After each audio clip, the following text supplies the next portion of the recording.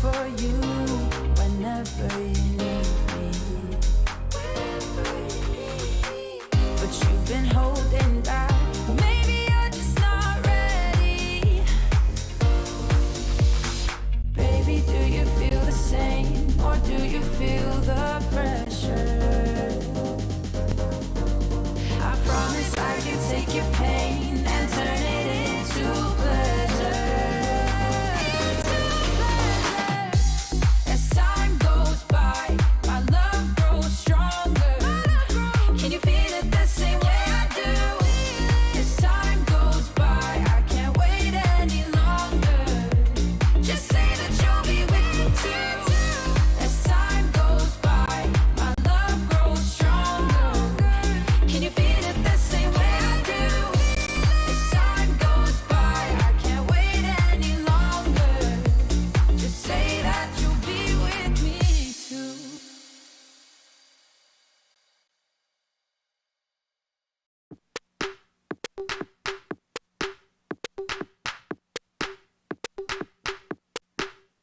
Deep minds, we were forced to be alone.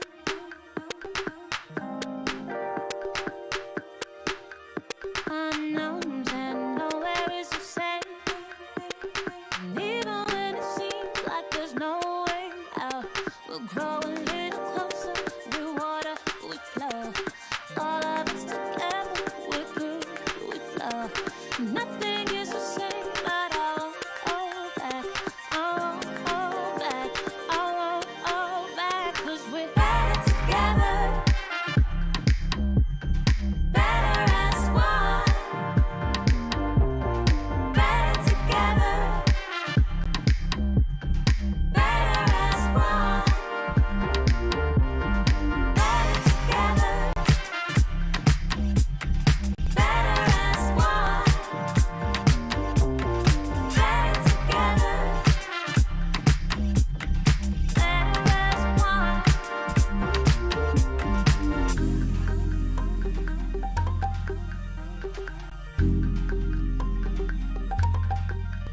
Deep minds, we were forced to be alone.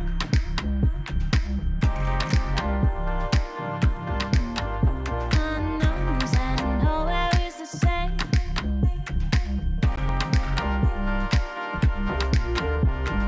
Grow a little closer, we're water, we flow. All of us together, we're good, we flow.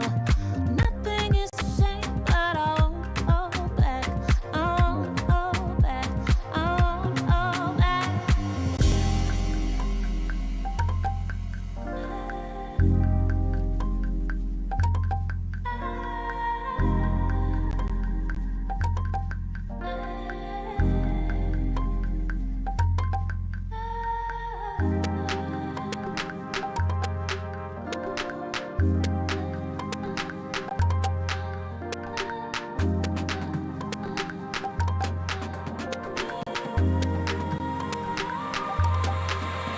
Cause we're better together. Better as one. Better together. Better as one. Better together. Better as one. Better together. Better as one.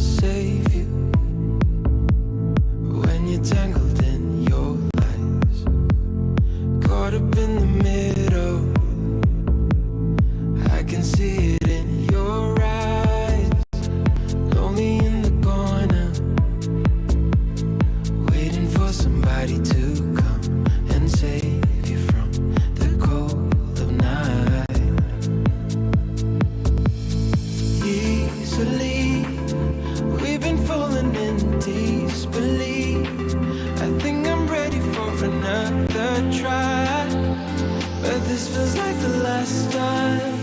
So why did you say goodbye?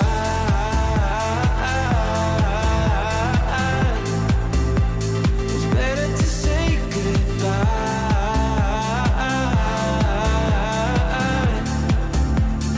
Why did you say goodbye?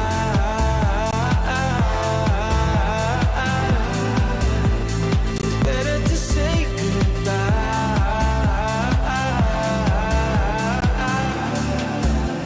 So why did you say goodbye?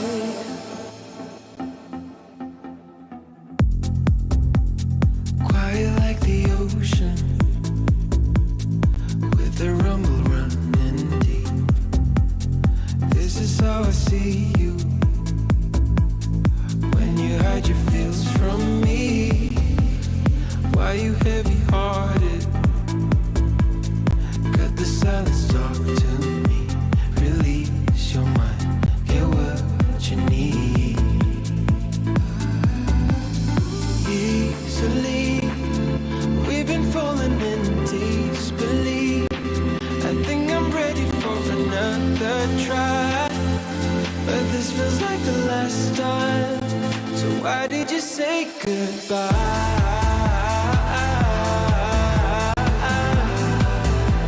It's better to say goodbye.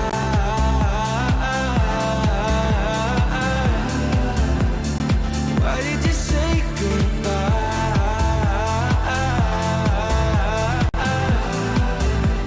It's better to say goodbye.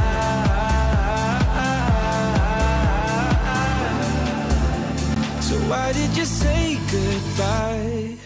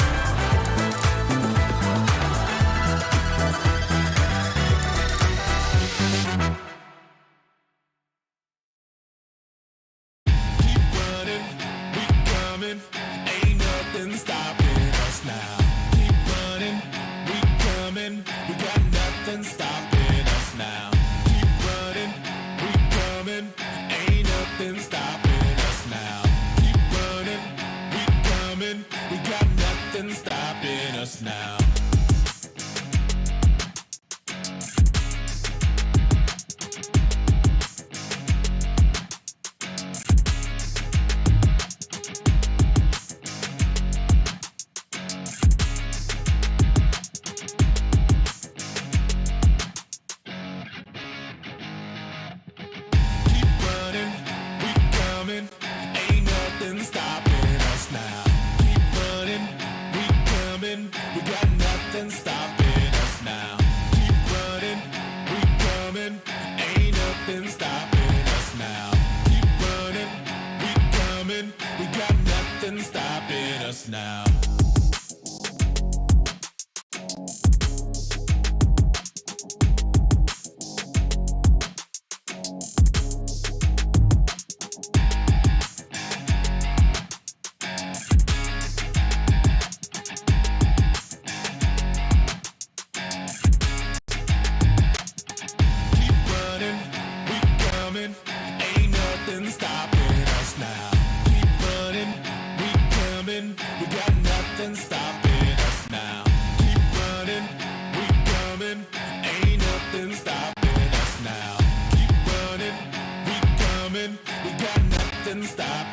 dance now.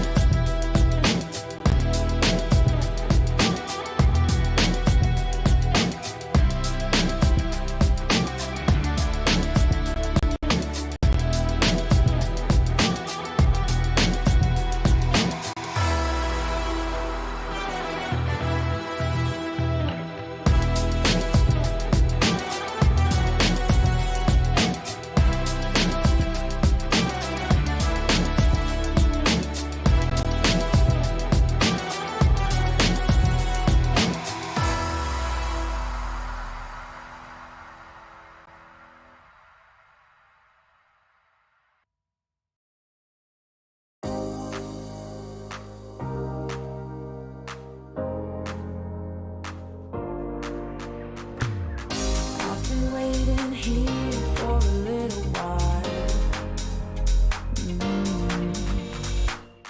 Keep me on my toes, 'cause that's just your style. Baby, can you make your move? 'Cause we don't have forever. Baby, I could take your pain and turn it into pleasure. Into pleasure. As time goes by, my love grows stronger. Can you feel it the same way I do? As time goes by, I can't wait any longer. Just say that you'll be with me too. As time goes by, my love grows stronger. Can you feel it the same way I do? As time goes by, I can't wait any longer. Just say that you'll be with me too. Just say that you'll be, say that you'll be. I'd be there for you whenever you need me. But you've been holding back.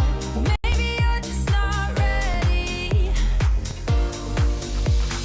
Baby, do you feel the same? Or do you feel the pressure? I promise I can take your pain and turn it into pleasure. Into pleasure. As time goes by, my love grows stronger. Can you feel it the same way I do? As time goes by, I can't wait any longer. Just say that you'll be with me too. As time goes by, my love grows stronger. Can you feel it the same way? Hi everyone! In PUBG Mobile version 2.2, we'll officially release a new Battle Royale map, Nusa. Nusa is a 1 kilometer by 1 kilometer tropical island. The island is bright and sunny and has beautiful beaches, rolling hills, and dense vegetation. In addition to the natural scenery, it also has many areas that have a unique style and combat characteristics. Without further ado, let's take a closer look now. As a whole, being a 1 kilometer by 1 kilometer map, Nusa is the smallest map PUBG Mobile has released to date. It also has the most compact structure among all the Battle Royale maps. We can make some comparisons by looking at the data. Erangel is 8 kilometers by 8 kilometers in size, and 100 players participate in each match. This means there is an average of 1.56 players per square kilometer. In Nusa, an average of 32 players fight in a 1 square kilometer area. Conflicts are intense, and players will start shooting right after landing. In the southern part of the map is a heart-shaped island. 2 paths connect this island with the gorgeous Pink Beach. The Ferris wheel and hot air balloon are both located on Pink Beach, which highlight the romantic atmosphere of the beach. But keep in mind that the terrain of Pink Beach is rather open and has little cover within a certain area. If players want to move around Pink Beach, they can do so with the help of smoke grenades to obscure enemies' vision, or push the beach balls on the beach and use them as moving cover. But if you do so, remember to keep an eye on their durability. In short, Pink Beach is beautiful and romantic, but you must take care if you plan to spend some time there. Bulan Bay is located in the northwest part of the island, and the coast is quite low there. The cliffs on both sides have a large height difference, and players can move between them with a zip line, utilizing the advantages of high ground. Players at the top can observe where enemies are moving in the bay. Meanwhile, players in the bay need to move around covertly. There is also a cavern connected to the sea in the northern part of Bulan Bay. Players can jump there directly. The cavern extends in all directions, and players can explore this area. In addition to the natural scenery, Nusa also has many urban areas, of which the largest is Telepak Town, which is located in the southeastern part of the map. Buildings are scattered everywhere in the urban area, and close-range street fights can break out at any time. There are premium apartment buildings in Telepak Town. These buildings have elevators that can be used, which adds another dynamic to searching, attacking, and defending in the building. For example, players can set up an ambush in the elevator. By getting in and not selecting a floor, they can then give enemies a surprise when they enter to use the elevator. The rooftops of buildings in Telepack Town are also connected by zip lines, which gives players more flexibility in urban battles. If the zip line is destroyed, it can be repaired with a tactical crossbow. I believe Telepack Town will give players a unique 3D alley combat experience. If you like fast-paced battles and enjoy thrilling shootouts right after landing, you can land at the Science Center at the heart of the map. The design of the modern orbital satellite roof feels really high-tech. The Science Center has 3 floors. Each floor is spacious and contains lots of supplies, which attracts many players to loot this area. As you can imagine, very intense battles will break out between these floors. At the top of the Science Center is a rooftop with a multi-layer structure. Players can look far into the distance from here for a great visual advantage. However, they'll also be exposed as there's nowhere to hide. If you want to land directly on the rooftop, you must check if there are enemies nearby to ensure your own safety. In short, if you're confident in your close-range shooting skills, you're welcome to land at the Science Center. Like the Science Center, Flame Village is also located at the center of the map. The terrain is quite low there, and the village is surrounded by mountain slopes. There are many huts in the village, and there are many places where you can stand on the beams of the huts. Players can climb or jump onto the beams to ambush other players. But there's one thing you mustn't forget. A tactical crossbow used with firebolts can set the huts on fire. This will expose the players hiding in them. Of course, firebolts will burn and deal damage to enemies when they are hit. In addition to huts, there are also brick buildings that cannot be set on fire in Flame Village. They occupy a large area, contain plenty of supplies, and are high conflict areas. If you're confident in your shooting skills, you can choose to land at Flame Village or Science Center at the heart of the map. It'll also be convenient for moving to areas along the edge. Other than the previously mentioned areas, this island also has winding and rugged mountain paths, a shipyard where the whistle roars, a regal resort with wide and open terrain, Sunset Street, which is planted with many banana trees, Crystal Bay, which has secret rooms, and more. These are all gorgeous locales that can bring players different gaming experiences. After hearing the above introduction, I'm sure players already understand what makes Nusa so uniquely fun. Lots of supplies for fast looting. The verticality of the terrain increases the strategic depth of battles. And the 1 kilometer by 1 kilometer size makes firefights inevitable. What are you waiting for? Gather your friends and enjoy a rowdy vacation on Nusa. For more details, don't forget to follow the official PUBG Mobile community. See you next time!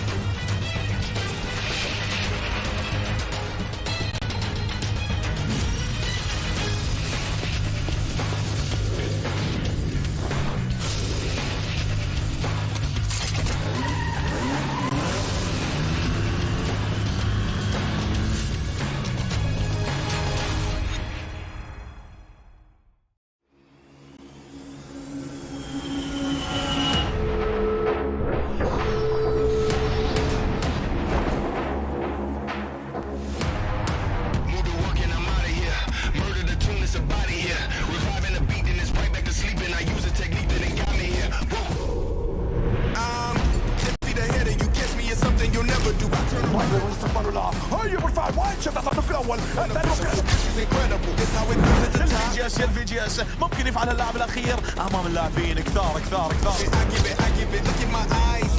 يعملها مؤمن ولا ما يعملهاش هي اليمين ولا مين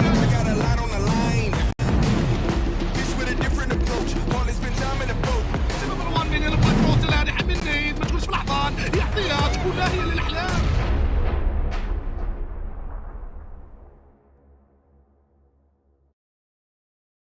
Hello, everyone, and welcome to our second day of the finals right here for the PUBG Mobile Pro League Africa Fall 2022 season. And we, of course, back with all the action the Africa region has to offer. Now, over the past 3 weeks, we've seen these teams grinding their way across 60-plus matches for a seat at the finals table. And that, of course, resulted in yesterday where we saw Virtual Gaming rising to the occasion with 83 points for the day. They were, of course, followed very closely by 1 million, locking in a total of 80 points.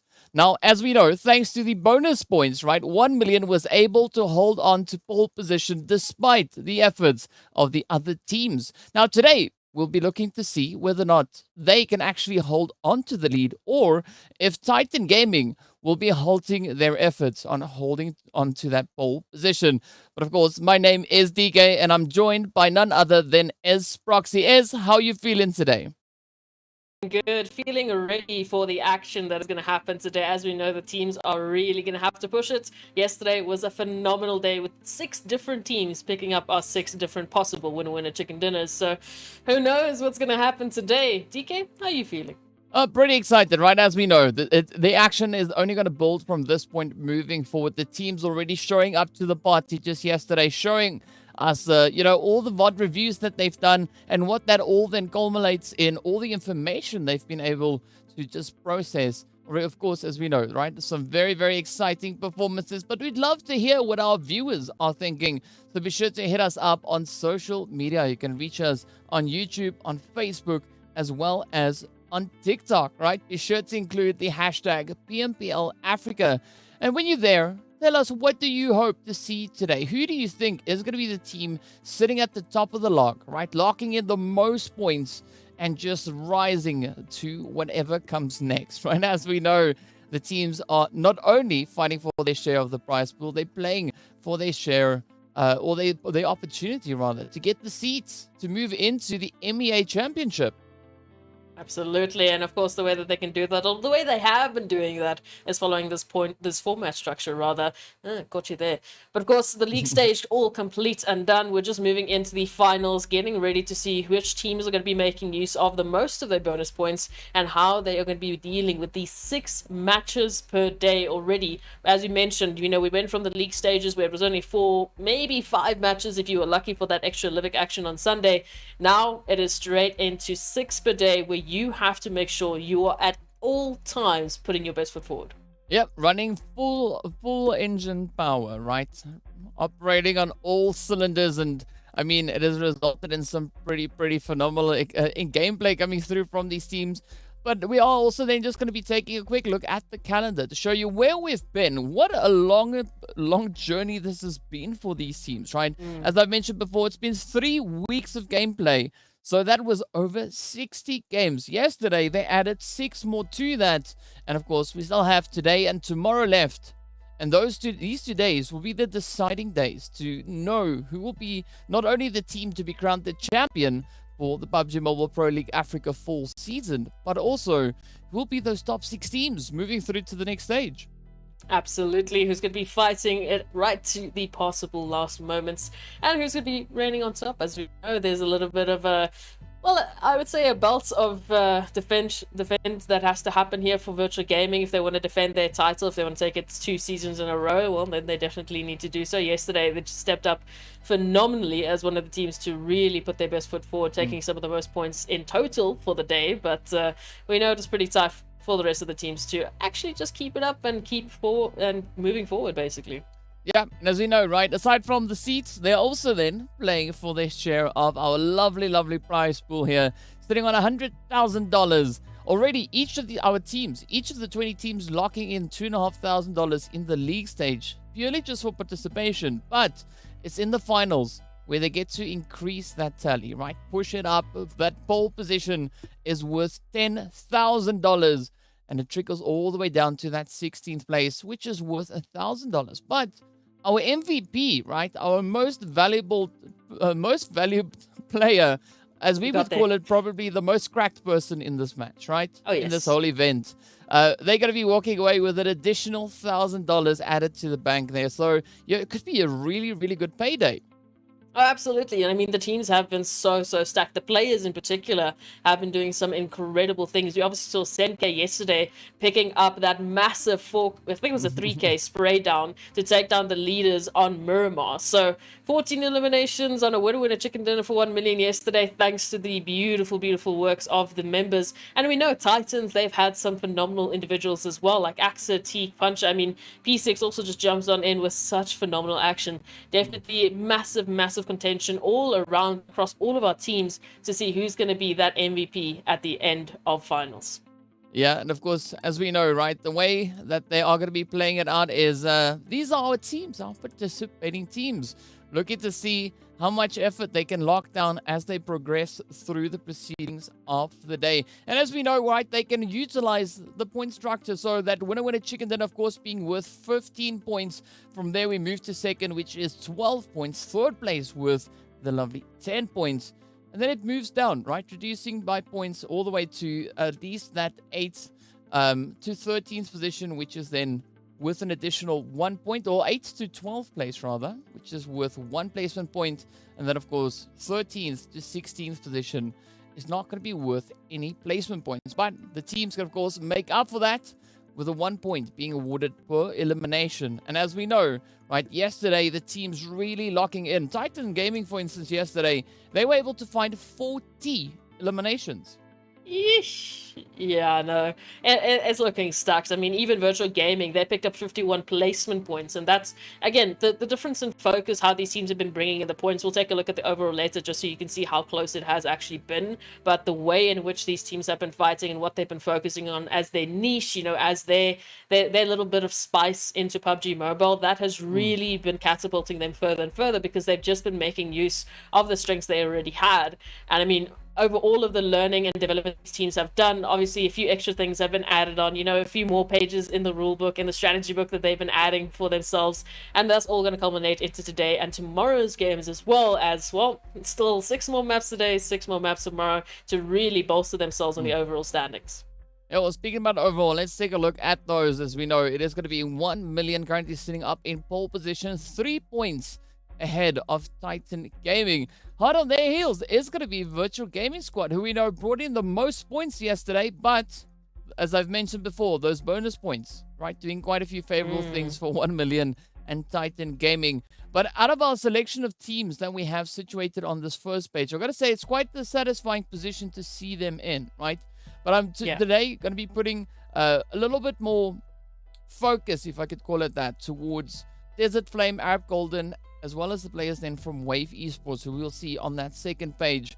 But, you know, these teams have already been working so hard through the league stage, now moving forward in towards the finals, and they still need that extra little bit of a push, right? 2 more days to push, and I'm hoping at this point that we can see the teams maintaining a good mental fortitude, right? Because we know this could get quite taxing.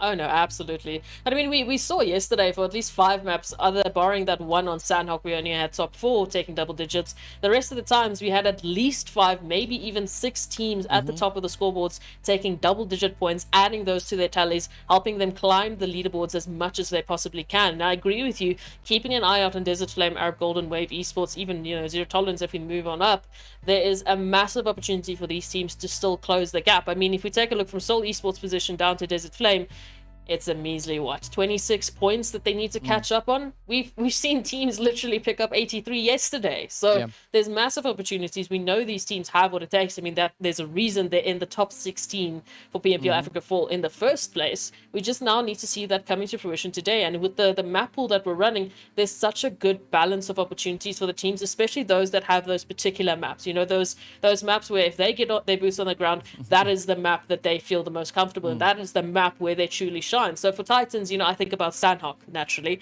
For 1 million, I think about Miramar, even Erangel, actually. If I think about, you know, Virtual Gaming, I mean, they've been a little bit of a balance of all. Moving to Sanhok, moving into Miramar and Erangel, they've, you know, found that good balance of placements. So for those 3 teams at the bottom, they need to bring in their best foot forward today.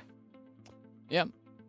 definitely need to bring out that best foot. And of course, speaking about best foot, right? Best feet, whichever way you want to use. In that example, we're giving much love out to Monster Energy, our official energy drink partner for the PUBG Mobile Pro Leagues. But aside from Monster, of course, we give a lot of thanks going out to Oppo as well. So, Born to Win, welcome to the exciting match brought to you by Oppo. Get your gamer mode on with the much loved Reno 7 series. And if you by now don't know what they look like, it's these lovely phones just beside myself and Ez. Of course, some really exciting phones there. We've been talking about that orange one for the longest time. Turns out, yes, it's leather, right?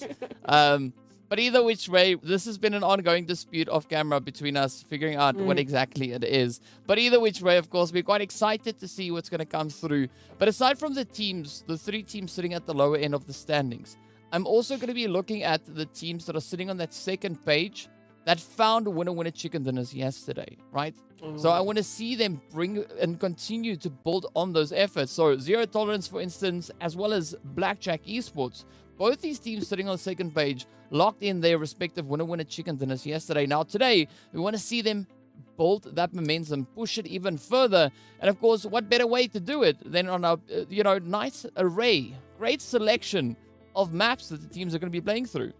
As we said, a fantastic balance of opportunities.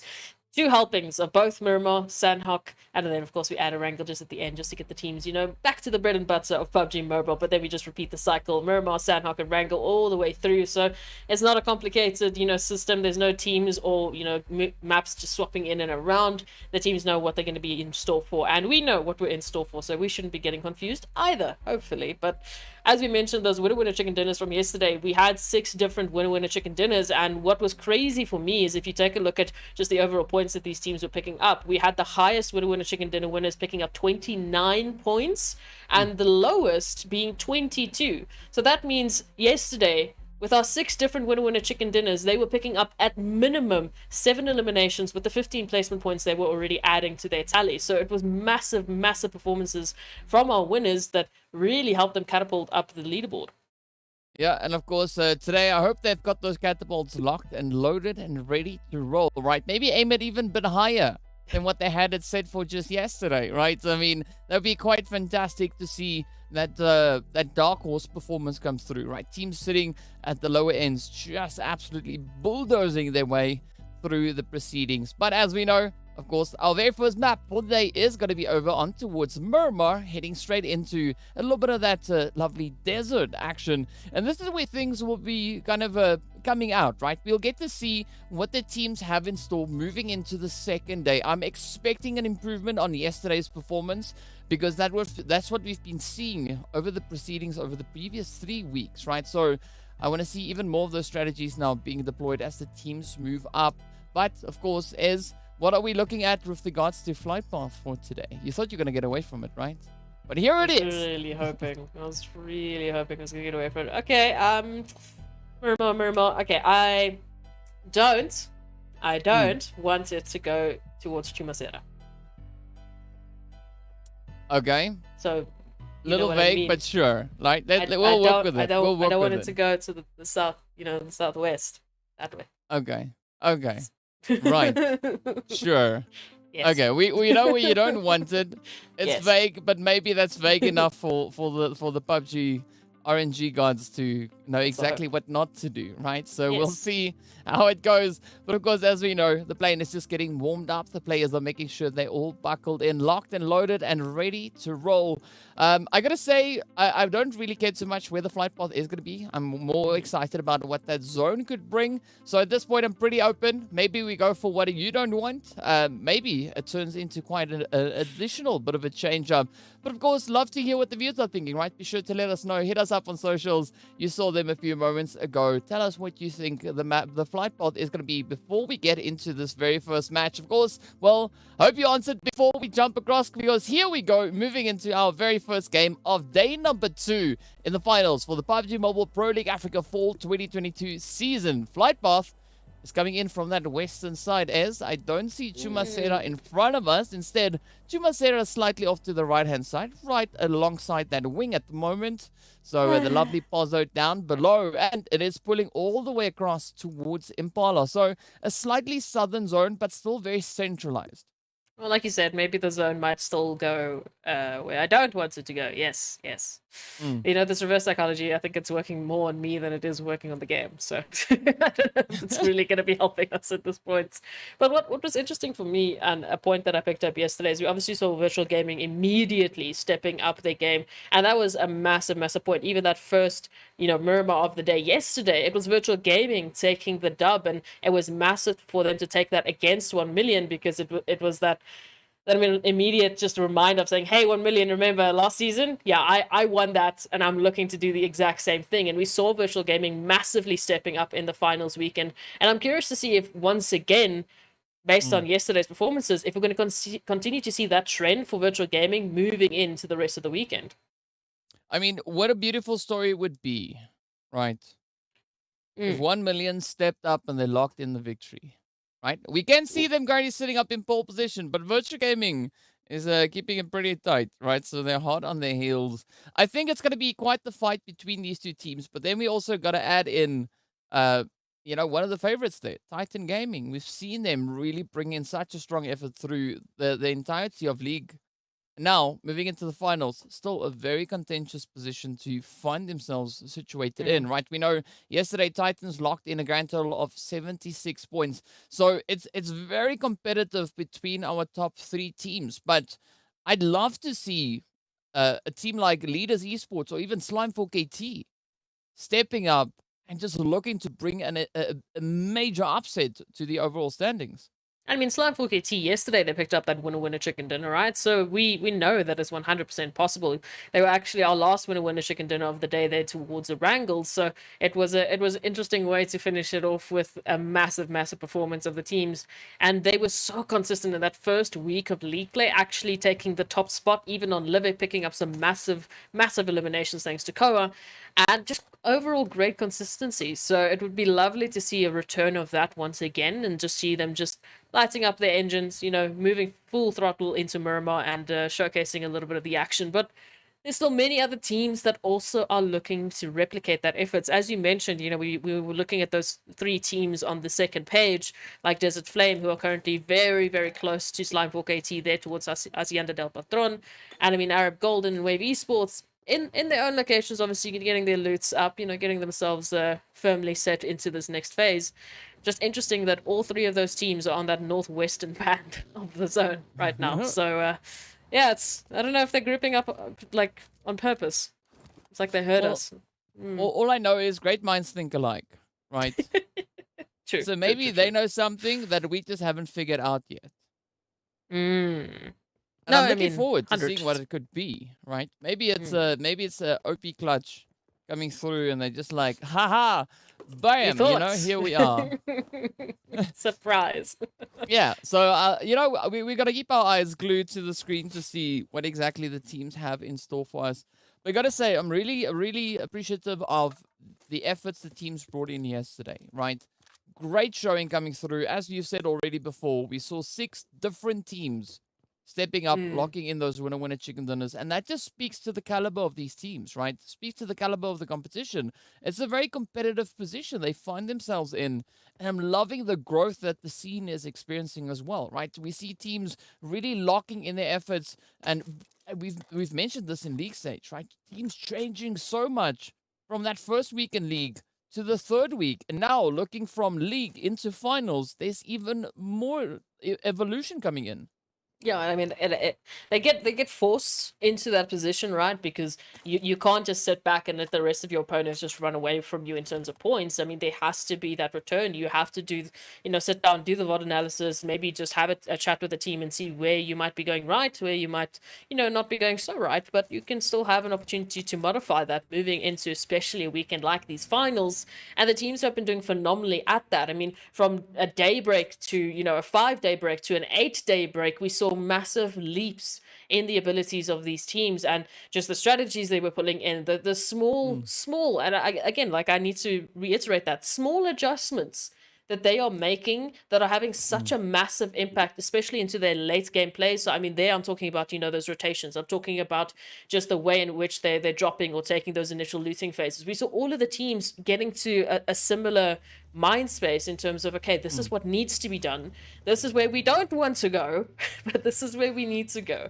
And it's been so good to see them in the midst of all this chaos being able to do that. Yeah, I mean, speaking about adaptations, we've seen the players there from Seoul Esports also change it up. We know yesterday for both Miramars, they were dropping towards that southern edge of Los Leones, right? For today, they've settled for El Azahar. So a nice little bit of a change coming through there. As they say, a change is good as a holiday. So maybe that's what they needed, right? Just to bring in that little bit of an adaptation. And who knows, maybe it could work out quite favorably for them. We know, of course, yesterday they were able to secure those 10 eliminations and the 5 placement points overall, putting them on a grand total of 15 points for the day.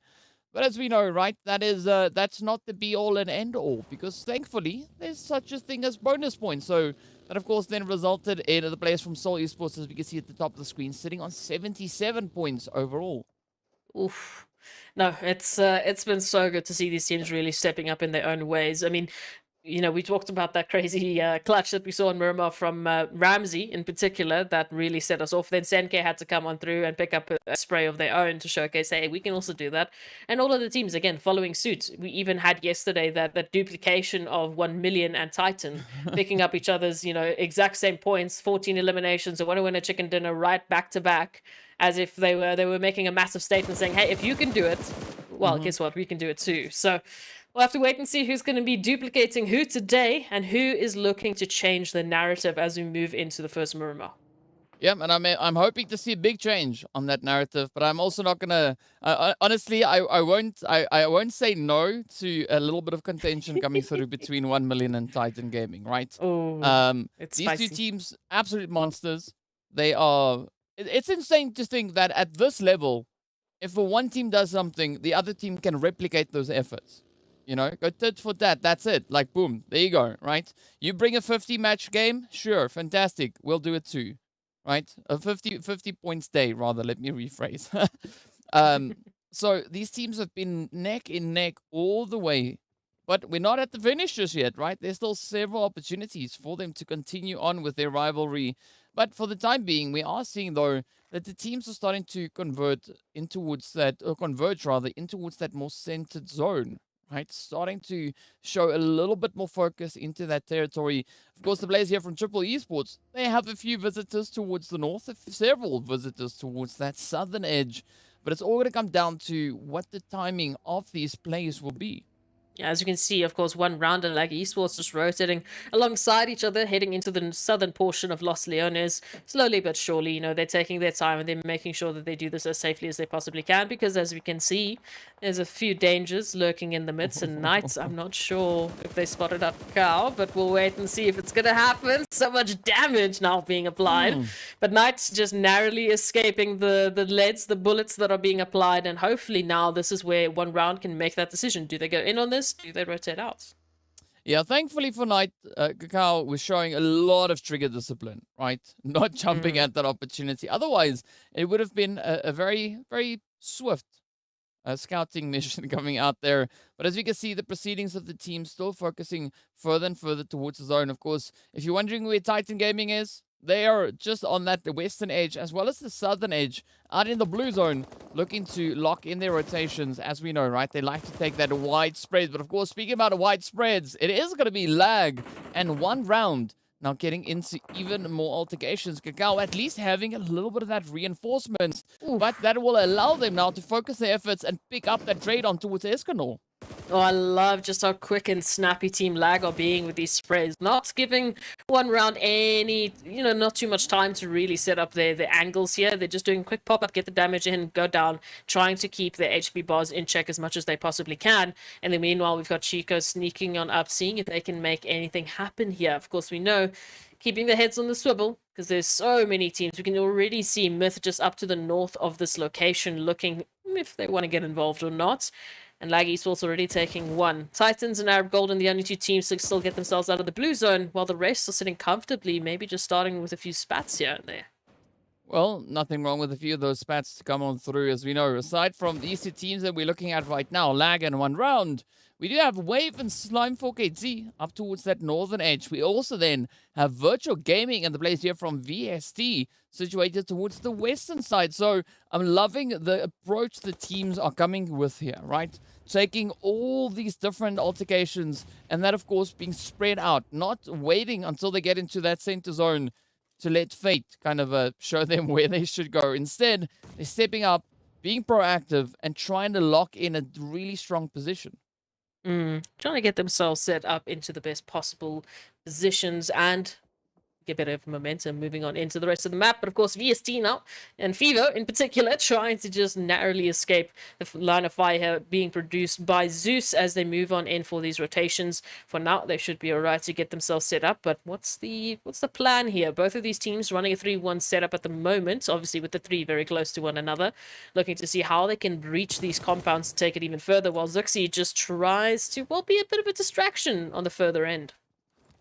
Yeah, that Zuxi could be quite a bit of a distraction, right? As we know, they are quite some distance away, but that opens up a few opportunities now for the remainder of the team. It's a Brood, Hensley, and of course Fevo. We saw them really locking in the aggression just yesterday, but where will they rise to today, right? 32 eliminations in total for them just yesterday. Of course, it is going to be Alpha Luigi. Now, just showing us how hot and competitive it's getting as they get lit on fire. Of course, jumping off of the height, that vehicle going boom. And this opens up the door for VST now to come rushing in. And just to greet them nice and warmly. But of course, it is going to be Alpha Luigi to get traded. Or sorry, Gaddafi to get traded next. Oh, yes, indeed. I mean, the plan there was just to make sure that they were on the same level as the rest of their teammates so they could get that res in. But of course, VST not going to let that one slide. Going to be moving on in for the elim as much as they possibly can, especially with the 3-1 setup that Visual Gaming are currently holding. Zeus on the back line now trying to catch on up. This is going to be quite a bit of a tough one here for the duo from Virtual Gaming to keep it alive, to keep it going here, and see if they can maybe get a bit of revenge. Well, these efforts definitely need to be dialed up because we see the players here from 1 million also moving about just towards that eastern side. So whichever way VST and Virtual Gaming look to take this, they better act quite swiftly. But fortunately for the players here from Virtual Gaming, right, they're also having that spread. As you mentioned, Zeus sitting on the back end there, but it's going to be Abud now rushing straight on forward. And of course, none other than One Shot greeting them with open barrels, open sights, and taking them right on down, putting a very abrupt end to the proceedings here for VST Gaming. Oh, yeah, no, they're probably going to be shocked with that one. Definitely not thinking that that's the way it was going to go, but just phenomenal work here from Virtual Gaming to keep themselves in it. How long they're going to be lasting is going to be up to Arab Golden, of course, who are just jumping into the zone just to the north of their current position. Obviously setting themselves up a little bit more, focusing on those placements and rotations while Virtual Gaming try to recover their HP bars, get those consumables up to scratch, and maybe get a few extra bits of ammo, because this next phase is going to be absolutely stacked with teams. I mean, other than one round, the furthest team for rotation is Titans, and it's not far. It's really not a far jump into the zone. Yeah, they're right here behind them, as you can see them just off in the distance, thanks to Senke. But, that's not going to be all of it. The teams still have to find a strong point to play from. They need to set up those anchor points. As we can, of course, see several hits now flying up in towards the players here from Team Myths. Titans trying to adopt that 2-2 split once again. We see P6 and Puncher already getting that anchor point situated within the zone. But now it's up to Teak and Axo, who are turning their attention towards Zeus. And this could bring quite the upset into the frontline play for Virtual Gaming. Yeah, absolutely. I mean, they've already just picked up those 4 eliminations. They want to see how far they can really take that. But, oh, it's just so juicy. Zeus looking for those opportunities, spotting out, a Wild Axer and Teak making their rotations up into the zone and just trying their luck at this point in time. Of course, now the 2 here from Titans, a little bit isolated from the rest, up against the 3 here from Virtual Gaming, should they choose to continue this aggression. Because, of course, we know this is out on the outskirts of the zone, DK. Mm-hmm. Yeah, speaking about outskirts, as we look over to the eastern side, we see a very similar kind of position, right? Lag and Zero Tolerance also just fighting on the very edge with the addition of Blackjack over towards that western side. But now, this is going to be that opportunity for Zero Tolerance to show us how they can utilize the slight bit of a push that they are bringing through, coming in from that eastern side, right? Still trying to create a bit of an opening. We know that they were able to lock in that winner chicken dinner just yesterday, but will they be able to replicate those efforts and succeed once again? All the questions in the minds, and of course, now that zone shift is really going to give a massive opportunity to 1 million Myth Triple Esports, who have themselves firmly set. I mean, I'm leaning a little bit here towards Myth and their current position. 1 million there with potential high capabilities, but we'll have to wait and see where they're going to really touch on down with that position. Now, zero tolerance here and lag. Oh, a little bit of damage, but how far are they going to take it? Oh, it does seem like Lag is trying to line it up, right? Coming in with that 2-2 split. Keeping two players back, it is going to be Kakao and A9Q. Meanwhile, 1-9 and Fantasy now on the front line. Sorry, it's the other way around. We've got A9Q and Fantasy on the front line. Getting ready to bring in the aggression here already. That first knock coming through on towards A9Q. Now that does change up the approach. But Fantasy now just trying to put a little bit more distance between themselves. Kakao also now moving in, trying to just bring in that extra bit of fighting power. And here we have the utilities getting cooked up. Now, this is going to be an important position for Zero Tolerance to try and play, right? Still trying to create that opening, finding some form of success at the expense of Lag. But Zero Tolerance now need to try and dial it up if they're looking to close the door on Lag. And if they're looking to close the gap between themselves and that zone, as we can see, 370 meters away from the edge of the new phase. So they really do need to get a move on. And of course, we can see Blackjack just being that obstacle to move on closer. But now 1 round in some trouble here, DK. Oh, up comes the bush. Right, this is going to be Seoul Esports now pulling in right alongside them. Of course, Omar will get hit as the shots connect on through. And again, those third-party angles really coming in here. But again, are they going to be able to push and try and lock in these positions? Seoul Esports now have their numbers starting to dwindle, reduced down to only Rauf, we can see, trying to find a little bit of a more secure position to hold. Meanwhile, it is going to be Titan Gaming and Virtual Gaming fighting for possession of the southwestern side of the zone. Well, there's a Flame getting sent back into the lobby, unfortunately, but still plenty of opportunities here for the rest of these fantastic teams. Titans now in a bit of spot of trouble with Virtual Gaming moving on in, just taking out Puncher down to the ground, looking for that recovery. And unfortunately, it won't be an option any longer. It's only P6 now left up against quite a plethora of teams. Arab Golden and Virtual Gaming staring down their position. Yeah, but it's going to be Virtual Gaming and Arab Golden for the time being, looking to kind of lock in the edge of zone. We got Ilias and the rest of the team now trying to quickly patch themselves up. They've taken a little bit of damage, but good awareness being shown onto the position here of Alpha Luigi. But Alpha Luigi just letting it rip, finding a bit of that damage up in towards Ilias. But now, right, this is going to be an important play as Arab Golden trying to see if they can get themselves resituated in towards that zone. We see a little bit of that leapfrog coming in, but is that going to be sufficient to secure them a fighting point? It's going to be the question here, as we can see a little bit of action as well with Wave Esports now being the next team to send on back into the lobby. Arab Golden still with a few stragglers out into the blue zone, trying desperately to get themselves closer and closer, but Virtual Gaming just applying so much pressure. I don't even know how Ban is going to be making a dash into the zone as well at this point.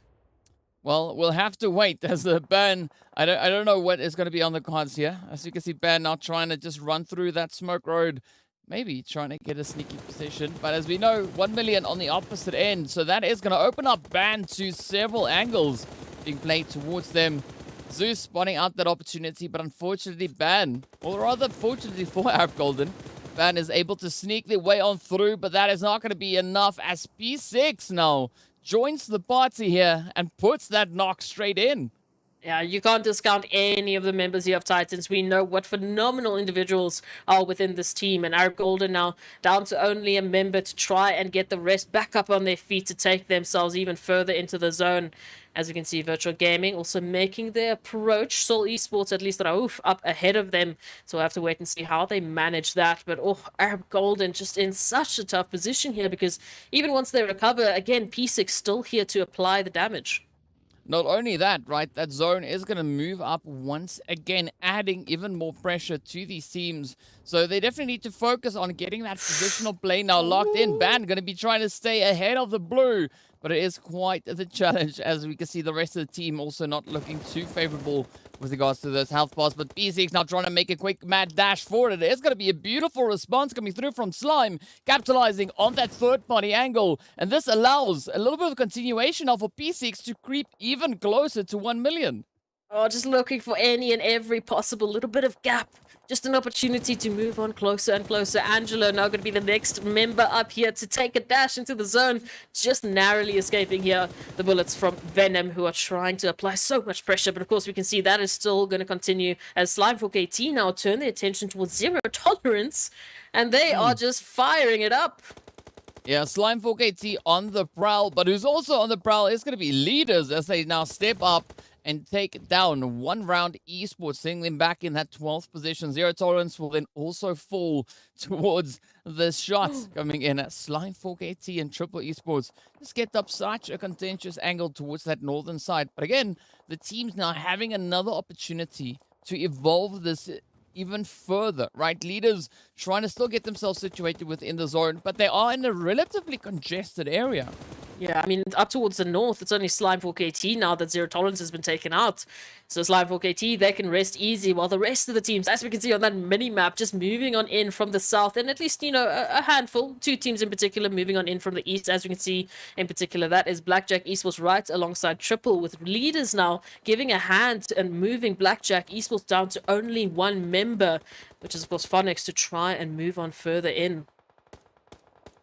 Now that adds quite a bit of complexity to the situation, but you know, PRZ is just gonna say, you know what, thank you so much for that beautiful position. I'm gonna capitalize on it and you know, just put an end to yet another team. Down to 7 we are. It is gonna be Virtual Gaming to fall next, as they are also then finding a bit of difficulty surviving towards that southern edge. And I mean, still a lot of congestion being shown in the area. As we can see, that zone shift is really going to favor the likes of Slime 4KT and Triple Esports, while the rest, well, the rest are going to have to butt up shoulders, you know, go hand in hand into the zone. As we can see, Leaders now moving on in here with Lag's positioning. Oh, come on. This is going to be the push. Lag now finding a bit of a play here, but not out of the woods just yet, right? Leaders still holding some numbers. You can see 1 million now moving forward. It's going to be Shadow and trying to capitalize on that, but it is instead Black 7 to stop them in that approach. Myth now meeting up alongside 1 million as we see Lazy Boy getting taken down, and all their hopes now turns to surely only Venom as Moment goes down for the side of Myth. We got Brody right there on the side trying to bring in that extra bit of assistance, and that does work out for them beautifully as Sanhok and Myth now move forward to put an end to 1 million. Oh, that is massive, giving themselves the space needed. Myth, at least now, they have a little bit of an opportunity moving on forward. Of course, Lag and PRZ here from Leaders Esports is still going to provide just a tad of an obstacle moving on into this next phase of the zone. And PRZ, going to get sniped out of Miramar thanks to Triple Esports. Oh, I mean, it's not so often that we see those ranged hits coming through at this point in the game, but here we are, right down to only 4. It is going to be Slime and Triple rocking up to the party with a full squad. Myth now still trying to make something happen, but Slime has a really determining answer to that as they put a stop to their proceedings. Now, Lag still going to be holding on with 2. Yes, we can see it's Fantasy and Cacao moving from that southern side, but Triple and Slime, they've got the zone under lockdown. Oh, absolutely, they do. They have had it for so long alongside Storm and Slime 4KT, rather, here, moving on into this next phase. But Lag just narrowly finding themselves a position in the zone. Again, it is a 2-on-4 for them, whichever team they choose to take on here. They are just trying to isolate at least one of them, or at least 2 of the players, which could be Plaza and Storm, moving on in. But the best hope is that they can just try and hope that Triple Esports and Slime would take themselves out, but it's all down to Fantasy. Oh, Blaza now sending out his utilities, trying to create that little bit of suspense. But Lag trying to just hold on for dear life. And there we have it. It is going to be Blaza to seal their fate. Now, Slime Triple having to face off for this winner chicken dinner. Oh, moving on in. It is going to be the fall from Slime 4KT and the fall from Triple Esports to keep us in suspense here, DK, on the edge of our seats to see who's going to be taking it. Of course, Triple Esports, as we know, right? A very contentious position they're holding. but they do find themselves on the outskirts of zone. Slime now being absolutely blessed by their position. Oh, are going to get absolute payback for that as Pronto gets taken down. Chemo's suffering a very similar fate at the hand there of Storm. But Storm not done just yet. We got Koa on the front line there as well. So very aggressive showing coming in from Slime for KT. But I'm loving the approach coming in from Triple Esports as we have 7 Reef now just trying to flank around the edge, trying to play a bit of an opportunistic position here. But up comes the vehicle. Could this be that stealing play now to lock in Slime? Well, they do almost find one. Oh, but now it puts them in such a vulnerable position. Chemos and the rest of the squad there from Triple still trying to push on forward. But Slime making it so difficult. I think M7MD is going to be the playmaker here with that flanking position. They need to find at least Koa or potentially even Plaza if they can reach on down just to give Triple Esports a line in. Oh, Koa now finding yet another hit. The push is on. It is going to be Koa to get spotted. The sprays come in. Black 7 puts them down. Now Plaza Storm, the final 2 contenders, looking to defend the honor here of Slime for KT. But with that, it is going to be Chemos to get knocked down once again. And Triple Esports now relying solely on the performance coming through from Black 7. But we can see Chemos now looking to push a little bit further forward. Storm getting a little bit cheeky, moving up with that buggy. Maybe that could provide the necessary hard cover they need, but for the time being, it is going to be solely reliant on that ridge. Up comes the nade, and that is going to be the end of the road as Slime for KT secure themselves a glorious winner chicken dinner, 14 eliminations strong. I mean, 14 eliminations that we ended with the perfect nade. Oh, I love that, Storm.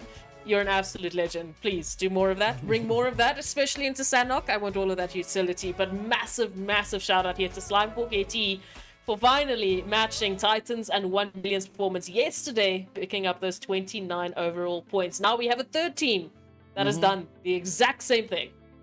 Yeah, copy-paste, right? Copy-paste, and it is quite scary to think the teams all possess the capability to do some insane things out on these matches. But very well-deserved winner chicken dinner going to Slime for KT. The very first one right here in day 2. Gotta love the suspense that these teams are giving us. But that is only the second winner chicken dinner for Slime for KT, right? So they are the first team to hit those, the 2 chickens. But of course, now Slime, again, 29 points. But Triple Esports locking in some very much needed points, right? 20 points to their name. Oh, it's delicious. And once again, our top 5 are picking up the double digits. This time with at least the second team picking up 20 plus. Again, a massive shout out to Slime because my brain just realized they ended the day yesterday with the winner chicken dinner. They started the day with a winner chicken dinner. So if you want to talk about continuing that momentum, well, there's the prime example. There's the prime definition of continuing that momentum from day in to day out. Moving on in, again, some fantastic eliminations that we're seeing here. I mean, 1 million virtual gaming leaders. Take your pick. Everyone picking up a really healthy dose of those eliminations, making up for whatever placements didn't really work their way. But as we know, if we have such a top-heavy first page, if we have such a, I want to say greedy first page, how's that second page going to be looking like? Well, I mean, here's our answer, right? It's going to be Titans and Blackjack sitting on 3 points apiece with 1 round and Wave then locking in their respective 2 points. But again, the pattern emerges, right? We got 3, 2, 1. And then we have Soul Esports and Desert Flame at the bottom of the page, walking away with a bag of donuts each. But as we know, Soul coming into today looking quite strong. But Desert Flame, they can't afford to sit in these positions, right? They really need to lock it in. Unfortunately for them, there's still 5 more matches to go to bring in the necessary adjustments and improvements. Oh no, absolutely. Massive opportunities here still for the teams. Again, it just comes down to what they can make happen and how, the RNG is going to be playing out in for the rest of the day. It's already not, the reverse psychology is already not working for me in terms of that flight path in that zone, so I'm gonna switch it up today. I'm gonna switch it up. I'm gonna see if that works. I don't know. I want some Chubasera. I want a zone ending in Chubasera. Can't argue with that, but I love the approach coming through here from Slime, as you mentioned, right? They locked in that last chicken of the day while we move into the highlights from this past match in which we saw. Well, I mean, these are a few of the highlights from the days so far that we've had, right? Some very exciting performances. that, of course, coming through from yesterday where we had one of our crazy fights erupting over in Sanhok. But as we know, right, Slime, they started off the day in 5th with 121 points.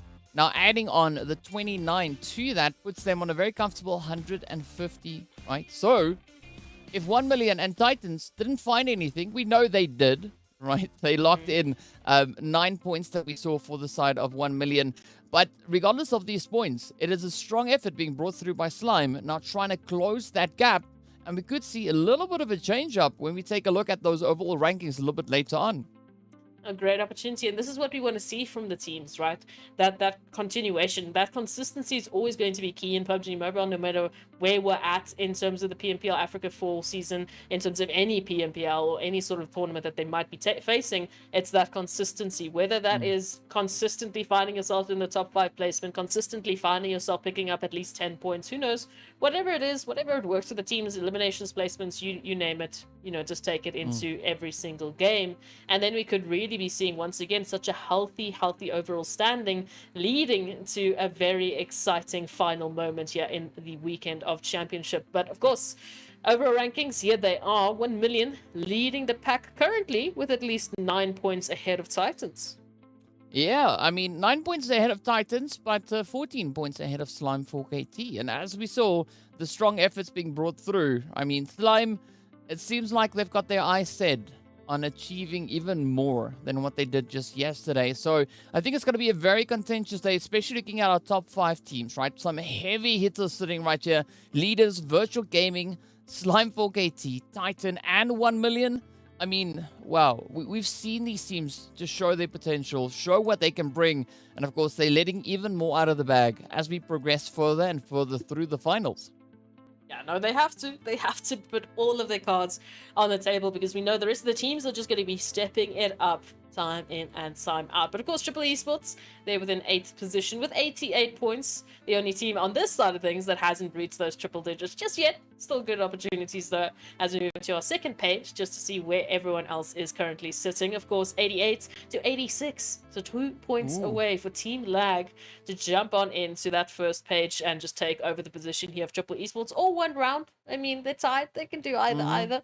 We have another set of twinsies there in 11th and 12th position with 77 points each, and it moves on in a very healthy manner as we go down to 16th. Yeah, I mean, we did see a few changes come through, right? Lag jumping from 11th up into 9th, and of course the players from Seoul getting moved from where they were down into that 12th position. So, it is a few of the upsets. Of course, Seoul was sitting up in 9th place, so we having just that little bit of a hot seat happening on the second page. But we're expecting to see even more of that, as this, like you've already said, right, not a lot separating the top of the second page from the teams at the lower end of the first page, right? So one strong match could change up that whole positional play altogether. So looking at what the teams are going to be bringing through, as we are, of course, approaching a little bit of that Sanhok action, the teams are going to be presented with some great close quarter positions to see whether or not they can dial it up and maybe find even more success. But of course, let's now take a look and see what our schedule looks like as the teams are going to be moving into that extra bit of Sanhok, after which we close it up with Erangel. But again, right, looking at Sanhok, it is that opportunity for the teams to step up, play a lot more aggressively, but also slow the pacing down, right? Miramar, the team step up, they just bring in all these extra few disruptions. But of course, on Sanhok, a map that we expect to be absolutely insane, it does take a little bit of time. Of course, we also know it's the map on which we see all those lovely blue zone heal strats come into play. 1 million doing it once again just yesterday, but a little bit of an adaptation coming through in that approach. But let's see what the teams are going to be doing as we are, of course, on our way, right? The plane is warming up, the engines are roaring, and now we're just waiting to see where the players are going to be looking to jump on down. Of course, moving into the map of Sanhok, we know the flight path is not all too important. What is going to be more important is where that first initial zone will be forming, and then, of course, where the teams are going to be dropping down and then looking to make their rotations from. So it is going to be quite an exciting one. We have seen over the previous days that the teams like to sometimes jump in for a little bit of that bootcamp action. But yesterday, bootcamp was entirely vacant, entirely open for teams to just move around and go wherever they choose. But of course, as we are getting ready to jump in, right? Where are you not wanting to see the first bit of action happen on this match? No, wait, I said I'm going to reverse the reverse psychology. Yes? I'm just going to say what I want. I want cave. Okay? Yes. I want the final zone to end in cave. I want these teams to duke it on out in the craziest points of Sanhok. So bring it to me, please. Please. I'm asking nicely. Okay, well, I mean, cave could be a pretty exciting play. Of course, we'd love to hear what our viewers are thinking, right? So be sure to hit us up on social media. You can let us know on YouTube as well as on Facebook and TikTok. Be sure to include the hashtag PMPL Africa alongside your answers. So tell us what you want to see come through in the Sanhok match. Who do you want to take that winner chicken dinner? And of course, more importantly, and this is something I've been wondering about, right? Have you stuck to your team that you started supporting from the beginning? Or have you maybe changed seats along the way? That's going to be a question. You know, we mentioned that there were some really compelling storylines from a lot of these teams, but of course that is going to continue as we move into our first Sanhok of the day. The jungle is here, DK. The lovely, lovely green and blue, beautiful, beautiful art right on top of us. Oh, it's so good to see it. Yeah, it's going to be that opportunity for even more rumbling in the jungle, right? Make it till you make it, I guess. We know yesterday it was that opportunity for Zero Tolerance to lock in their first winner chicken dinner, walking away with 7 eliminations. But VST, alongside leaders, were the 2 most aggressive teams, right? Each of these teams picking up 9 eliminations each. So I'm going to be looking to see if any other teams could maybe improve on those efforts, or will we have those replications coming in? Oh, good opportunities, and we are getting very close to cave. Okay, the flight path has already lied. Okay, look, there's still an opportunity. We have seen crazier shifts. All right, Yes. I'm gonna stay positive. I think it's kind of working. The reverse of the reverse psychology, aka just saying what I want. I think it could work. Yeah, but see it, I first have to ask what you don't want, and then you reverse the reverse. Hmm. You see. So there's a trick, I guess, going at this. Even so much so that my phone even thinks that I'm talking to them. But either which way, we are going to be looking at a little bit of that aggressive start coming through into towards Camp Charlie, as we've got a Wave and Arab Golden getting into a lovely early altercation. Wiz now not looking too great. I mean, pretty low on that health bar, very isolated from the rest of the team. And this is definitely not the kind of approach you want coming in to the very first Sanhok of the day. Oh, you know, I mean, they have an S12K. They have 5 bandages. They just don't have any time to apply said bandages. But maybe if Rhino just keeps walking, just keep walking. Don't think about it. Don't look at the grass too hard. Maybe Wiz can just ninja themselves out of this. But 7 Reef unfortunately cannot, and they will be the first player to send back into the lobby. Yeah, they of course taking a bit of that altercation up in towards Ruins. And again, Triple Esports also with a very, very spread out approach. We see M7MD positioned just a little bit further towards the northern edge, right up in towards Trifecta. And then Black 7 and Chemos finds themselves on that northwestern island alongside Slime 4KT. So the team's definitely trying to spread themselves out as much as they can find. But Wiz still being able to remain alive for the time being allows the opportunity for Angelo and Ban now to come in and potentially bring in that extra bit of assistance.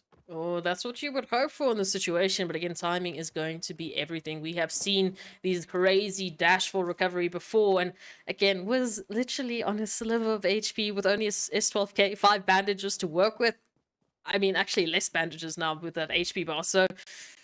Okay, yeah, we'll have to wait and see what's going to happen here. Span is moving on in, desperately trying to help on out. But Rhino, with their current position, I mean, if they're keeping an eye out on the surrounding area from that elevated angle, I don't see how the rest of the team is going to be able to move on in.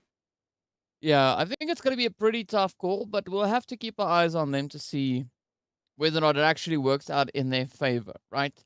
For the time being, as we know, aside from the few altercations that we've had, we are seeing a little bit more movement come through, right? For instance, Desert Flame going to be pushing up towards that center zone, pulling in alongside Zero Tolerance. And of course, well, a warm welcome is going to be what greets them there as they move in, and we can see that exchange are coming through in the feed. But of course, the teams towards the southern edge, right? Wave, App Golden. Oh! Rhino with a DBS, right? Surprise, Beautiful. How you surprise. doing? Oh, we love to see it. These shotguns are so good. But of course, Desert Flame Esports, on the other hand, now they need to replicate that. I mean, they definitely need to replicate their HP bars getting up to a bit of a healthier standing. And the rest of the teams are looking to maybe just foil their plans a little bit. Zero Tolerance here running an interesting split, so we'll have to wait and see if they're going to continue this or if they're just going to leave Desert Flame to, their own devices moving on in. They're still looting up. They still want to get themselves set up. So it's okay. It's all right. The zone has officially obviously started moving just a few seconds ago, and the rest of the teams slowly but surely should be making their way in. Question I have today is, what is the strategy 1 million is going to be bringing in? Because we saw both the blue zone strat coming in yesterday, but also the not so blue zone, with everyone moving on into the zone, everyone looking for a little bit of that action towards the final moments. So maybe it can still happen here. I think it's a healthy approach for 1 million to try and change it up, right? Because making the blue zone heal strat your backup plan instead of your plan A, I think it's a way more viable approach to go, right? It allows for even more aggression, and also you've got more players to help distribute the carnage, right? So it's going to be an interesting one to see whether or not they're going to be going for that full-on scene and then potentially maybe adapting the blue zone heal strat. I think where the zone's going to be moving and the amount of teams still alive at that point will be the determining factor as to which approach they're going to be taking. Basically that. So as we take a look at this, what I want to understand is exactly what Desert Flame are planning here, because I've been watching the movements. They're still stuck in between Zero Tolerance and Titans, which is which is not anywhere I would ever want to be finding myself. But it's okay. I'll keep an eye on that while we keep an eye out on what's happening here with 1 round and VST. Just a little bit of damage back and forth as they are looking for any and every elimination. Yeah, what definitely is happening is a lot of spraying, right? But I'm liking this elevation being held here by 1 round, right? They now just need to find those angles on towards VST. Of course, VST's position is also quite an amazing one, right? They've got control of some extra hard cover, so it does open up a few opportunities, but it's also somewhat limiting to the exact angles that they are able to play. But nothing wrong with a little bit of that repositioning, as it does seem like they're moving even closer now to 1 round to try and just take a full-on up-frontal show of aggression. That is the opportunity, and that is obviously the angle that a lot of these teams want to, roll with. But of course, I'm standing in anticipation to see where that zone is. Of course. Okay. Yes. Okay. Cool. Yes. Whatever. It centers up. Okay. Whatever. Okay. So now we gotta reverse it, right? And then reverse it again to throw them No, off. I don't know. No, one thing at a time. One thing at a time, right? Maybe we're making it way too complex. But either which way, as we can see, we have a little bit of congestion happening towards that center zone. But of course, leaders are going to be bringing through their lovely boatation on Is Your Favorite Boat. Yay! My favorite boat indeed. This is literally the best boat, and no one can at me about it. Okay, I don't care about your speed boats. I don't care about your army looking like boats. This is the best one. You can call that one the blubber ducky. The blubber ducky. Yes, because it looks like a dolphin or something, right? So you can call it the blubber ducky. Yes. It's not exactly a rubber ducky, but you know what? A blubber duck. It's fine. That will work. It's a blubber duck rotation. Yes. Yes. Yeah, they blubber ducking around outside.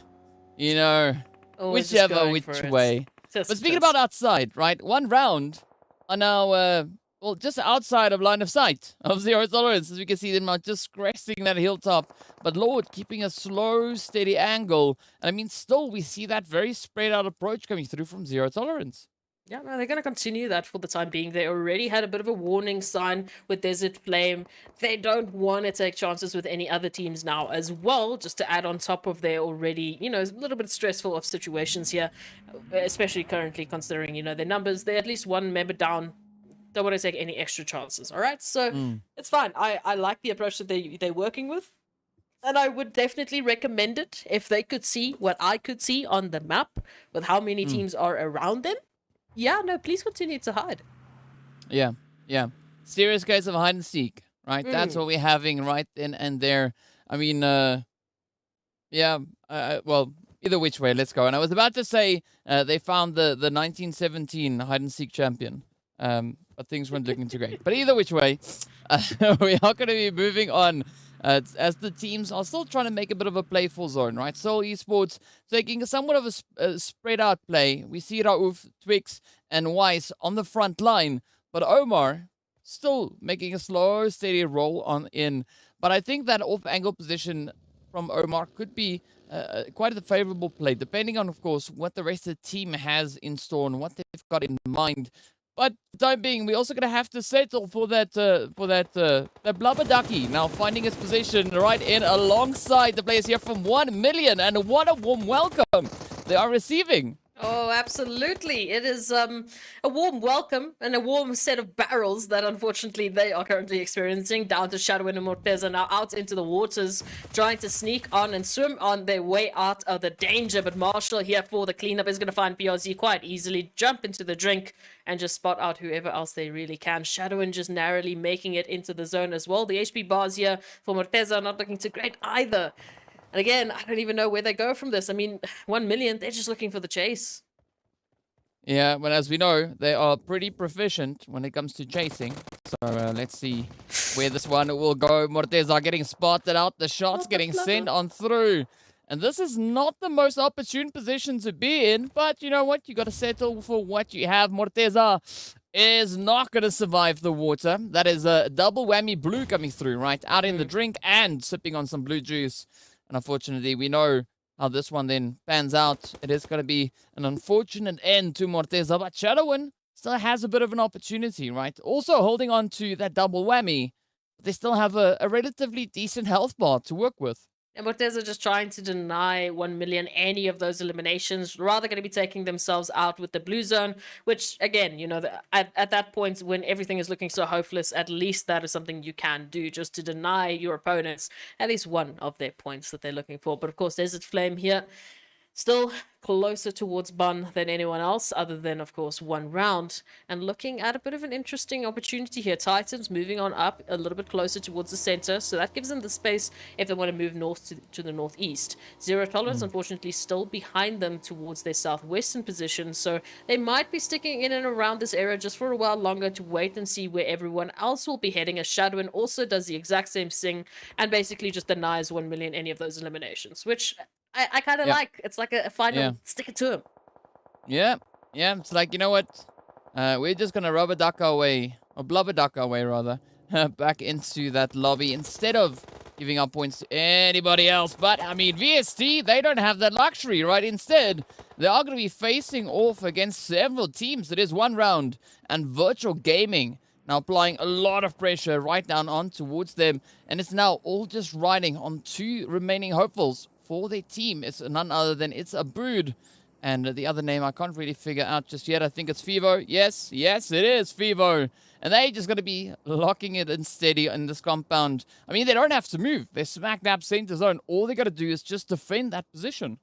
Oh, it's easier said than done. Just defend the position up against some of the best teams in Africa. But we'll see. They are a very good team themselves. Some of the best as well. So they really could make this happen. As you can take a look at this, the rest of the teams making rotations on into the zone. Seoul Esports and, of course, Myth still out into the blue zone. What did I say yesterday? The blue zone? Blue zone? Yeah. The zone? Yeah, the zone. Out in the zone, trying to get themselves closer and closer. Meanwhile, Blackjack Esports taking on the Titans here for control of this northeastern portion of the zone. I mean, the zone, yes.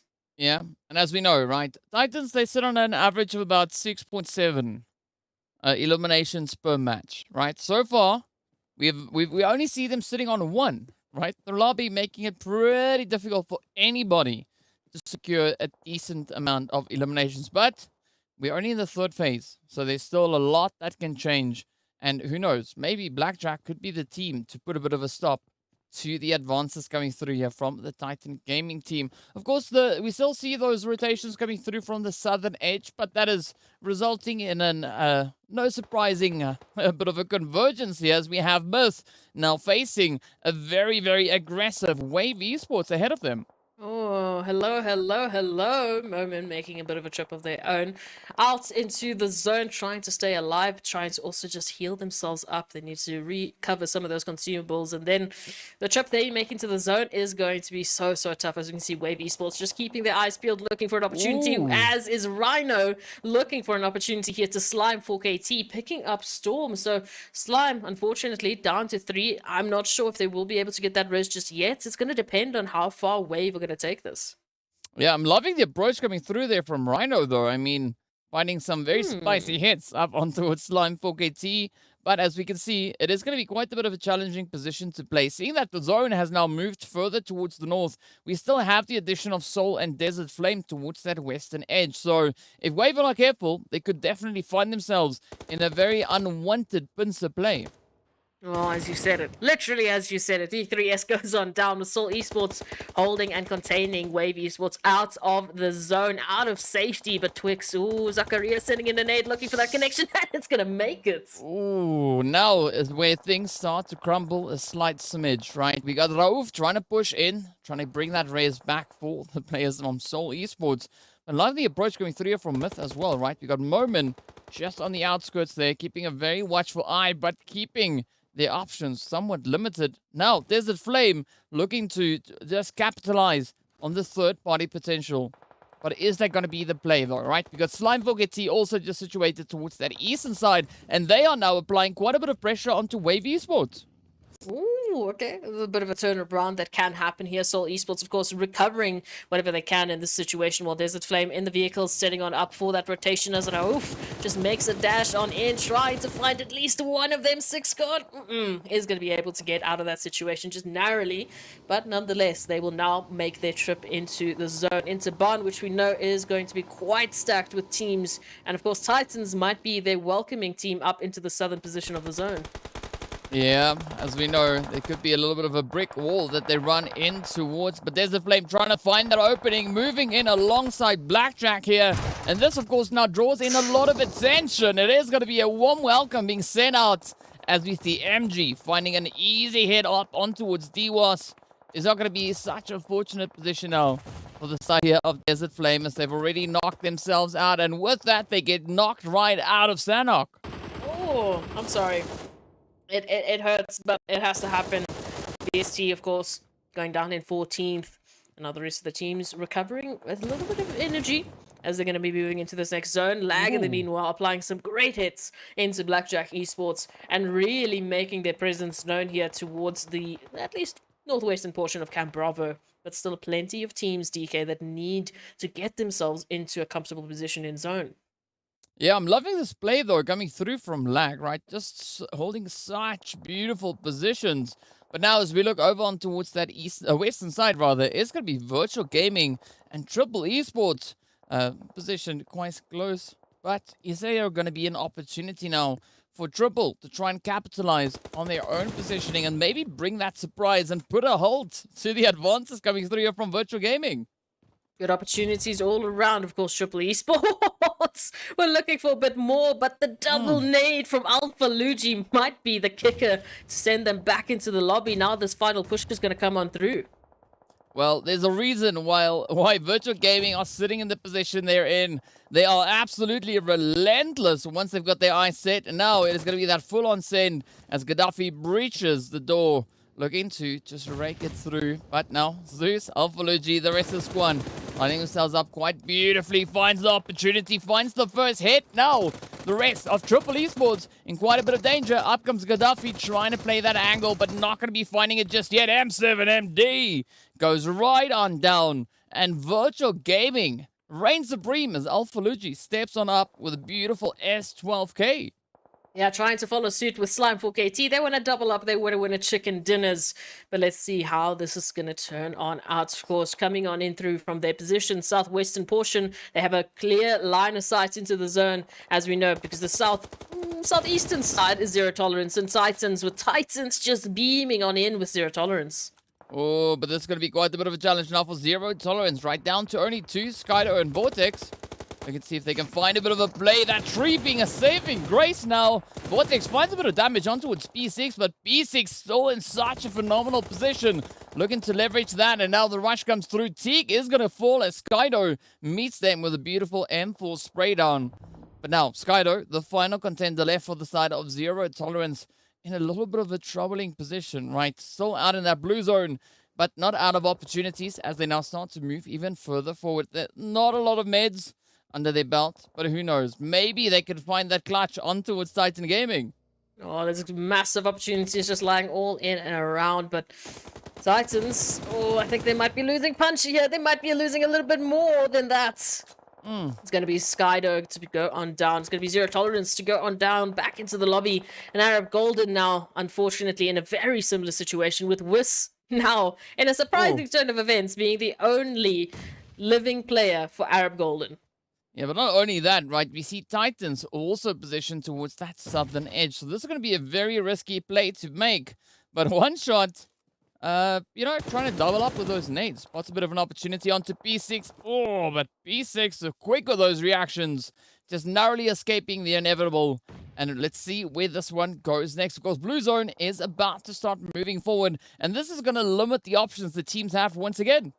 Again, if you're talking about options, virtual gaming, well, they've got a plethora. They have so many options right now, holding the most control of the zone, other than, of course, Wiz, who's just trying to hide it on out, but we'll have to wait and see. Titans might be the ones to spot them on in, especially P6 coming through from the angles they are working with. This could be a tough one. Virtual gaming, in the meanwhile, as you mentioned, they're sitting pretty. They're having a time. They're not quite in Paradise Resort, but they're definitely having a Paradise option right here, as they're just sitting very calmly, waiting for any teams to just peek on out so they can pick up some elims at this point.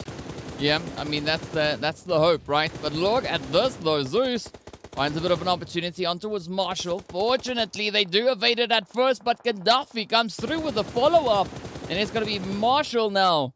Oh, to get ended. Of course, Seoul Esports also getting sent away as they can't find themselves back into the zone. But now Lazy Boy trying to play it at Blackjack, and now the responses come through. Virtual Gaming will be ripping it up and elevating themselves all the way up to 8 eliminations. Still full squad remaining, going up against a remaining squad of more stragglers. As we can see, 1 million, Blackjack, Wave, Slime, Lag, Ab Golden. Well, Titans are now also out for the count. Slime also getting reduced.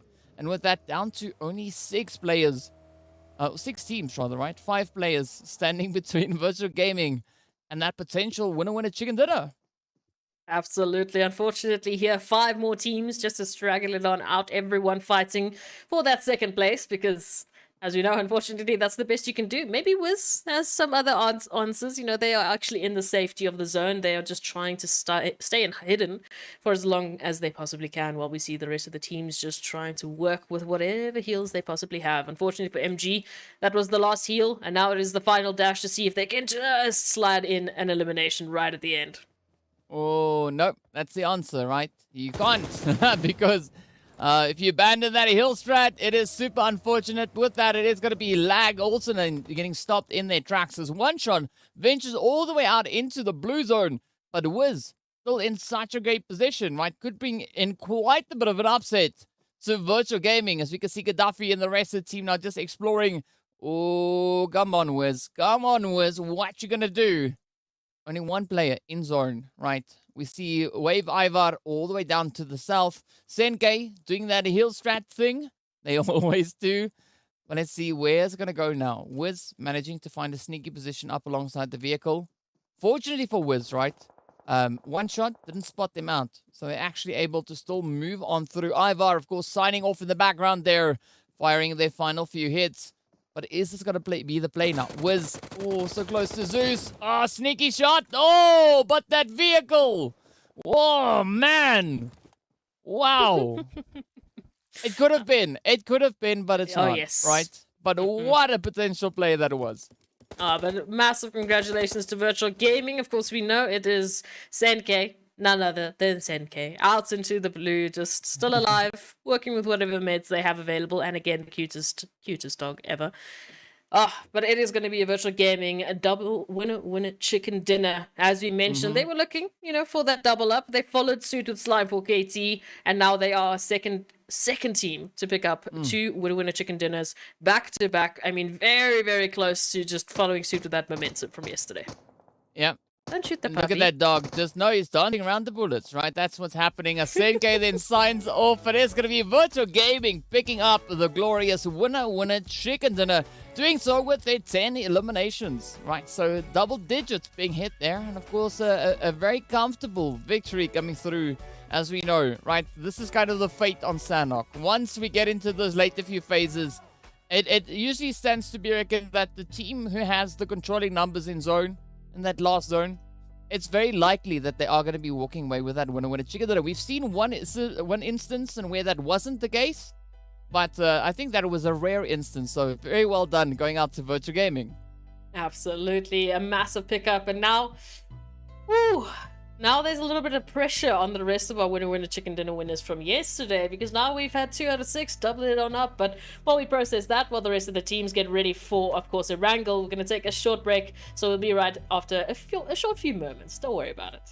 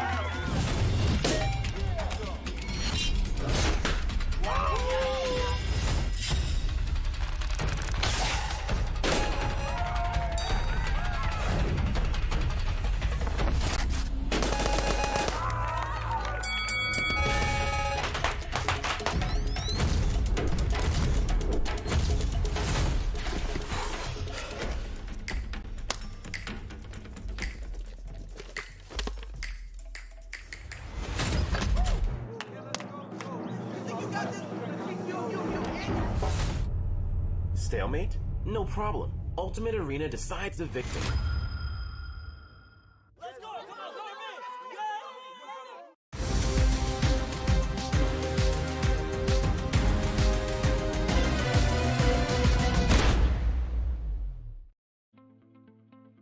Hello and welcome back to the PUBG Mobile Pro League Africa Fall 2022 season finals, day number 2. Of course, match number 2 just being concluded over on towards the lovely Sanhok, in which we saw the players from Virtual Gaming rising to the occasion, locking in that zone, and of course, that lovely winner chicken dinner, adding their second one to the tally. Before them, we had Slime for KT adding their second winner chicken dinner. So we are seeing a little bit of that replication coming through. But who's going to be the next team to replicate the efforts and lock in a winner chicken dinner for themselves? Well, before we get into that, of course, we need to take a look and see what our match rankings are and how many points the team secured. Jumping on it was Virtual Gaming to pick up those 25 points. So far, we've at least been continuing that streak with at least 20 plus points for our winner chicken dinner winners, but 10 eliminations, so juicy. Of course, 1 million esports following suit, Wave picking it up. Unfortunately, no top 5 to jump on in with the double points, but it was close. It was close enough. Yeah, I mean, definitely a much broader spread with regards to eliminations, right? Titans also sitting on 7. We got Blackjack and Zero Tolerance sitting on 5 apiece, or alongside the 5 coming through there from 1 million. So it's a very competitive push coming in as the teams weren't able to find as much success with regards to eliminations. But as we're going to be taking a look at that second page, we'll be seeing even more of a distribution coming through, right? Slime picking up 3, Soul Esports picking up 3, alongside the 2 coming through then from One Round Esports, and of course, that 1 elimination being brought in by Desert Flame Esports. Oh, beautiful work coming on in. But of course, It does trickle quite significantly this time around. This Sanhok was not as healthy as what we saw yesterday, but still a massive opportunity for the rest of the teams coming into the next Sanhok of today. You know, they get that double dose. They get that second opportunity to just, you know, work on what they might have needed to work on. But of course, the next map is going to be Erangel. But before we jump into that, we need to take a look at those Oppo moments from this beautiful Sanhok of today. I'm loving the approach from Rhino today, right? A very, very cheeky approach, very cheeky play coming through here. The confidence is really, really up there. Now we just need to see that develop into even more, right? We want to see a potential chicken dinner coming through for Wave Esports today. As we know, they came into today sitting on a grand total of 60 points to their name. Maybe they are going to be looking to change that up quite drastically. I wouldn't be too surprised if that really does happen, because Rhino is looking pretty excellent there.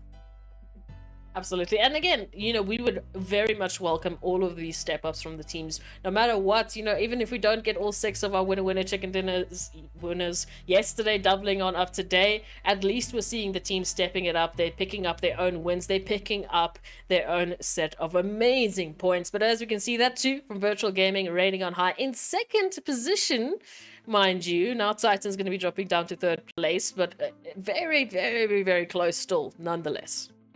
Yeah, it's still very, very competitive between our top 5 teams. I mean, not a lot of points separating it. It's, of course, less than 50, right? So let's go on about, I would say, what, like 47 points, more or less. Maybe less, maybe 43, somewhere in the ballpark area. Math is failing me at this point in time. It's okay. But we are seeing a slight bit of separation between the top 5 and then the teams preceding them, right?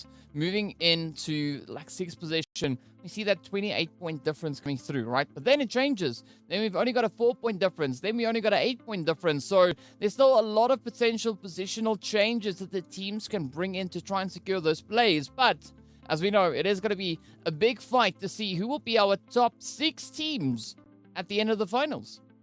That's definitely going to be a very interesting point, because we've already seen that massive jump from Virtual Gaming from 4th into 2nd.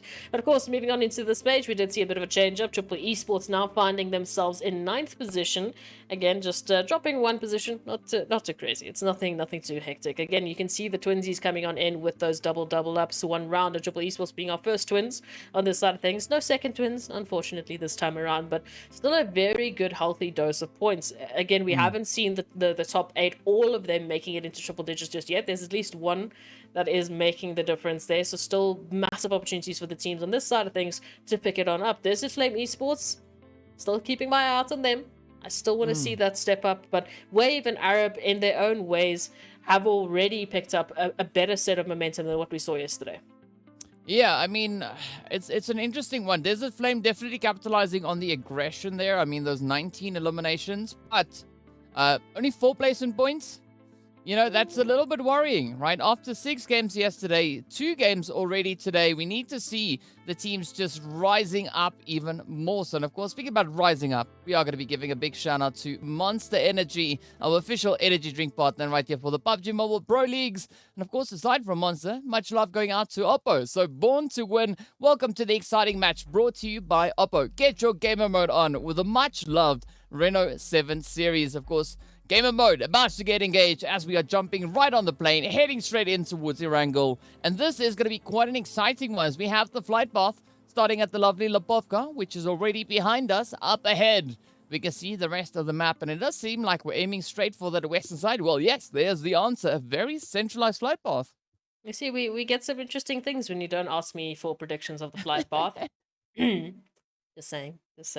But of course, Erangel, the first Erangel of the day. It was a spicy one yesterday with the zones that we saw, you know, into those final moments. Some crazy setups. Wonder how today is actually going to be coming to fruition. Of course, all Esports and Arab Golden, expecting them to make their way into Military Base Island. We'll see if there's a bit of a change-up, because they are just hovering around Milter Power there, so might be a little bit of an interesting change. Even Arab Golden still slowly but surely heading that direction as well. And now the zone is going to be that question mark. You know, how is it going to be shaping up, and is it going to actually be allowing some of the teams towards the south or the north to have a better rotation in zone? Oh, I mean, a lot of attention on that center band, but there we go. The zone sticking to the east, right? Gotta love it. But this is going to be opening up quite a few exciting opportunities for the teams. As we know, yesterday we also saw a little bit more of that eastern focus being brought through. But let's see what's going to happen towards that western side, right? Will we have triple Desert Flame, 1 round, 1 million, and zero tolerance? Now look to converge in towards the zone. Maybe taking a bit of a northern approach or southern approach. It could still go either which way. It definitely could. It definitely could. But of course, over towards Georgia Pool, we're finally seeing that one-on-one action. 1 round to the north, 1 million towards the south. You know, they did a double dose of Stolber and Kameshki yesterday. So this time around, they're back to the basics. They're back to that southern Georgia Pool containers area. Of course, Triple East will there towards Hospital to join them should they need a little bit of extra company. But zero tolerance here, they have spotted a slight bit of a slight bit of a just bit of a lonesome night here out into the zone, out in towards ruins, and Paradox in particular looking for that change up, looking for that elimination, because it would be all so spicy a night simply with the pump shotty here to try and deter them, to try and stop them from doing exactly that. Of course, we see Lord already making rotation in, might even go for the buggy kill here, or no, just gonna be going past them. I'm not even sure if they know exactly the position here. I would imagine if they did, that Lord would have just jumped on into it. Well, I don't know, right? It is going to be night Ooh, now, looking to ooh. say night. It's going to be Ooh. Paradox, Lord rushing forward, that shotty in hand. Could this be the play, though? Very, very exciting, especially in the early stages of the game. And it is going to be night to say good night as Paradox gets taken right on down. Now, Lord and the rest of Zero Tolerance having to find a little bit of an adjustment here as, the numbers have fallen, reduced by 1. Ooh, okay. No, I like it. This is a good change up here for Zero Tolerance, just to pick up that early, a little bit of something, but, well, it's going to be 1 round instead, just to surprise them. At least Lord does get away from it, and will be able to continue on forward, joining the rest of Zero Tolerance, and we'll have to wait and see what they're going to be doing. Of course, 1 million over here towards Georgia Pool, 1 round, making a very late dash into the northern point of Georgia Pool. So I wonder if they're actually going to be going past 1 million here. Yeah, it does seem like they're splitting across that bridge, but as we know, just to the south of 1 million, we got the place there from Triple Esports, right? You can see M7MD just off towards that hospital position, but further down towards the opposite end, right? In the southeastern edge of zone, we can see the players from Titan Gaming now just going about their business up in towards Malta. Again, nothing out of the ordinary, looking at Titan's positioning. But again, right, where they're going to rotate towards next. I think the zone is going to be that big deciding factor as to how they're going to look to play this one out. But more importantly, we want to see the players there from Desert Flame now look to just condense and focus their efforts much stronger coming through in this game. That would be the hope, absolutely. And we'll keep an eye out on that. I don't want to cast a curse anything. I really don't want to apply more pressure where there already is an absolute ton. We'll have to wait and see what they're going to be bringing to the table. As we do see Triple Esports actually taking a very western rotation down towards the southern point, maybe even going all the way to Quarry before, taking a leg into the zone, right, potentially past VST. We'll have to wait and see how they're going to be taking that pathing, and if they might actually favor a straight-through shot of Gutka, because then that's Desert Flame territory. Then we see a little bit of action. Well, I mean, we'll see how the territory goes, right? And whether or not the teams are going to be defending it down to the very finish. Of course, the players here from Virtual Gaming, right, are going to be positioned towards that more eastern side. We know that they've already had an absolutely phenomenal run over on the lovely Sanhok. But what's the mini Erangel going to do in comparison to the actual Erangel? As they now look for a little bit of a rotational pathway. Already we have Gaddafi and One Shot just positioned slightly further towards that center zone. It's a little bit, but of course, it's going to be an interesting setup here for a few of the teams towards the center. Like leaders are golden. They're very comfortable next to one another. They have a few buildings, as we can already see here, that they can make use of. They just need to get themselves set up and then wait for that plethora of teams to make the migration into center. I mean, Triple Esports, 1 round, 1 million Desert Flame, or at least half of Desert Flame. VST still jumping on into the zone territory. So as we start to condense that center zone, we should be seeing a little bit of that craziness just around the corner potentially. But It is Erangel. We still have only had one player dropped with 6 minutes in, and again, just based on how we saw that those trends from yesterday, I'm waiting till about the 10-minute marker where we're going to be seeing all of that craziness going on down. Well, I mean, who knows, right? Because we got Lag and Titan Gaming quite close to each other. Well, I mean, two of the players from Titan Gaming, P6 and Teak, they just Yes. a little bit further to the eastern side. So who knows? Maybe Lag could spot them out, but we'll have to keep our eyes glued as the teams are still going to continue rotating further and further in towards the zone. Oh, absolutely. Moving on in closer to the action, as we can see, Wave Esports now joining up just close towards, well, both Blackjack and Slime for KT. 1 million moving on in from the top of Rozok down into the bridge line, potentially getting closer, depending on how they want to take this. And everyone else following suit, getting closer to that center point of chaos. Already Arab Golden, Virtual Gaming, as we know, just alongside each other across the road, being neighbors, and maybe they might go in for a little bit of friendly neighbor, welcoming to the neighborhood, maybe bringing a pie of lead. Yes, lead pie. It's my favorite on PUBG, right? It's my absolute favorite, right? Just never open it. But yes, lead pie. Lead pie could be great. Don't try it in real life. We can't guarantee anything.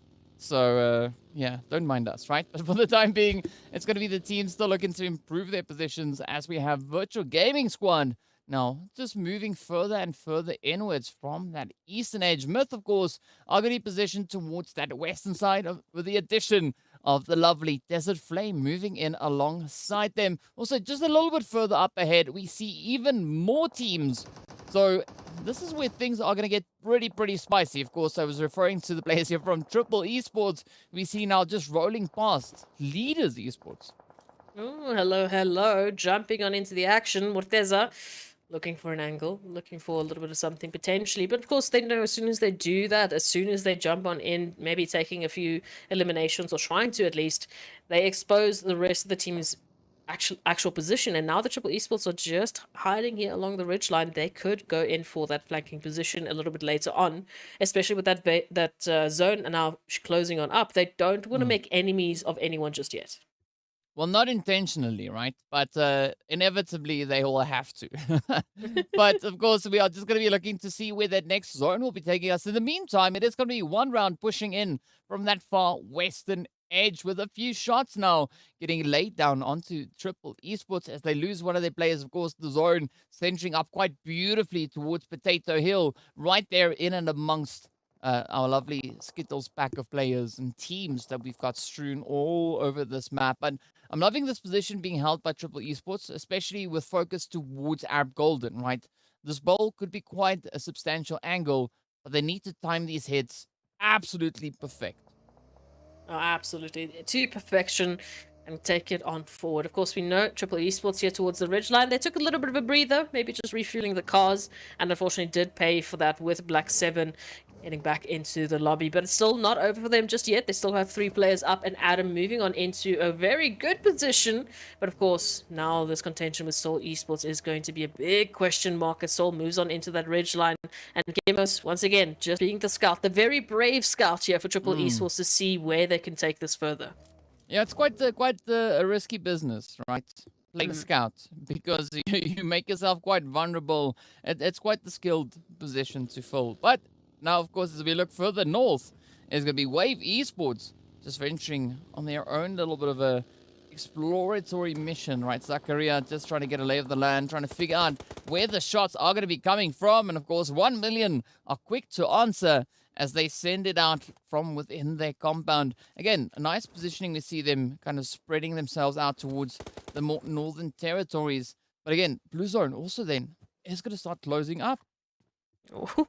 Okay, so a little bit of action here, especially towards the obviously the central point, but I'm also taking a look at that northern point with 1 round moving on in just to the edge of Jasnai Poliana. As we know, that is the direct path that Slime 4KT would have taken. So if they move on closer and closer to that, following the road, they're not only going to be finding Slime 4KT, but also Wave Esports. Will be interesting to see how they can set themselves up in that zone. As we can see, Titans moving on in from Milta, just keeping it, chill. They're hanging around on the outskirts. They're not moving into the center just yet. It's going to get crazy. They know that. So for now, they're going to take their time while Blackjack tries to get away from all of these laser beams of 1 million. Well, laser beams indeed, right? Definitely not want to get in the crosshairs of the of 1 million just yet. But of course, still quite a few positions to be played. We are having that migration continuing onwards, but the team's now trying to take it on foot. We're not seeing as many of those vehicles being utilized at this point in the game, aside from the players coming through from one round who are still looking to get themselves situated within the zone. But Blackjack, they're going to be changing those vehicles into an extra additional layer of hard cover. But is that going to pay them dividends, right? 1 million still held up alongside them, and the zone has not yet been decided itself. Yeah, no, well, we'll have to wait and see. Again, a lot of teams towards the center means that there's a very good amount of opportunity, but it's all going to depend on that crazy shift in Erangel. As we can see, Rhino now feeling the brunt of the action, and maybe a little bit of payback from the previous map. You know, just saying, you know what you did. You came in with those flanking positions. Now it's your turn. Of course, as we can see, that zone closing on up. Who is it going to bless? Who is it going to curse into this next phase? And ooh, a very healthy portion, but smack bam center zone. It is Desert Flame Esports. Ooh, that's what we like to see, right? Definitely, you know, a little bit of that contention being played, but it's going to be a very important position here for the players of Desert Flame to hold on because, I mean, they are going up against the rest of the lobby, right? Still, all 16 teams in the play. We have only said goodbye to 2 players. So if you want to talk about a challenge, this is exactly what Desert Flame will be having by the bucket loads. Oh, absolutely. And I think I sugarcoated, you know, my prediction there. I thought it was going to be the 10-minute marker for the action, but no. Titans say it's going to be the 13th marker that they're going to be taking YC on out, sending potentially the rest of Seoul Esports back into the lobby as well. We'll have to wait and see how they can work with this because Seoul Esports, of course, holding a very spread out approach. Well, let's see, right? You want to play those spreads, but it's going to be Rauf now getting spread out pretty thinly as the health bar gets reduced to red, and now Hemo and Omar having to, well, instead focus their efforts towards the western region. Now, Lag also, well, I don't know what Lag is, but Lag is going to be not too far away, so we could see a nice little warm welcoming coming in on that front, but it is going to be Hemo now. Being fired on his P6 is not going to allow too much of an escape. Leg. I don't know what you were thinking there, but I kind of Yeah, like I it. also don't know. I thought it was my ears not working with me or something. I don't know. You know, internet connection. Who knows?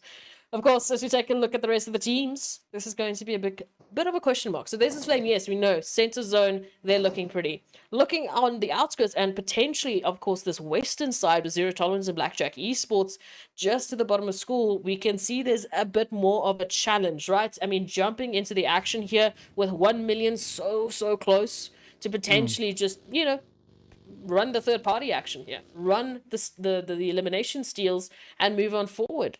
Even if they rotate, as you can see, towards Potato Hill, well, it's Myth holding a very dangerous opportunity here towards the top. Yeah, but fortunately for Zero Tolerance, Potato Hill does have quite a few pretty steep sides, you know. Well, not the craziest sides, but it's still quite challenging. And those trees providing quite a bit of coverage and an escape passage for them to utilize as they now focus their efforts further down towards the southern edge. And now opting into a building not exactly within zone, but I guess the very edge of zone would suffice for now. It's close enough, right? They're at least in a position where they can rotate a little bit easier as that zone comes on through for the close. And of course, Titans still trying to pick up a part or pick at least a piece of one round up for the elimination tally. They've already got 2 so far, looking for any and every. Of course, next zone shift. Here we go. Who's going to be the next team? It's still Desert Flame. It's still Seoul Esports and Lag with a little bit of that VST action sprinkled on top and leaders to be blessed into this next phase. And of course, Titans still holding a potential containment here for the likes of one round. Yeah, that could be at play, but I'm loving the position there by Lerg. A very single file kind of approach. I think I was just lagging in my processing when trying to pronounce their name, right? That's probably what happened. Well, I'll just blame it on that, right? But it is going to be the teams now coming through with that mass migration. I'm especially going to be looking at Wave, right? So far up north, having so much ground to cover. They still have strong numbers, but are they going to be able to find those rotational pathways? Meanwhile, 1 million are going to be moving in alongside them, and that will then cost Lazy Boy, a potential play for the remainder of this game. Oh, unfortunate, but of course, we still have at least 1 million players to move on through into the rest of the game. Wave Esports are going to be happy, though, to pick up a little bit of something, a little bit of that elimination foundation into the next phase, because they definitely have a massive, massive rotation to deal with coming through from that northern side, the furthest out of any of our teams. Try and get themselves closer into the zone. Maybe 1 million will stick around and make it even harder for them. We'll have to wait and see, because it's definitely a very close rotation. Yeah, it's definitely now 750, right? But here we have it. Wave trying to find the opportune approach to take. We got Triple Esports, we got Slime 4KT hanging around in the vicinity. And then, of course, Slime 4KT, well, 1 million right here on the front line of 750, as I just said. But let's see what Senke, Venom, and Marshall will have in store for Wave. Is it going to be a tsunami or maybe just a little splash? Rhino now facing quite a bit of an upset here. Zakaria getting taken down. That's the end of Rhino. So Wave down to only 2 remaining hopefuls. Oh, this is a tough opportunity now, unfortunately, for them. Especially as you mentioned, the rotation they have to take it's just going to get worse and worse with all the teams now clustering on up, trying to get themselves closer and closer into the zone. But it is difficult, but it is an obstacle we should know that they are capable of taking on. 1 million, of course, making their own rotation right alongside Leaders Esports with such a wide spread that it's basically like a toll gate. Like, pay your tolls, and those tolls are going to be eliminations here. Thank you very much. Yeah, but maybe it could take a toll on 1 million, or it could take a toll on Leaders. Shadow now stepping up and proving that at least they're going to find one, right? Marshall will get stopped right there. It's now going to be up to Senke and Venom to find a more opportune approach. And Senke now just going to be utilizing the living heck out of that ridge line, inching further and further forward. But still, Blue Zone is going to be applying a lot of pressure. So the teams will have to be quite wary as to how they take this approach. Senke also now looking to just get themselves patched up. But this is that opportunity for Leaders to get themselves resituated and maybe assert a little bit of that dominance. That is going to be the hope, of course. We'll have to wait and see. It is Esports now, trying to just take a little bit of an account of what is happening around them. Ooh, Venom out in the open. Morteza knows exactly what kind of an opportunity this is. To take out the likes of Venom, you know that you're going to be in a better spirit moving on into the next phase. Of course, Shadowing going to be going down almost immediately, and not Triple Esports here for the third party. Look at Morteza! Wow, what on earth? I love it, right? Morteza on an absolute rampage. And unfortunately, they get hit by a nade. Whose nade was that, though? Oh, man. What a way to just crash the party. Morteza ripping it up, but then gets taken out by a nade by his own teammate. Gary Boy, what were you doing, my friend? But either which way now, Titans looking to push in from the eastern side. They've got Slime 4KT right there in their crosshairs. But is that going to be enough, right? Will we see Titans now try and put a bit of a stop to the end of Slime 4KT? Oh, Nade's going to be sent on out here by 1 round as well, looking for that connection. Otakoa is still bleeding on out. Definitely a massive, massive player to take off the board.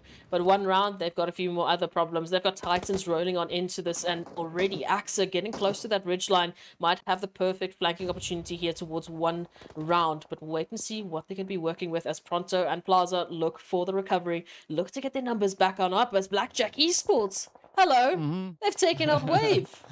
Yeah, they did indeed. But now, will they be able to continue, right? It is going to be VST and Myth also getting into a bit of an altercation on the southern edge. More west, if I'm being honest.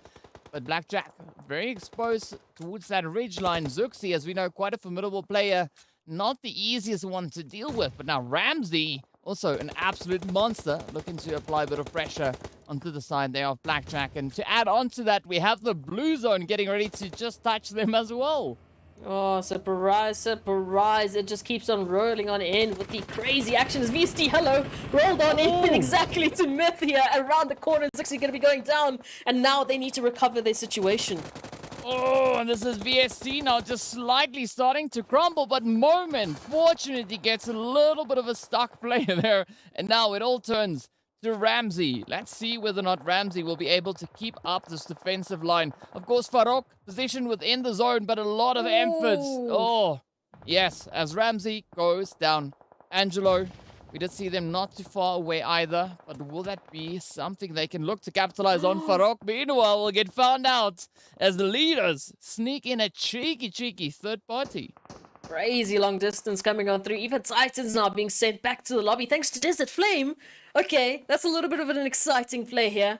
Opportunities for the teams on the other side of the overall standings to pick up some massive points. We can already see Flacco picking up 4 eliminations and looking for the 5th with Pronto as Arab Golden gets sent back as well. Still Esports, they have jumped up to the plates and they are looking for more. Yeah, but look at that zone shift, right? Taking a bit of a swing towards the western side. Leaders now being absolutely blessed. But here we go, right? Oh! Fantasy finds the nade on towards Hemo.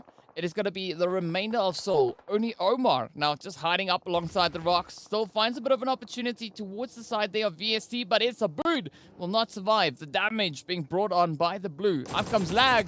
Rushing straight on forward. A9Q. Oh, getting meat in the face right there. But fortunately, Fantasy comes in with a little bit of a saving play, right? Just ripping up with the Bison.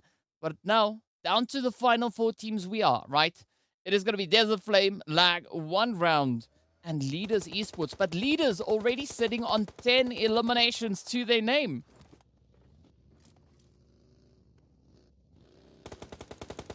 But here we have it, right? It's not going to be that opportunity. 1 round, trying to move in from the south. Leaders, they've got that western setup. Desert Flame, still to make a play, as they're now trying to get themselves situated a little bit towards this northern edge. But they have to give up the compounds. The zone is not going to allow any continuation on that front. Lag also, they're going to come rushing through from the southern edge. But this is where the elevation is towards the south. So it's going to be applying a lot of pressure now down on towards Desert Flame. And I mean, they've been doing so good up until this point, picking up those 9 eliminations. So to now, unfortunately, be bested potentially by the zone, it might just sting a little bit extra. But of course, it's not over until it's over. Leaders Esports holding, unfortunately, their navigational path into the zone and going to be applying a bit more pressure as they lead with 10 eliminations now. Flacco getting close and personal, just looking for an angle into the attrition here. But it is going to be such a difficult, literal uphill battle for them to get into the zone.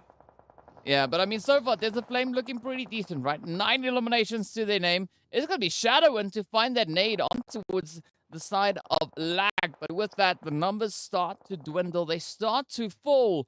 And 1 round leaders, Desert Flame and Lag, nowhere near knowing which team is going to be the team to rise to the occasion. However, 1 round, Desert Flame, still sitting on 4 full players, right? So you can see Lag, they've got 2 knocks.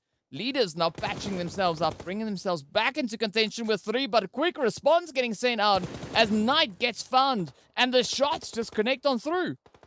Opportunities lying in wait, as we can see Cacao just in the grasses, snaking on up, looking for those angles. 1 round now, moving on in, trying to find the opening angle here towards Lag, just spraying it on down, and Lag just narrowly staying alive for potentially the reload. But of course, they have to take out 1 round, or they need to get rid of leaders to just alleviate some of the pressure they're feeling.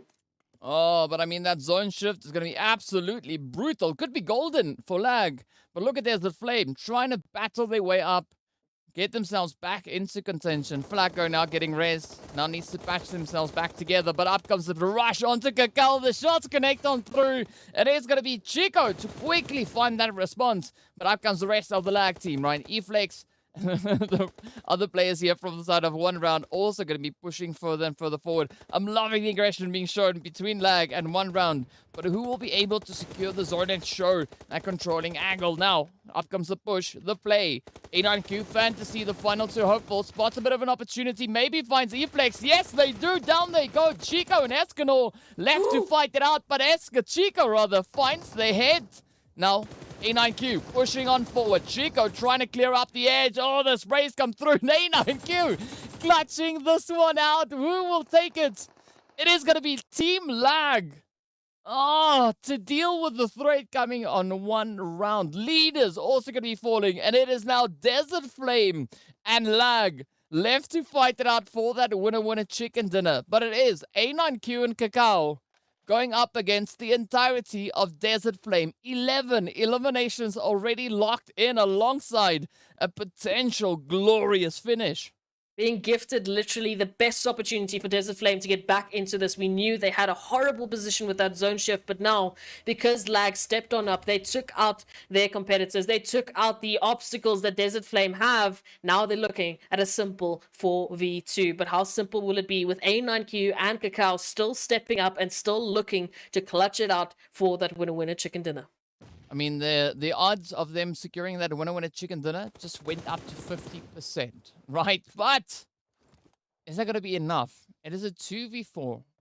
Lag, still a very formidable team. They're not a team to be discounted at this point in time. A9Q and Kakao, we've seen what they can do, right? A9Q reaching in with that nade, finds Spuden. You got 6. So now just trying to bring in a little bit of that assistance, looking to bring Desert Flame back into their full force. But now, A9Q, Kakao, still having that slight reach. The zone is going to be moving further east, and this will kind of give the teams no other option other than to move further east. But is that going to be opening the opportunity now for Desert Flame to lock in that winner chicken dinner? They've already got 1, maybe even 2 players potentially to just jump and hop on into the zone. Whereas for Lag Esports here, Kakao and A9Q, they also are just trying to snake it on in, but the longer this takes, the longer there is an opportunity for Desert Flame to get their numbers back up, to get themselves into even better situations. And as soon as the stand-up is there, it is going to be the full force of Desert Flame to pick up Lag Esports. Oh, it's going to be A9Q to be met with a little bit of a late answer now. Kakao, the final hopeful, trying to play it out. The shots come through. Oh, the focus is in, and Desert Flame secures themselves the winner chicken dinner, walking away with 13 eliminations to their name. And of course, as we know, right, their very first winner chicken dinner right here in the finals. What a way to step on up. We applied the pressure to Desert Flame Esports. We said they were one of the 3 teams we needed to step it up today. And what a way to do so. Picking up a winner chicken dinner with some crazy eliminations, especially in such a difficult situation. But like I said, it was like being gifted a silver platter opportunity. Lag picking up their all competitions and all points of attrition and making it possible. But of course, quick break, DK, while we catch our breath, while we get some water and get ready for the next set of amazing maps to follow.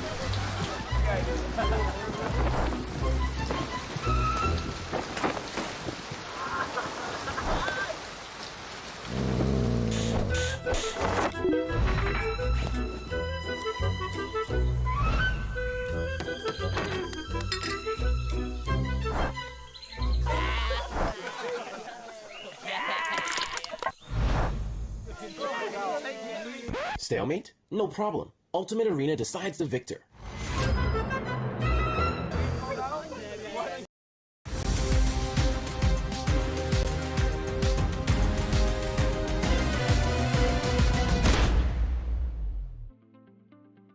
Hello and welcome back to the PUBG Mobile Pro League Africa Fall 2022 Season Finals, right? Day number 2, match number 3 just concluded.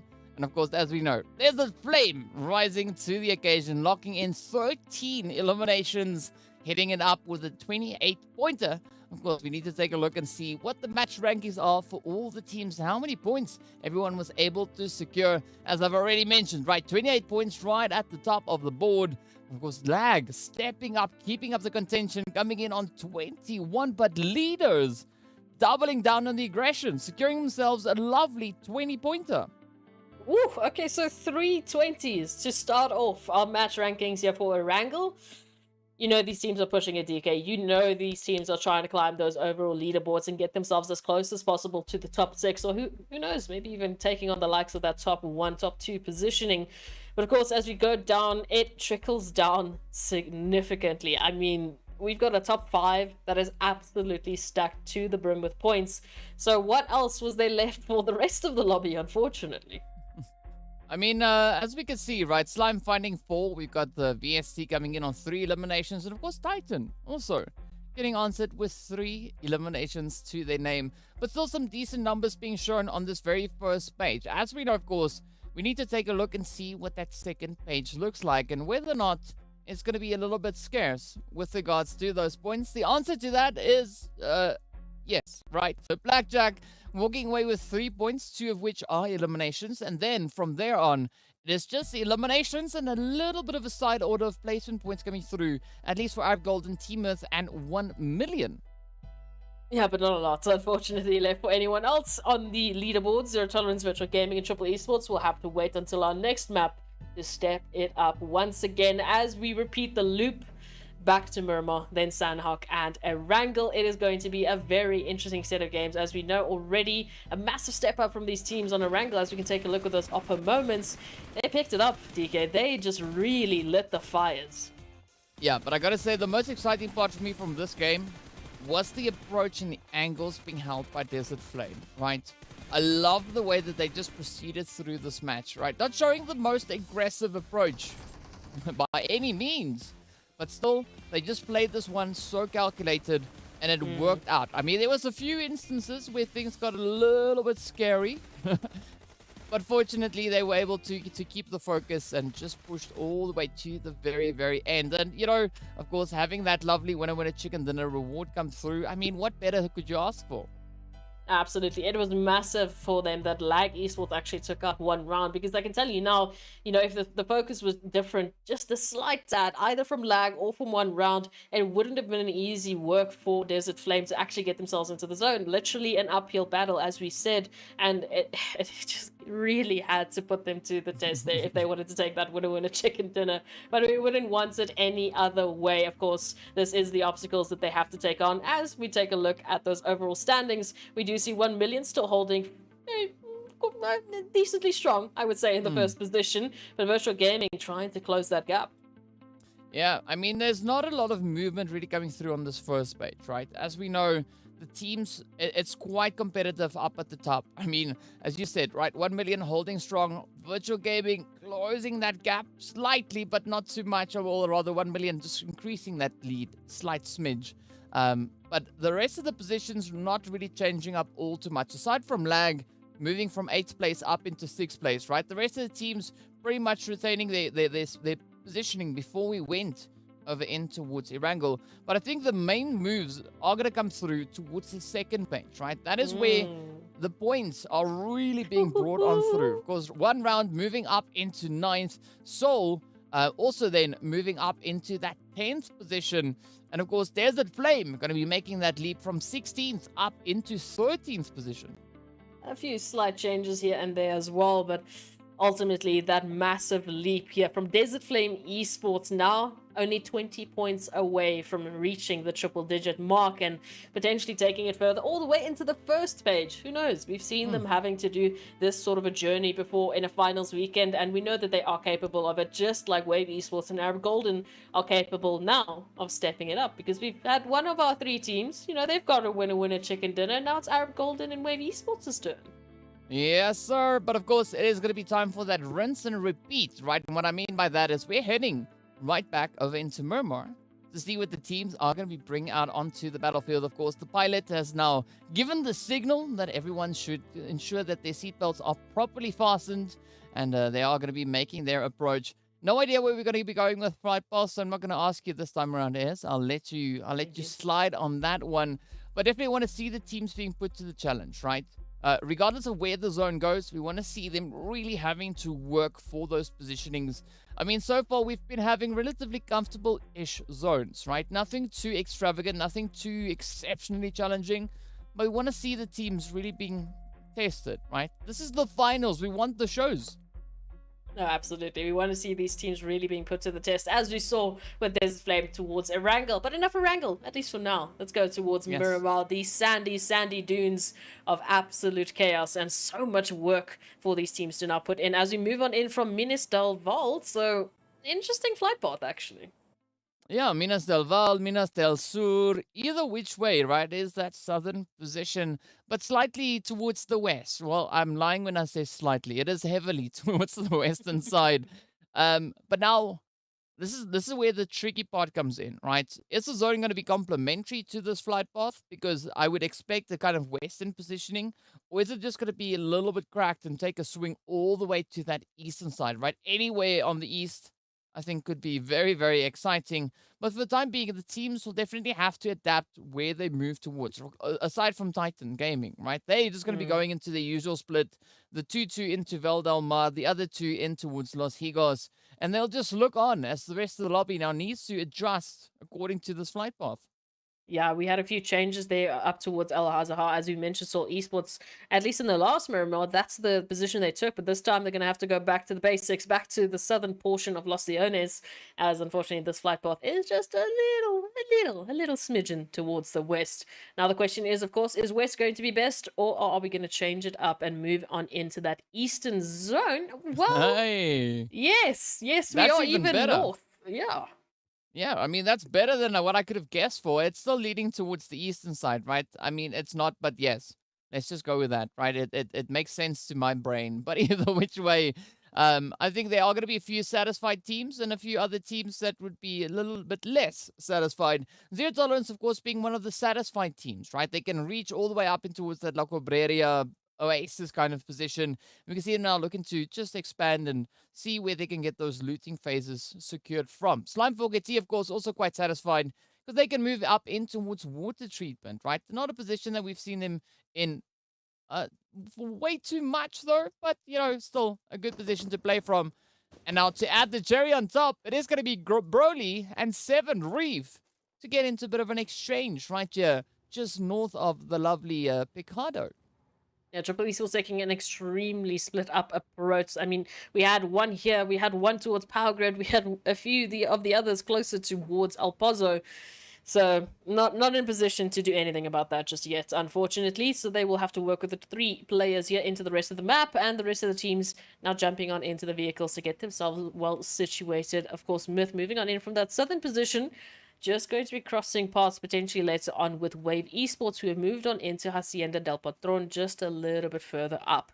Plenty of great opportunities. Unfortunately for Seoul Esports, I think they would have been like, we should have got to El Azahar. We should have got to El Azahar.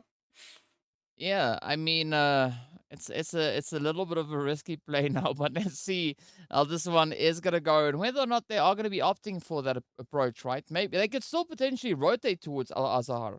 It's still a feasible option. It's all gonna come down to what they decide to do. And for the time being, we are gonna be looking to the opposite end of the map, over towards El Pozo, as we have the players here from 1 million now going about their looting business. And we are also then having the players from one round, right? Exploring a little bit more towards Torre Ahumada, but that also then gives them a lovely northern positioning.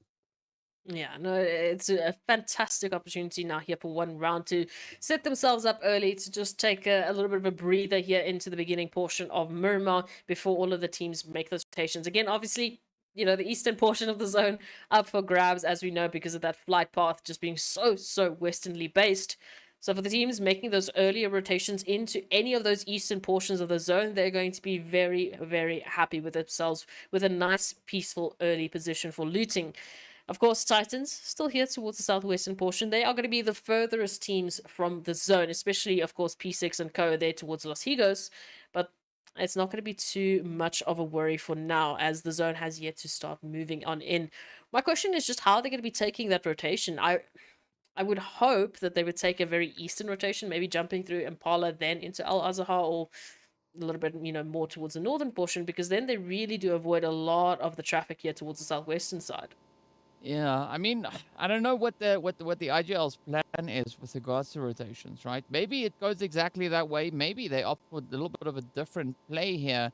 We'll have to wait and see how this one kind of pans out for them. And in the meantime, we are going to be looking on as leaders now head in the direction of Wave Esports, but Wave Esports are heading in the direction of Slime 4KT, right? We know that is up in towards the water treatment. Ooh, PRZ just flying high, but here we go. Slime 4KT now finding Knight just up ahead. I don't know if Knight's got a few shotties in hand. If they do, Pronto, stay away. If they don't, full sended. Yeah, no, if they don't, to go for a little bit of that fun time, maybe we can see a few surprises. We love to see a few surprises, right? I mean, we've been surprising in our own ways, just with the English we've been bringing into these casts in most recent days. I don't know. It's like we got to the finals, we got extremely excited, and then we completely forgot how to speak English. It's delicious, right?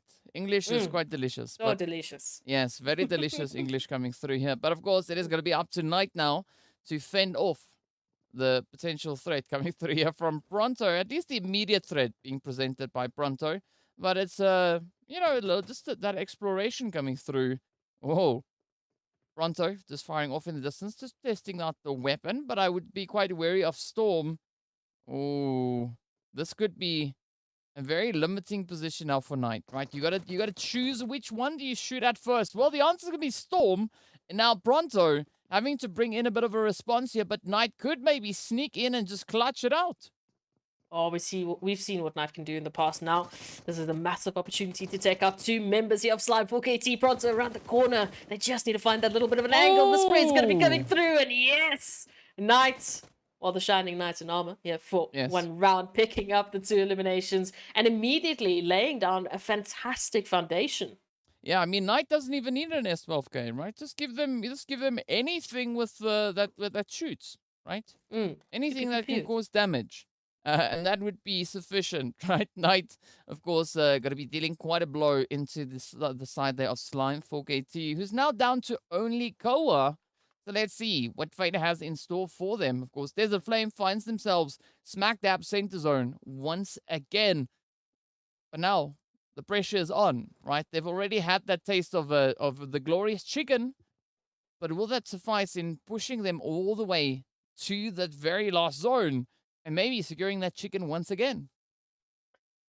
Going to come down to the opportunities these teams are going to be looking for, as of course we have a crazy set of teams, as you can see just towards the center. Wave taking a look here at one round. Desert Flame off towards the western side. 1 million just behind them. Triple Esports very close to being just behind them, and the rest still making their way in to see how they're going to be fitting in the ecosystem of the center portion of the zone. Zero Tolerance coming through in from that northern portion just alongside Arab Golden, and here is where one round will be tested.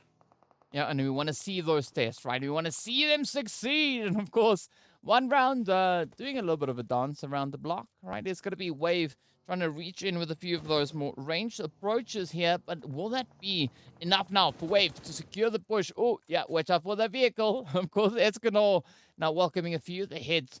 But fortunately for them, right, Leaders Esports still quite some distance away. So it's not going to be any immediate danger for the time being. Meanwhile, towards the edge of zone, it's going to be VST, Virtual Gaming, and the potential Titan side order coming through as well.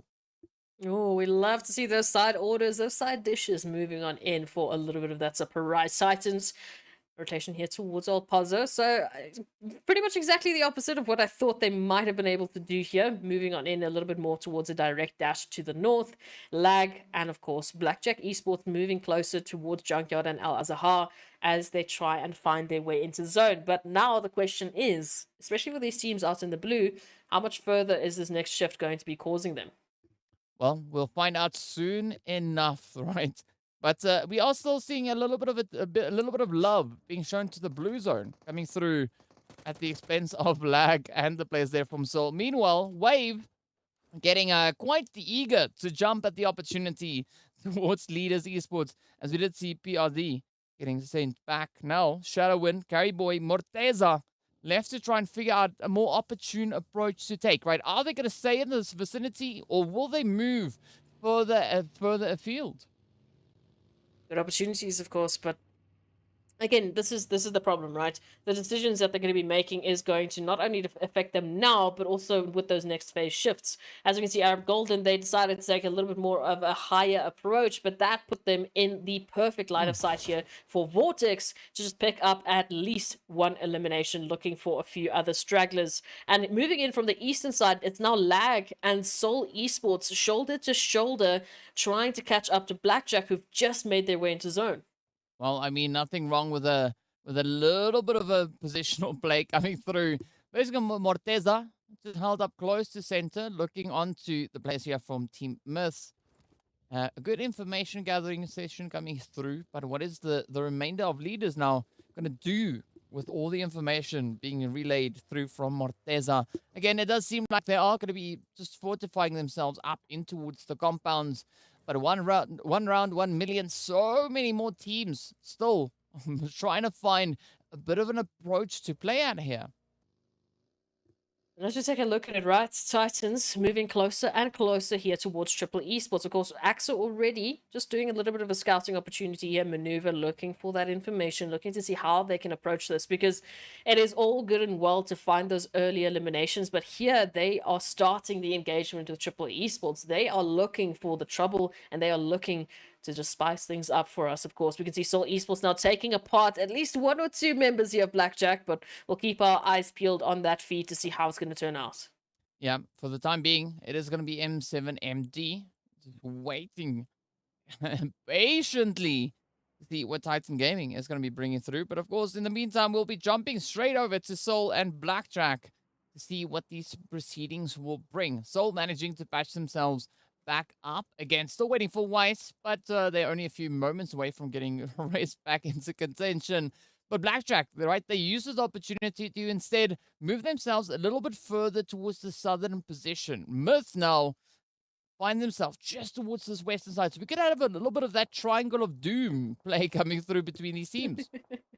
Oh, absolutely. Myth definitely would be very happy to pick up a bit of a third party. They just need to be careful running their 2-2 split. They've got two members really focusing towards virtual gaming and leaders in 1 million, and the other two, of course, with this crazy action towards but it only takes a moment and a vehicle, and bam, you have a success story right there. Yeah, I mean, sometimes, the more simplistic approach does provide quite a few great answers. But now it's going to be up towards Moment to see whether or not they can actually lock in those eliminations on towards Whites and Omar.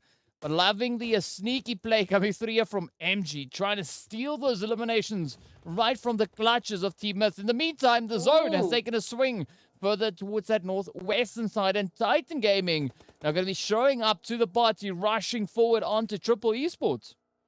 All right, so you're going to be the first one here to step it on up. Right around the corner we go, looking for a few more of those confirmations. As I said, Titans were the ones to start this engagement. Triple Esports, they were sitting so nice and peacefully here towards this location, but Titans came crashing through the door looking for elims, and now unfortunately they will have to just focus on that dash into safety, maybe even a dash to catch the likes of Chemos and M7MD and finally take out the rest of Triple Esports. Now, of course, that is going to trigger an opportunity for Triple to just double on back, get that res. Maybe they take 3 members into the next zone.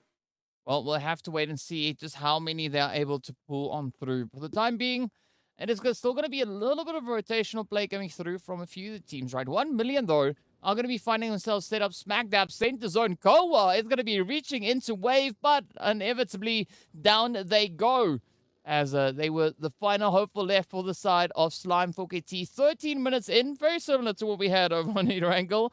We see our first team getting sent away, but that only means that we've got 15 teams left to move through for the remainder of this game. Oh, okay, so it's it's following suit a little bit to what we saw on that last Erangel, and then it was from this point onwards that we really saw the teams just stepping it on up and lighting up our feeds. So we'll wait and see if that's going to be the same sort of pattern here, or if we'll just be adding a few of those minutes on, because of course Miramar is just so large and a lot of terrain has to be covered. But of course, rotations, that is the name of the game at this point in time as the teams move on into that northwestern portion. And I mean, I'm liking the opportunity here for Titans with their position towards the west. Yeah, it could be great, right? There's no one there to oppose them. They can move up, get themselves secured, get themselves established, and then just rain down terror, right? Some great vantage points being held right there. But as we know, that could all change in a moment's notice. One round now going to be turning their attention onto the side here of Lag Esports as they move on through. But again, Chico could be stepping right up onto the receiving end and maybe looking to get super aggressive onto Cacao. Oh, but they should be able to hear the vehicles. The sprays are going to be coming on through. Chico was ready for it, but unfortunately the connections are not there just yet. Chico instead will have to just double on back while Lag takes a bit of a northern shift, just tries to avoid the rest of one round. Soul Esports, in the meanwhile, they haven't stopped. They've already taken a piece of Blackjack Esports. Now it seems they're taking a piece here of Wave. We'll have to wait and see how Wave will be able to recover, as that next zone shift will really make the deciding factor here for the teams. Is it going to be towards Titans? Is it going to be towards the center? And yes, it will. Yeah, well, this is going to be that opportunity for 1 million rather, to just look to just absolutely dominate, right? They've got a great positioning held right there. But it is still going to be a very contentious play coming through on that very southern edge. Triple and Virtual Gaming. And we're looking to see who will be the next team allowed to rotate forward towards the zone itself. It does seem like it's, at this point in time, a very fair kind of trade-off. We got M7MD trying to hold up that defensive line, but the blue zone is going to be adding to the complexity here. Now, several more heads going off in the background as well. But what a well-placed nade that is coming through from M7MD. Oh, Gaddafi and one shot. They try to hold on, but bam, there is the return. One shot, just one nade. One opportunity now to take it even further. Lag going to be sent back into the lobby, unfortunately, but at least with one elimination. In the meanwhile, VST, they are taking apart Desert Flame bit by bit. And now the same has to happen here for Virtual Gaming. Well, let's see where they're going to be going, right? VST stepping up, as we know. Oh, a few potential players could come through. We are seeing a few explosions coming into the feed as well. But look at this push coming through from Wave, right? Looking to rush straight in towards the position here between Desert Flame and VST. 6 God is down for the count. Flacco, Buden, DWAS. DWAS now getting... Oh, such a challenge, but there we have it. It's going to be It's a Brute to fall. Now trying to even out the bars here. 1-8. Oh, could be sent in, but look at the spray. DWAS. Beautiful timing, stepping up. Now, all they need to do is close it up, but will this be that potential play? DWAS looking absolutely phenomenal. Up comes Fivo. Flacco rushing in to bring in that assistance, and this could be that opportunity now for Desert Flame to get a beautiful squad wipe. This is exactly what they needed to do. Jump in on the triggers, jump in on the action. It's going to be up to Fivo in the fire, in the flames, trying to hold on alongside Adleno. But of course, Buden, we know what they can do. We know what they've done in the past, but how are they going to recover from a 1v2, DK? Well, I don't know. Fivo still going to be looking to move up. It's going to be all now down to Buden. Will he get it? No! Fivo stops them in their tracks and puts an end to Desert Flame. But this could be short-lived as Wave now also comes rushing straight on forward, looking to capitalize on the third party. Oh, out comes the nades. A little bit of damage right up in towards Adleno. We can see Soul Esports also just off in the distance. Oh, but Knight reaches in, loving these third-party plays. And here we have it, right? It is going to be the numbers starting to dwindle. Fivo is going to be the final hope for left. Up comes Wave. Of course, the nades come on through, but that will not suffice as VST gets sent away. Yeah, that third party from one round was the final nail in the coffin. That was the winning condition here for Wave Esports to move on in and take control of these compounds. So they should just give a heads up to one round a little bit later on. Instead, though, it will be leaders to give them a bit of a reply of their own, taking so much damage now. And Soul Esports out in the open as well. What a reach from Morteza to find Hemo and send Soul Esports back into the lobby. But now, the action here for one round, because how will they rotate into the zone safely? I mean, they're not going to have many options, right? Leaders are going to be looking to lock down this eastern edge. Blackjack, meanwhile, will get their fate sealed, signed, and delivered as they get sent out in that 10th position. One round, now still trying to play it out. We've got a Wave up ahead, but Wave right in front of them. And now, of course, Morteza reaches all the way across, just playing off of the elevation, looking to drive in as many hits as they can manage. But now, Carry Boys, stay away with those nades, please. Right? Morteza is busy doing their thing. No, they're doing the thing. They just need to keep on doing it because coming through here from the northern side, they have a massive opportunity of control. Of course, it is not without its dangers. We can see Arab Golden 1 million zero tolerance being within the mix, looking to upset this balance that leaders are just placing on, or at least the absolute action and ferocious energy. But of course, Myth out in the open, Venom with that mini 14 just tapping out away, and Farokh, I don't know if they're going to be able to survive. Yeah, we definitely don't know just yet, but 1 million looking absolutely phenomenal. Smack dab center zone. Such a great elevation to play from.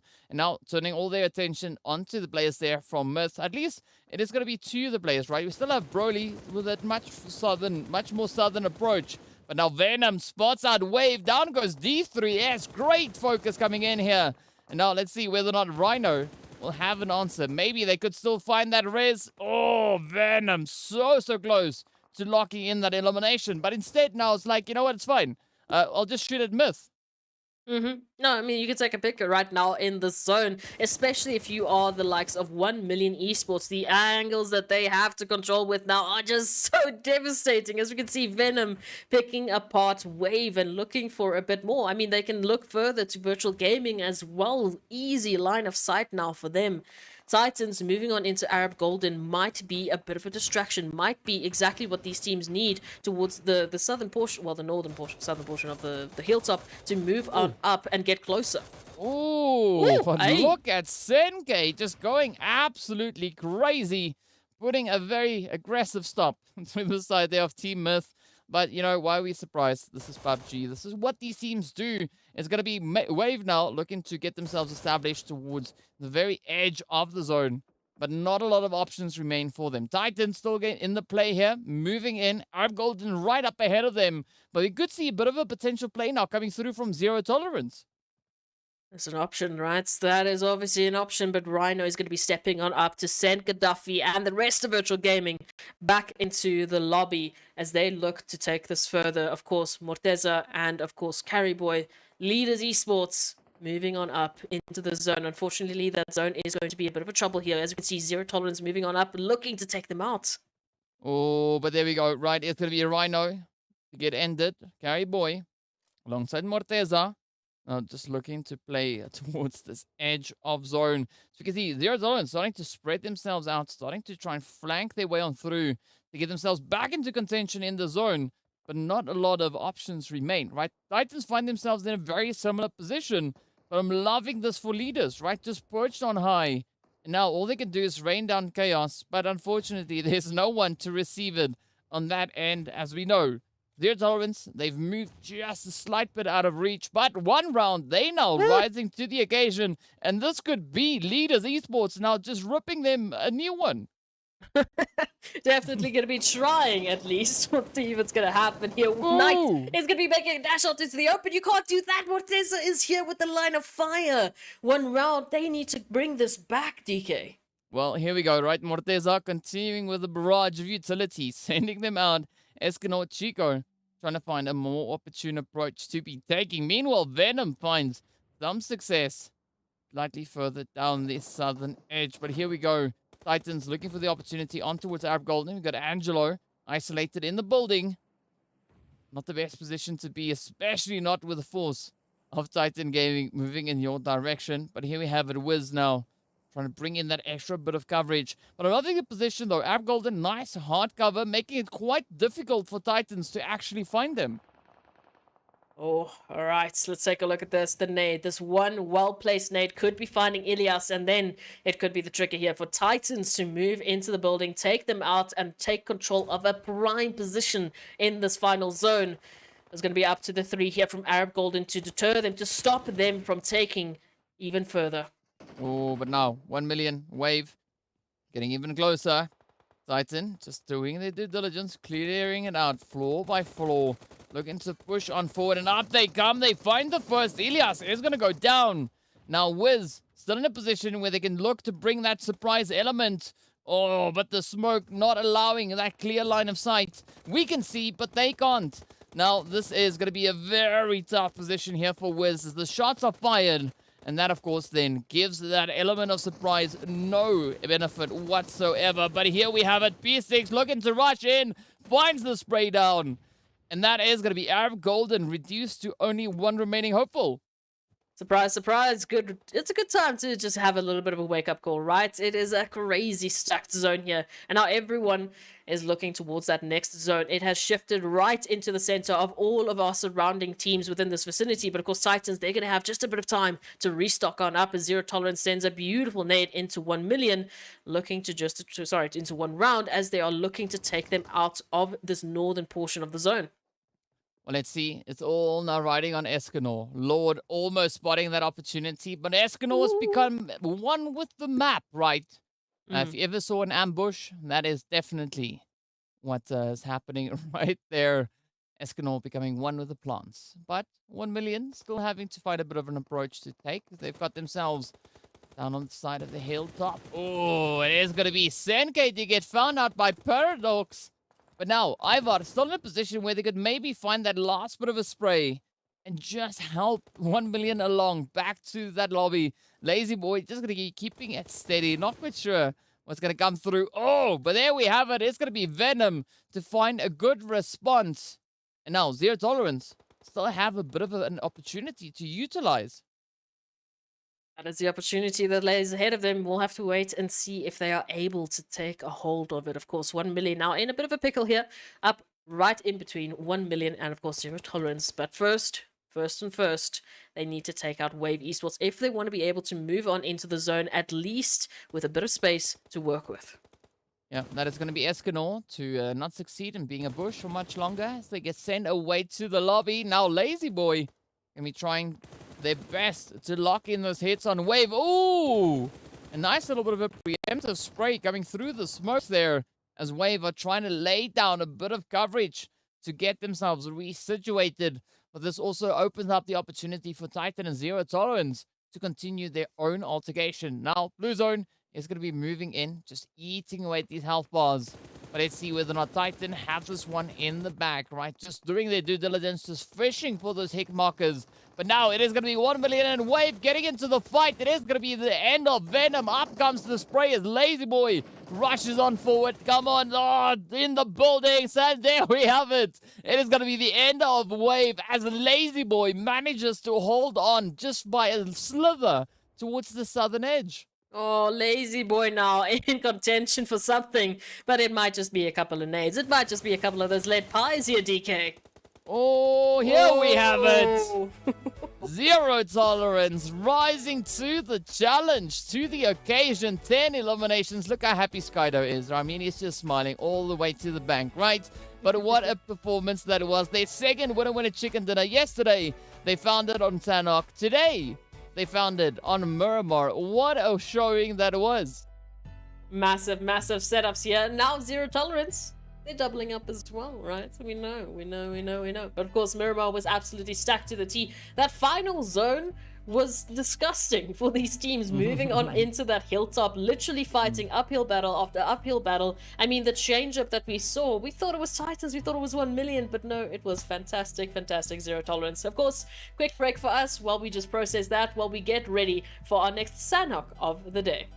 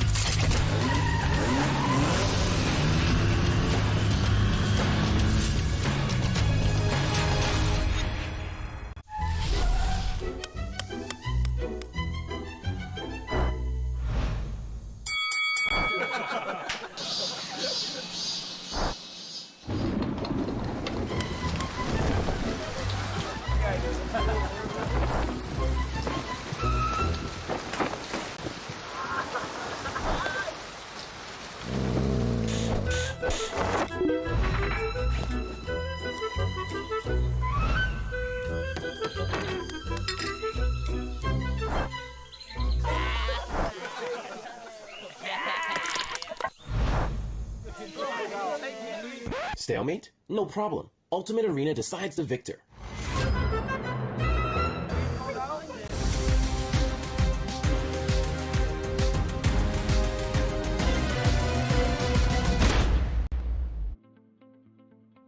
Hello and welcome back to the PUBG Mobile Pro League Africa Fall 2022 season. Of course, this is the final day number 2, match number 4 has just wrapped, right? In which we saw the players there from Zero Tolerance stepping up, locking in a very cheeky winner chicken dinner with 10 eliminations to accompany that, and of course resulting in some really great points. Let's take a look and see how many points the other teams were also then able to secure. Stepping it on up, it is Zero Tolerance doubling down and picking up their second winner chicken dinner, 10 eliminations, and it was absolutely such a tough time to make it happen. As we can see, with just purely based on the eliminations, all of the teams had a huge opportunity into the final moments. They had massive angles to work with and a lot of contention from the surrounding teams. As you know, moving on up into the top of that mountain point, it was tough. Hey, if we talked about that uphill battle from Desert Flame, this one topped it. Yeah, but I also want to commend Zero Tolerance, right? They took on the players there from Titan Gaming. And they lived to tell the tale, right? And what a great tale it is, right? Chicken dinner with 10 eliminations, absolutely tasty. But as we can see, this first page quite aggressive, right? We got Ab Golden leaders locking in their 2 and 3 eliminations respectively. But now we need to see what that second page looks like, right? How many points did the rest of the lobby find? It was VST walking away with 5, 4 of which, of course, came from the lovely eliminations. It was a very good opportunity here for VST.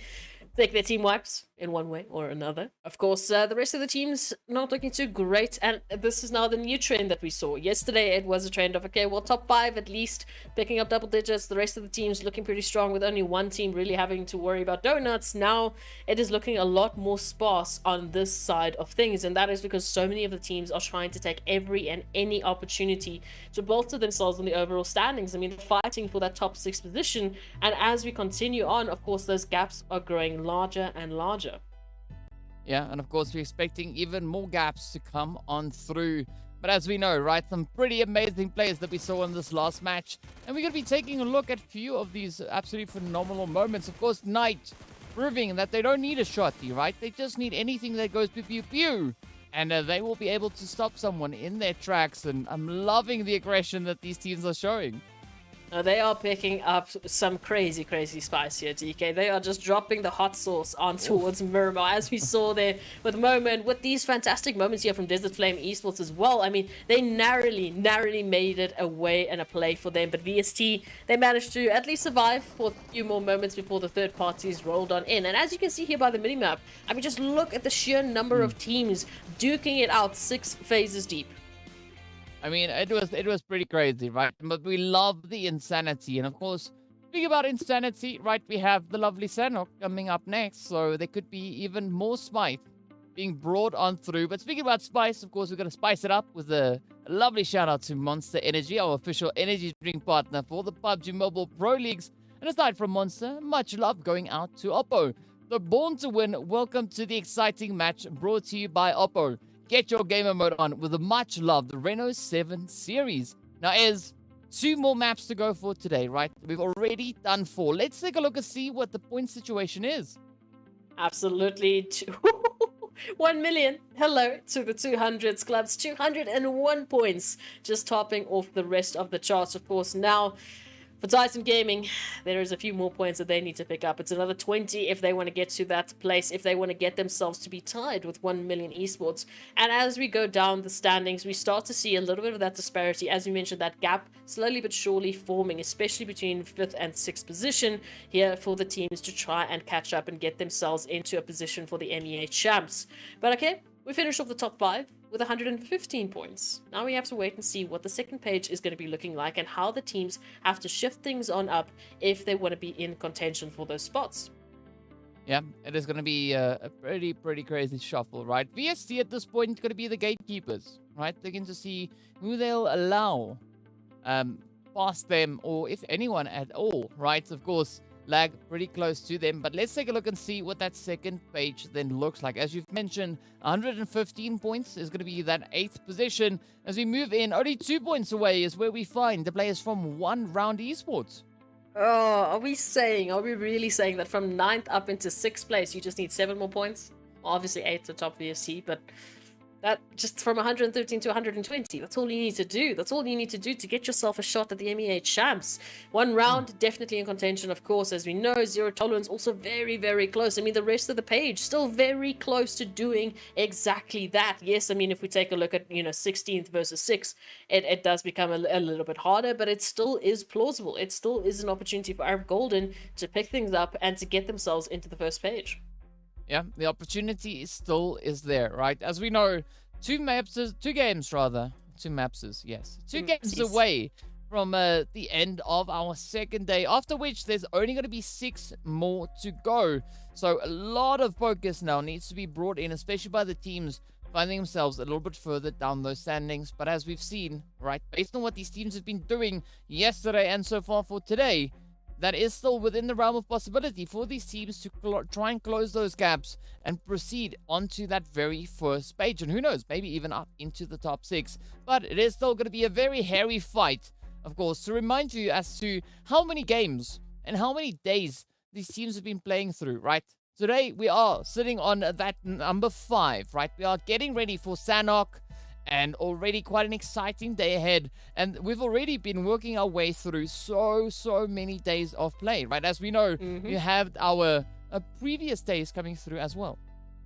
Yeah, no, absolutely. I mean, just in this weekend alone, we've already played 10 maps of PUBG Mobile action. That's already, well, pretty much 2 away from being the exact number that these teams normally would have had to work with, moving on into a normal weekend of play, right? They would have normally had 4 a day, moving on in maybe even 5 a day, but that would have been the max for them.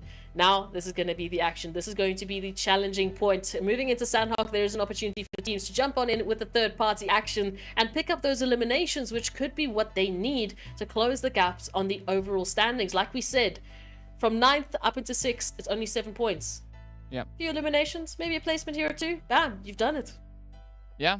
Of course, now we're going to be looking to see who done it, right? As we are getting ready to move into a little bit of that Sanhok action. The teams now just getting themselves warmed up. The engines are roaring. Everyone is about to get buckled in. And of course, we're going to be seeing where that zone is going to be moving. Of course, on Sanhok, flight path, not all too important, but we have it, right? So we are going to be taking a jump straight into Sanhok, right into the jungle, to see what the teams are going to be bringing in match number 5 on our second day of the finals. Oh, here we go. This is now going to be a big step up for the teams should they want to take this further. As we know, huge opportunity for them to close the gap, right? They have that opportunity, but it is going to be in the jungle. It is going to be in this 4x4 tiny area compared to the Miramar they just had to play. So it's a complete mind shift that they now need to bring in. They need to understand that, hey, those hot drops can still happen. And this time, unfortunately, if you take that engagement, you are going to be giving an opportunity to teams who can just jump in so easily into the third party. Yeah, and as we saw, right, there's still a few teams that wouldn't mind finding themselves a few additional points, right? So if you deliver that on a platter, sure, why not? Of course, as we can see now, over towards the western side, that is where the zone is going to be situated, and that is going to be allowing a little bit of a more continuation rather towards that northwestern island, right? I'm loving the trifecta also being a very viable option at this point. Yeah, no. Oh, Elias, Andrella, what is happening? Why have we come here towards Camp Charlie? We do know that Wave Esports do love this area. They're feeling pretty good right now. But I have to take a look at it. Angelo at least has been rezzed on up, can just rotate on out to try and get some heals off, to try and get some weapons, because they're going to have to fight their way out of this position. Yeah, still quite a bit of fighting to be brought through, right? But as we've seen, Wave, they've been showing up quite aggressively so far today. So, it may be a little bit of a troubling play coming through here for Arab Golden, but who knows? Maybe Arab Golden, they've got that secret spice. They could just look to let it loose moving into Sanhok. That's absolutely the opportunity they could do. And we did see Wiz in this very similar situation last time, having to be a ninja But now the backup is here. Now this is a completely different situation, and Wiz actually is not even here. So yeah, very, very different indeed. Maybe you might be seeing Wiz doing the flanking things and helping out their teammates to take out Wave Esports here. As we can see, Rhino, hello, what a shot with the Vector. Yeah, Rhino just stampeding straight on forward, finds Elias. Down they go. Arab Golden down to 3. Now D3S and the rest of Wave in a great opportunity to just maybe show up quite aggressively. Angelo and Ban now having to try and figure out what their approach will be and how they're going to try and fend off the advances of Wave. That's going to be the question here. We can see the first nade going to be sent on out. Maybe just a bit of a deterrent, but D3S, they are holding on to a massive opportunity. Angelo also just going to be providing a slight tad bit of cover. But now, the turnaround is here. They need to get information. They need to get an angle onto Wave. Well, is the angle going to work out, though? Up comes Angelo. Got the Tommy gun in hand. Oh, need to reload. Oh, but that's not going to be needed as D3S comes in with a sneaky, cheeky hit. Now, Ban trying to hold on for dear life. Up comes the push. As we know, right, Ban is not going to be the final contender for the team. Instead, now they put up quite a defensive play onto Wave. Gets a knock onto a Zakaria. But D3S and Rhino's not going to be backing off just yet. Out comes the rush, the push, and down they go. Again, Wiz finds himself as the final remaining hopeful for the team of Arab Golden. Okay, no, this is an interesting setup that we can see here. But for Wave Esports, I mean, picking up those 3 eliminations, it is going to be feeling good. And for Wiz, once again, right, they started off as a member in absolute peril on the first Sanhok of the day. They ended up as the last member of Arab Golden. And now, well, now they're just going to be the last member of Arab Golden to try and fly the flag even higher. The rest of the teams, they are still going to be pretty healthily set up. We still have all 16 of our teams well in and represented. Moving on in, Titans coming through, of course, from Camp Bravo, just behind Virtual Gaming. So I would be a little bit stressed here for Alpha Luigi should that zone push come on in, because then they could be finding themselves a bit isolated and in some trouble.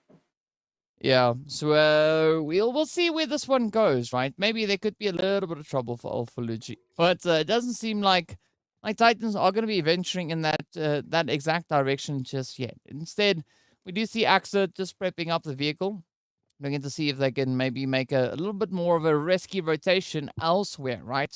Could be towards Quarry, but we are in the meantime having that convergence of teams heading down into towards center zone once again. Okay, hello. So a bit of a setup here that teams have an opportunity for. But of course, this is going to be a bit of a fun one. Moving on through into this opportunity now. We've got one round, Triple Esports and VST in the center. A little bit of Soul Esports and Zero Tolerance spread up amongst them as well. But towards the more northern island, it's only Slime 4KT and Leaders. So they pretty much have the entirety of that northwestern island to themselves. And the rest of the teams, they have to jump into that trifecta area if they want to get some information. Now, of course, we know Triple Esports, no strangers to these angles. And now they've got a few one-rounders up towards the hilltop. Yeah, let's see where this position is going to be going, though. I mean, Triple still could find a little bit of a position to try and utilize. I mean, one round could be quite exposed should they decide to rotate straight down from this mountaintop, right? But as we know, these mountains south of bootcamp is at times a very prized position to be holding, right? Especially with the likes of Zero Tolerance just situated towards the eastern side. Could be quite an exciting play. But of course, now we are going to be looking on as Lag and Wave descend down into chaos as Rhino now gets knocked, and it's now up to the rest of the team. Looking to see if they can maybe come in with a bit of an answer to that.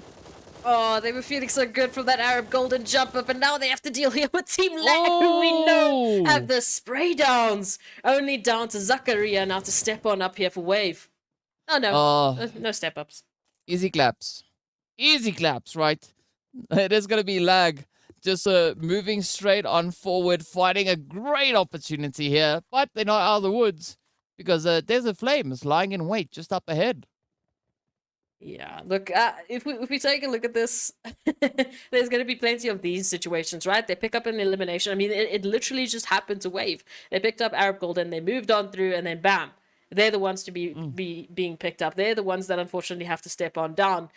But Trifecta is always that little bit of extra spice on Sanhok. We know that it just allows for the teams to really be put to the test because so much of that playable area is now, well, just relegated to water. It's relegated to a bit of a swim that they can't really risk taking.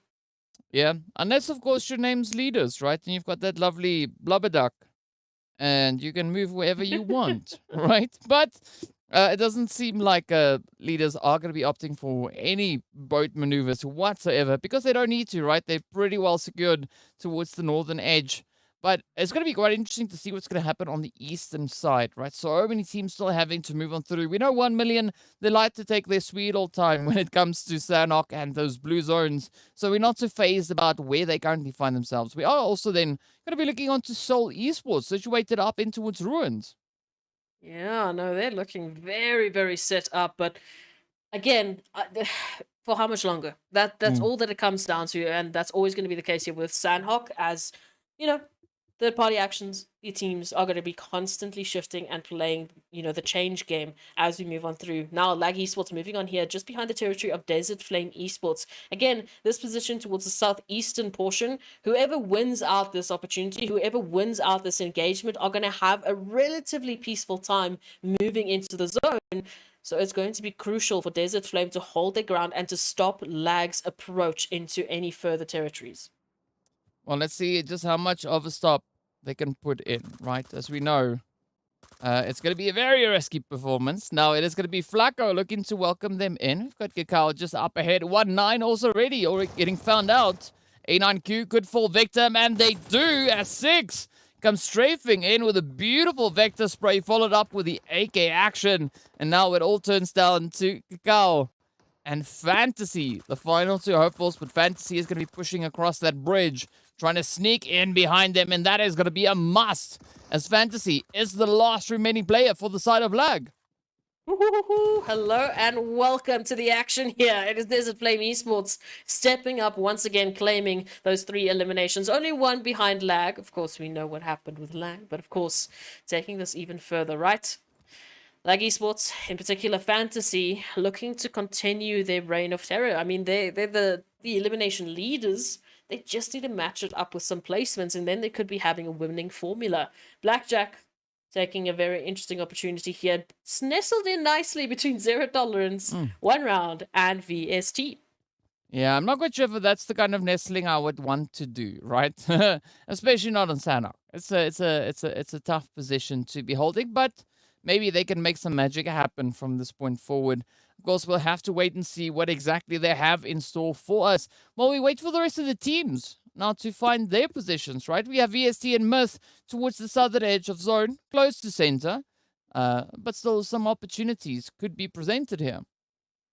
Absolutely, they could be, but how else are they going to make it happen other than just keep pushing on forward, just keep on pushing through the lines of all of the teams that these teams are setting up? I mean, Myth now, the most southwestern team, moving just behind VST, looking for information. You can see Broly just making an approach on in. Oh, has to be careful though, because they're heading straight into Adleno. Ooh. All right, no, they're okay. They're okay.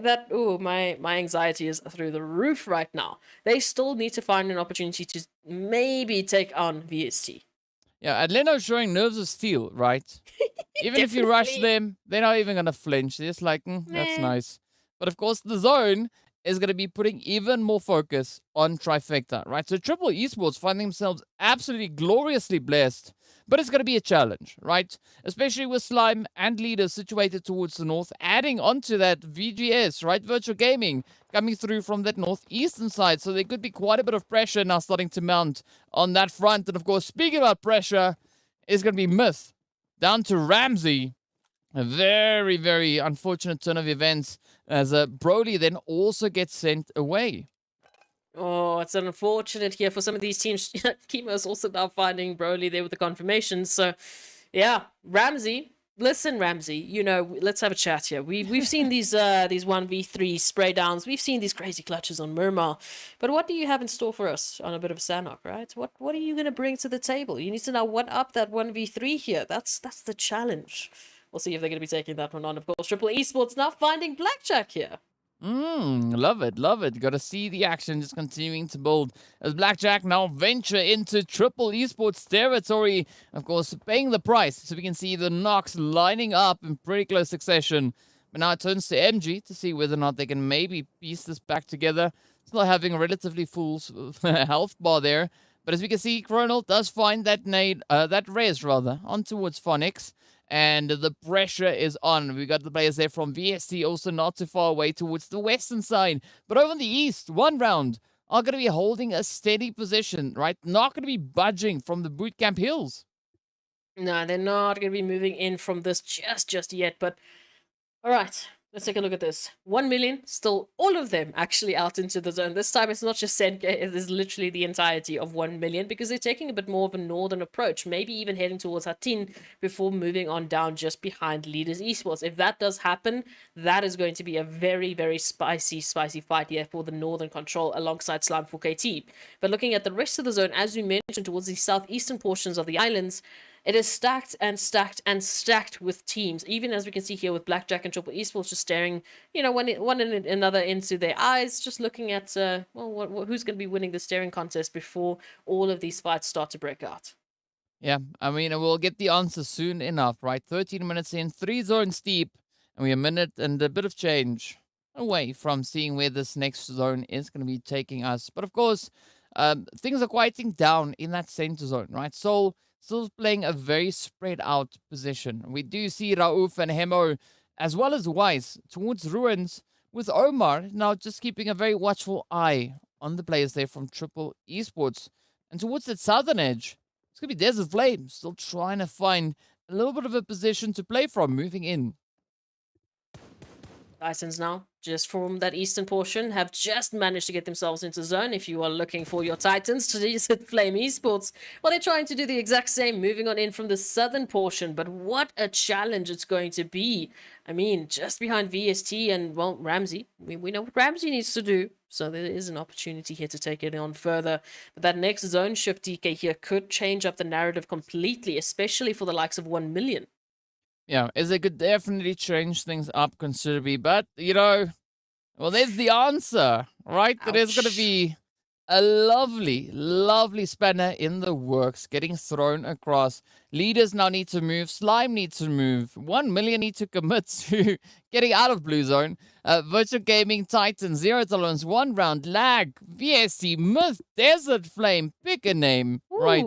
They all need to find a decent position to move in. But this is where the onus is going to be on Triple and Soul and Blackjack. They need to lock down those positions. Because once the rest of the lobby starts moving in, I mean, it's going to be too late to try and ready yourself then. Pretty much. That's just how the cookie is going to be crumbling here. But Titans, they're not looking to crumble anytime soon. They literally just drive straight through, zero tolerance. And Pancho will be feeling the brunt of that action, unfortunately. As the rest of Titans, they literally go from one grinder to the other. It is the end, potentially, of Titans between zero tolerance and VST.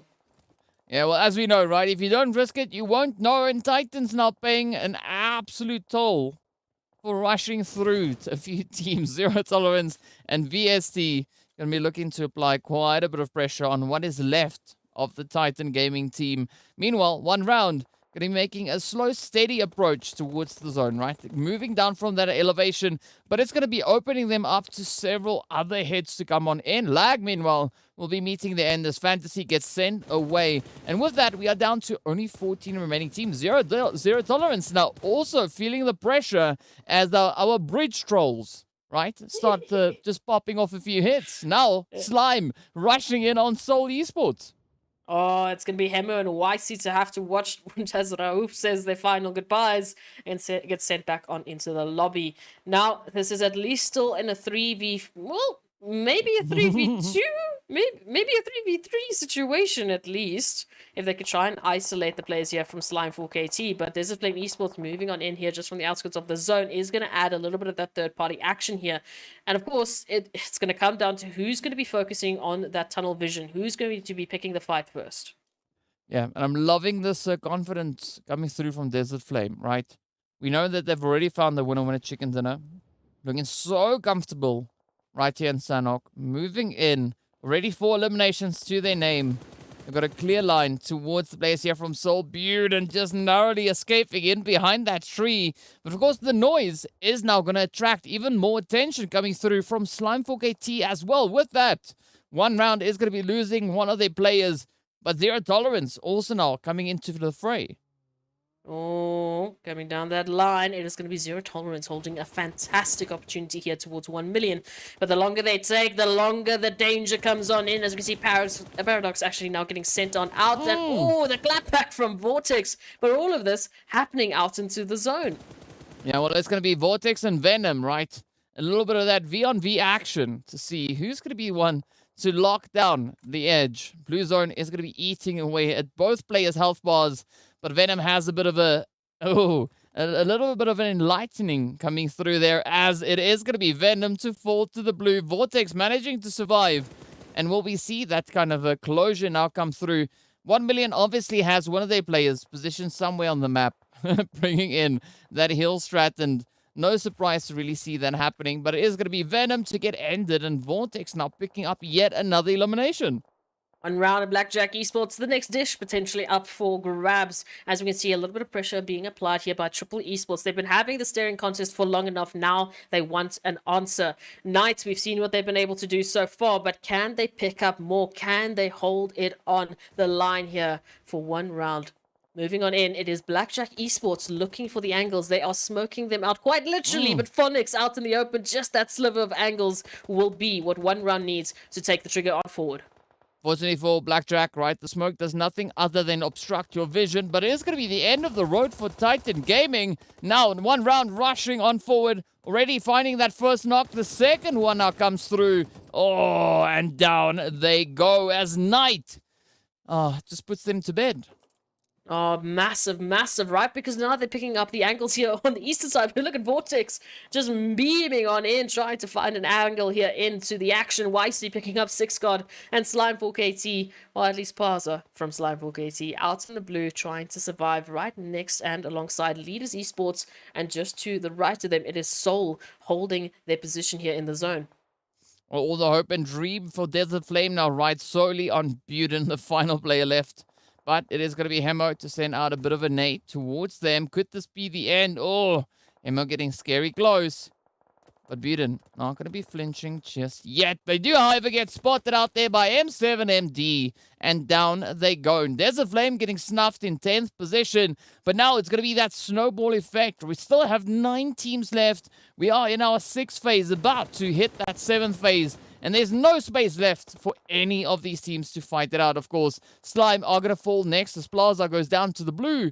And 8 teams left to challenge each other for possession of what is left of the zone. Oh, one round applying so much pressure here towards VST, really making it incredibly difficult for them to move on in from that southern position. Meanwhile, in the middle of the zone, it is Triple Esports with massive, massive control, right? Now, they just need to deal with Leaders Esports and Soul, who are the earliest obstacles, the earliest pieces of danger for them to try and digest. Moving on in, Leaders Esports, a tough position for them to try and get out of here. Wow, great nade getting sent in here. Triple Esports keeping up the aggression, finding those re-knocks now down on towards Leaders. But of course, a quick little bit of a response getting sent out in turn. Golden are going to be falling next to the damage. But here we have a Triple trying to patch themselves back up. 7 Reef about to join the fight once again. But this provides a great opportunity now for Leaders Esports to come moving right on forward, right up to their doorstep. And of course, a few mollies in tail. Up they come flying on through. PRZ will get hit, but look at that. Chemos gets found right on out. Surprise, surprise. Some follow-up nades to now be sent on through as Leaders Esports are looking to tie a pretty bow on Triple Esports and their severance package as they get sent back into the lobby potentially. But 7 Reef will be the surprise factor that is going to send Morteza down to the ground. Now up to Shadowin and Carryboy here to take it further. You just see the determination in their eyes, right? Triple Esports, they want it under lockdown. 7 teams still remain, but we don't have 7 teams in the zone. Instead, we've got 4, right? As we can see, quite the congested position being held towards the north here. But look at M7MD now trying to play on that wall. Shadowin instead has a few answers, but Morteza, of course, is going to be relaying quite a bit of information. But I'm loving the setup coming through here for Triple Esports. They've got the zone. And all they need to do now is just defend it. Seoul Esports going to be falling next, but that is Shadowin getting down. Carry Boy having all the pressure on their shoulders. Oh, they get spotted. Seven Reef coming up with a bit of a shoddy action. Oh, there we go. The shots connecting, and Carry Boy carrying the hopes and leaders Esports right back into the lobby as Triple locks it down. But Vibe 7, the only player. Well, joined by YC, at least somewhat joined by YC, as they need to make a quick dash into the zone. All right. Ooh, no, you will not be joining anything. Unfortunately, moving on in, it is going to be all down to Triple Esports and VST, at least Zuxi from VST out in the blue just to hold on to that second place position. But this is going to be the confirmation that Triple Esports needed today, DK. Yeah, Triple Esports tripling down on the efforts, right? Rising to the occasion, and a potential chicken dinner could be at hand, but we don't know just yet. It's all going to rely solely on Zuxi. Maybe a cheeky spray. There's the cheeky spray. But it's not making the necessary connections onto anything. Instead, it is going to be the end of VST and a very easy victory coming through there for Triple Esports. And I mean, what I mean by easy, it was only easy when there was one player standing between them and that winner chicken dinner. But of course, 9 eliminations getting awarded there to them, and that's going to do some pretty favorable things for them. As we know, right? The first chicken for Triple Esports. Well done. Yeah, absolutely. The first chicken winner chicken dinner into our finals weekend for Triple Esports to pick up with those 9 eliminations is really just going to add a little bit of sweetness to the overall standings for them. Massive opportunities here on towards Sanhok, and what a final zone to fight the way that they had to. It was so tough, and it just continues to be the theme of today. But while we talk about continuing themes, we're going to be talking about continual breaks as we move into a quick one while we get ready for the last map of today.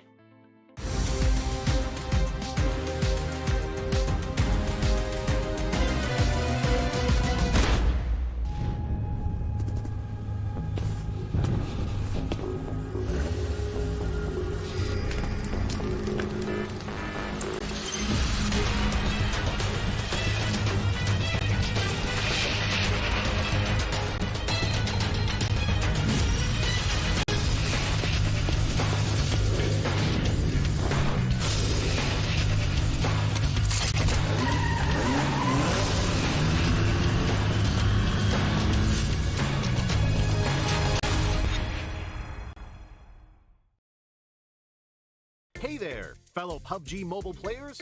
Along with the version 2.2 update, we have made a series of improvements on the game's basic controls. Let's take a look at the improvements. First, improvements to the controls and display. We have increased the display priority of the wheel when the throwing wheel is activated. Now it'll be easier for players to select the items they wish to throw.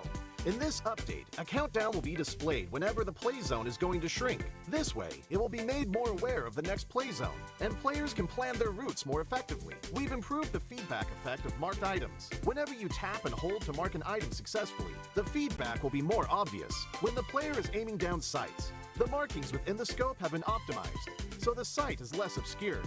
When a player jumps, after respawning or deploying an emergency pickup, it's now possible to mark the battleground with light columns. After a team wins, the buttons for MVP likes and summon statue will be combined.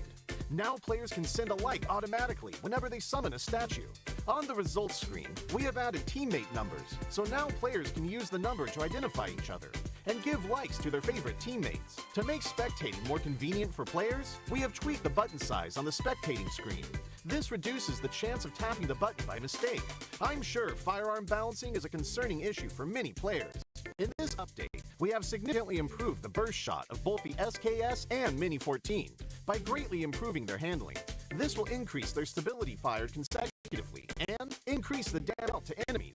Perhaps these two firearms will become your weapon of choice after the enhancements. For airdrop weapons, we have made some adjustments to the controls and damage dealt to better balance the airdrop weapons.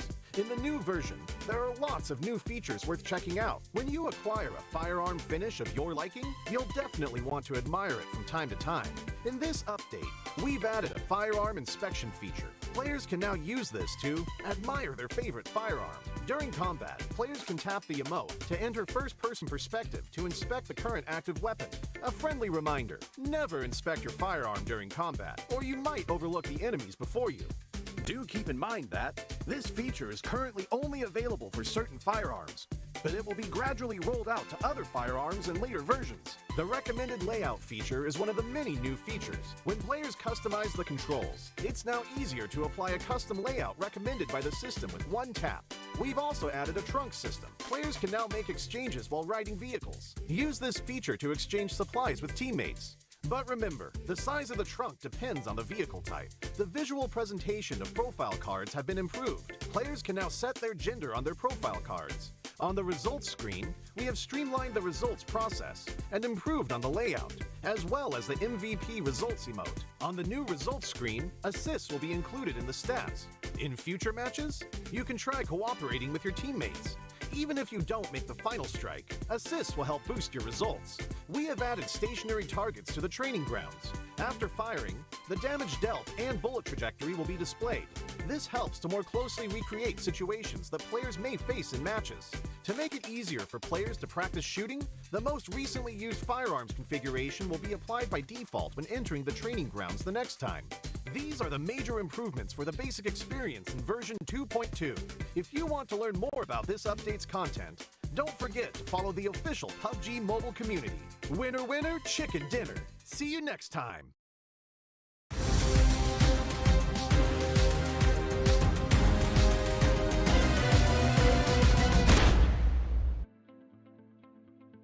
Hello and welcome back, everyone. This is, of course, the PUBG Mobile Pro League Africa Fall 2022 season.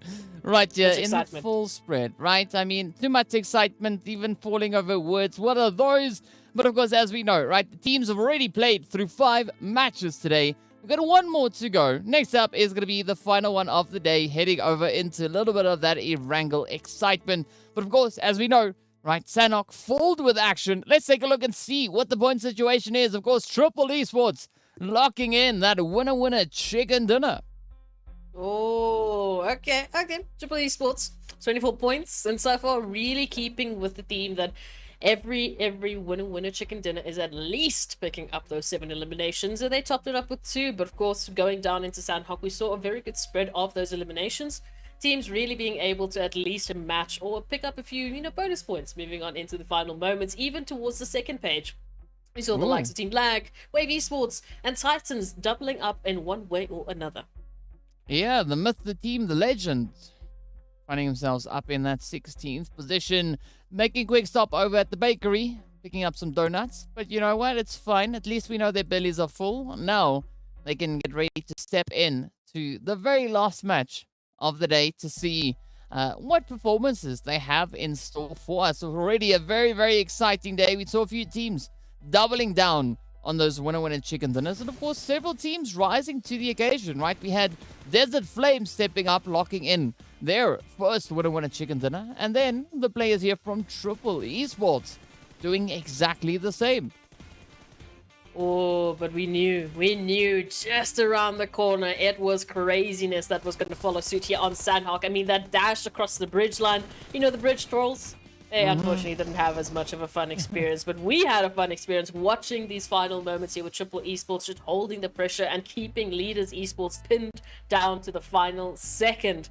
Of course, this has been such a good showing of the teams and their resilience, because now we've got the 6th map for the day, and they still don't look like they're going to be slowing down anytime soon. No. Even though they've taken a few baker bins, right? Of course, we are going to be taking a look to see what the overall standings are. It is 1 million, the only team currently sitting on 200 plus points, 209 if you want to be 100% exact. Of course, Titan Gaming sitting a few points behind them, right? So currently, it's going to be a little bit of work, about 26 points difference coming through on that front. Meanwhile, Virtual Gaming Squad just a few behind them, right? 5 points behind. So we can still see quite a bit of a move coming through in our top 5 teams. But if VSC Gaming really focus their efforts, we could maybe see them just closing the gap on Slime 4KT. Massive opportunities, as we know. We keep talking about those opportunities. We have 1 more today, 6 more tomorrow, and then that's going to be it. Then we're going to crown our top 6. Then we are going to know who's going to be taking it further into the MEA champs.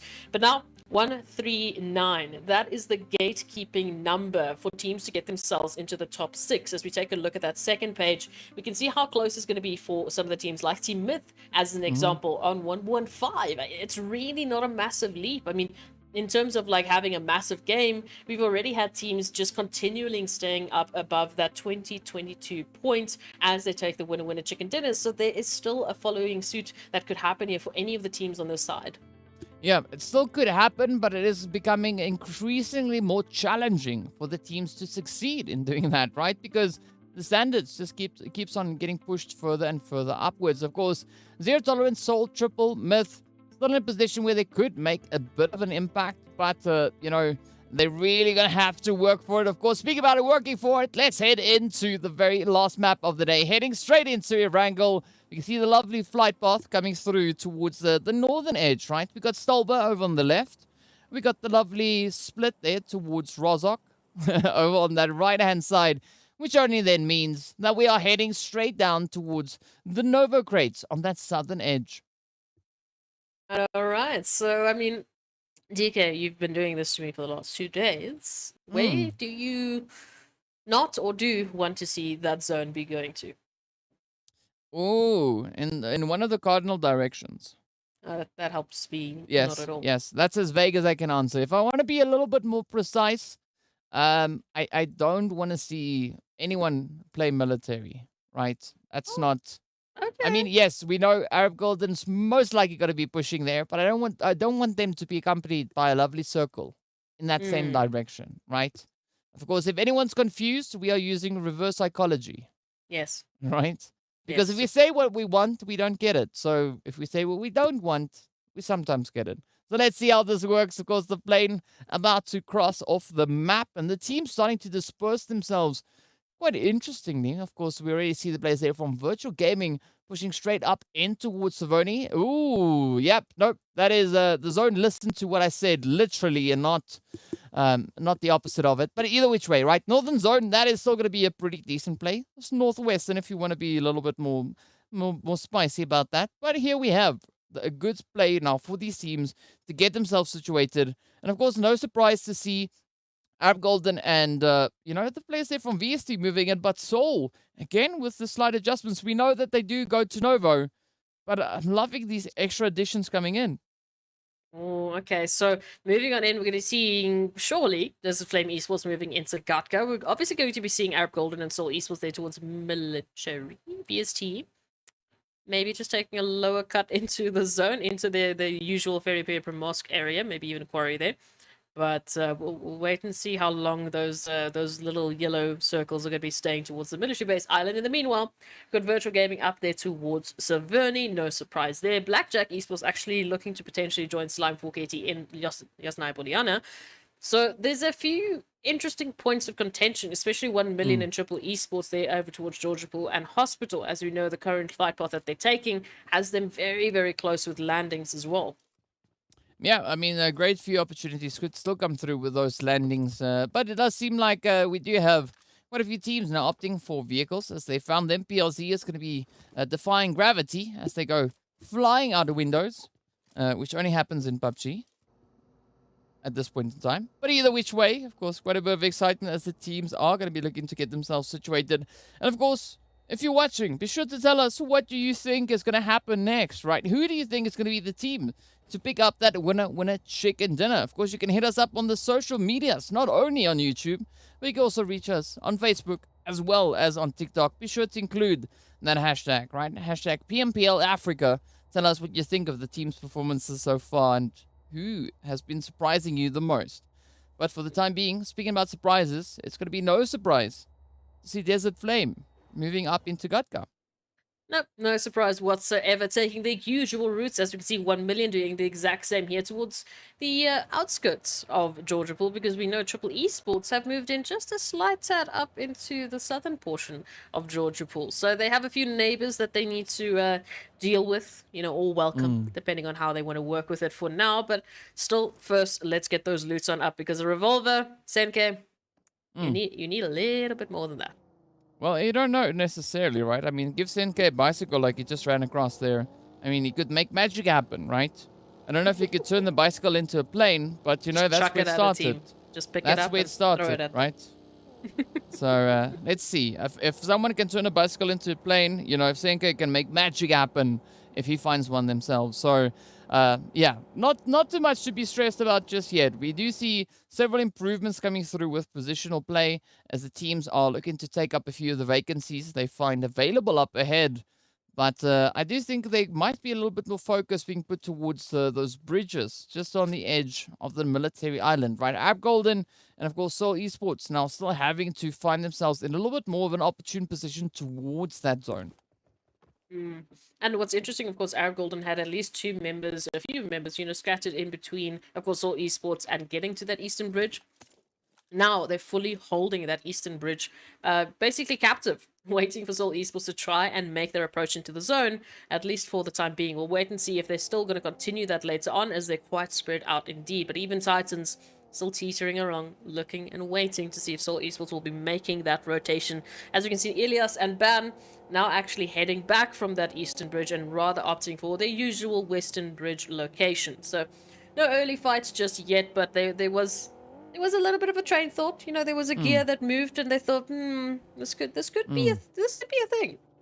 Oh, Yeah, while we wait, might as well just go drifting in the field, you know? Why not? Have a little bit of fun while you're at it. So there we go, as the the rest of Arab Golden now joins up into that military base. We see Seoul also now starting to explore their region, but Myth trying to spread themselves out in anticipation. Right? We can see Momin and Farok here venturing far down towards that southern side, quite some distance away from the reinforcements, right? So Ramsey and Broly still held up all the way in towards Pachinki, but they've spotted some movement there. It is none other than Itzabud moving through. But again, the trigger discipline coming through, and Myth not going to be jumping at that opportunity just yet. not just yet. They still have a little bit of time before they're really going to be forced to do anything of the sort. And again, just looking for those early engagements, looking for the opportunities that were there at the start of Erangel. It's already just dispersed on out. The teams have already given that space, given that respect. As we mentioned, they're not forced to take those engagements just yet. And if they don't feel comfortable that they're actually going to be walking away with anything, positive for them, like an elimination or two, without really losing any of their members, why go for it at all, especially so early into this last Erangel of the day? I mean, if you don't have to, don't, right? And that's kind of what we're seeing coming through from these teams, being very selective with how they take these approaches. When they know that they can get that shot, right? They can play that angle. They can leverage it in their favor. That's when they strike. But what we also do see here is that Angelo is playing a little bit of a cat and mouse game, right? Luring the players from Seoul Esports even closer to that military base. Yes, just come into and join us in our office, and maybe we can have a bit of a discussion, a friendly discussion, of course. Nothing vicious whatsoever. About a little bit of a talk. It's just come this side. We'll see what happens. But of course, this is now the question, right? Titans, they moved into that eastern bridge, which is why Seoul Esports had to back on out. And now they had to back on out into the western portion. They're getting baited into a little bit of something potentially here by Arab Golden. And now they want to take the western bridge into VST. Ooh. Well, I mean, that bridge will come later. There's a flame now. Are going to be stepping up, finding their first elimination. A little bit of a costly play there on towards Myth. And who's going to be our first player down in this game, as we are at that 8-minute marker, still sitting with 16 teams and 63 players strewn all across this map. But we are seeing quite a vacancy towards that Gatka territory, right? So I'm curious to see, are we going to have anyone potentially rotating in? We have a very similar positional play coming towards that eastern side, right? That farm and the surrounding area being quite open for the taking. But the same can be said about the north, right?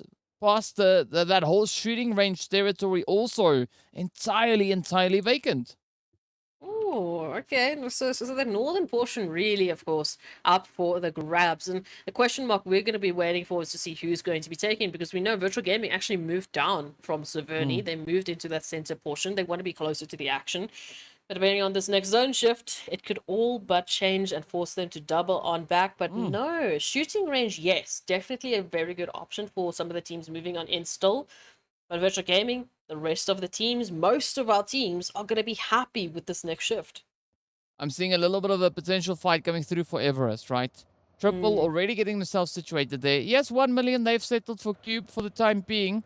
But, for how much longer will they be satisfied for that? We do see Lazy Boy moving further and further south. So there could be some contention coming through for that Everest position. Meanwhile, over towards the eastern side, it's going to be Blackjack just playing a few bumper cars as they now come on the approach towards the eastern edge of zone. They've got School right in front of them. But are they going to be looking for a little bit more of a southern positioning?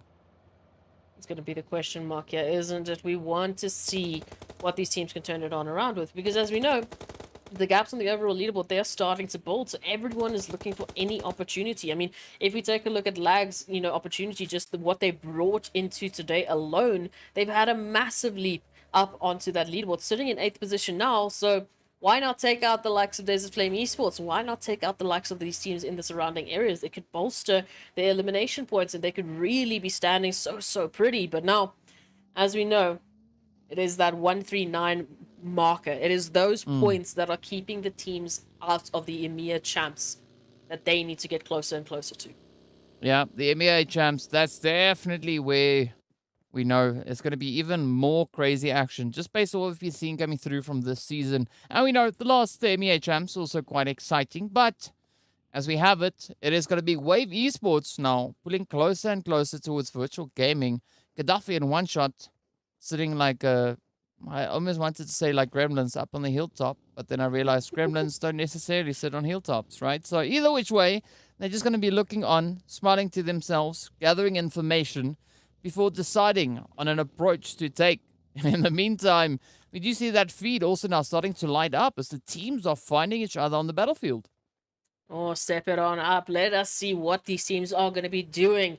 Desert Flame Esports, they've already had such a phenomenal day, but unfortunately, we know everyone else is going to continuously step it on up. So currently, they're sitting in that 15th place. They've got 87 points. They're very, very close to taking this further. And going up against the likes of Zero Tolerance, who are in 12th position, could be what they need to jump up on the standings here. So this is going to be a vital fight here for Desert Flame to take it out and to hopefully win it out to move on further. Yeah, not only vital, but essential, right? They need to take any opportunity presented to them. If that means that they've got to work through Zero Tolerance, then so be it.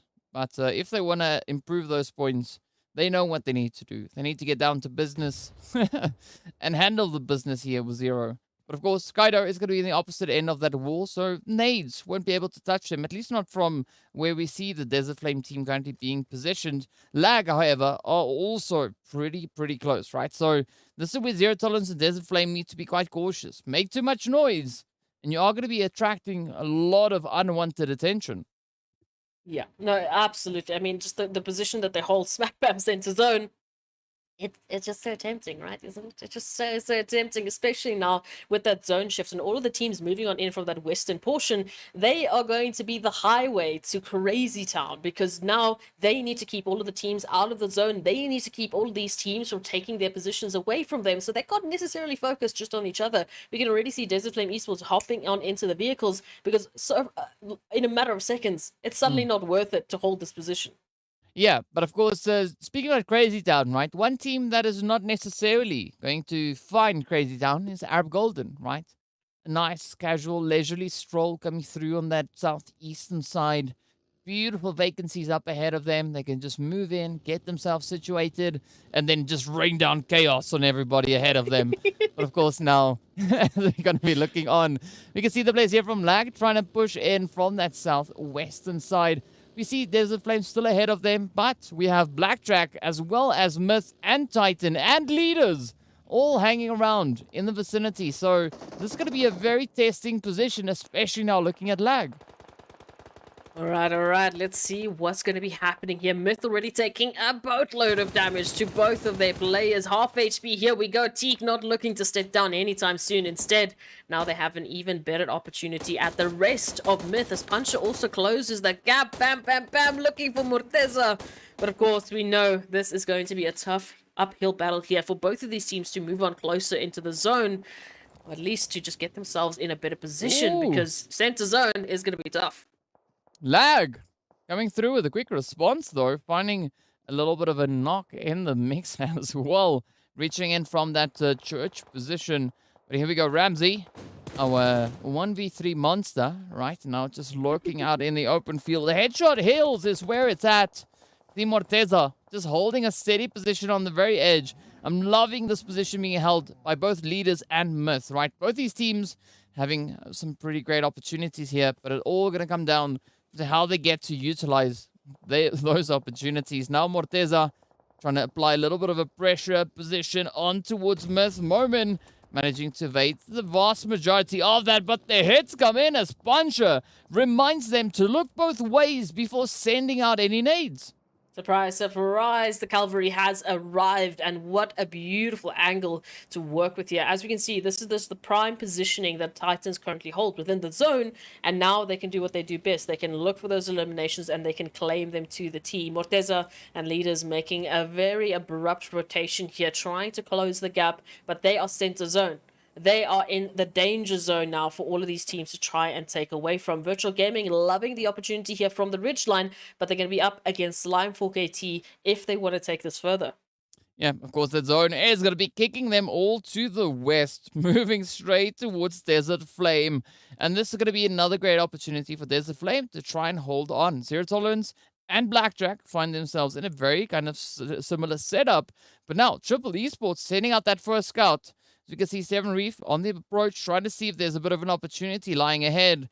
They're expecting quite a bit of congestion to come through on that southern edge, right? VSC, Soul, Lag, all still having to make that decisive rotation.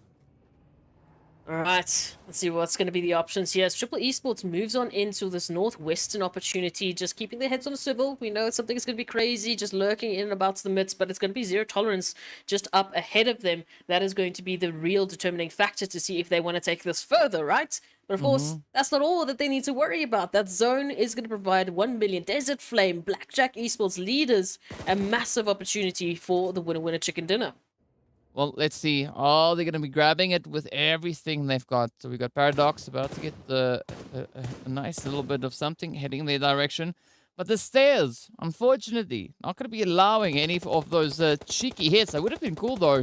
But Morteza now finds the opportunity onto Ban. And Wiz is going to get rushed upon by Shadowin and PRZ. Down goes Ban. And now Wiz, again, finds themselves in a very sticky situation. Sends out a bit of a molly. Oh, there we go.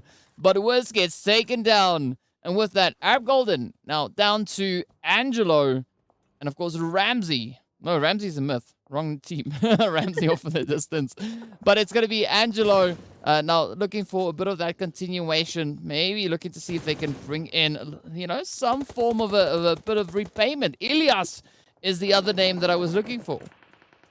You found it at the end of the day, but now let's see what opportunities Leaders Esports can find, and especially what exit strategy are they going to use to get themselves out. It's going to be Shadowin isolated within the reaches of Arab Golden, and Morteza within the reaches of either Titans or Virtual Gaming. So it is not looking good for the likes of Leaders Esports to continue their fight within the zone. And then add to that 1 million moving through as well. And this is where the excitement boils over. It is a Shadowin met with quite a few hits.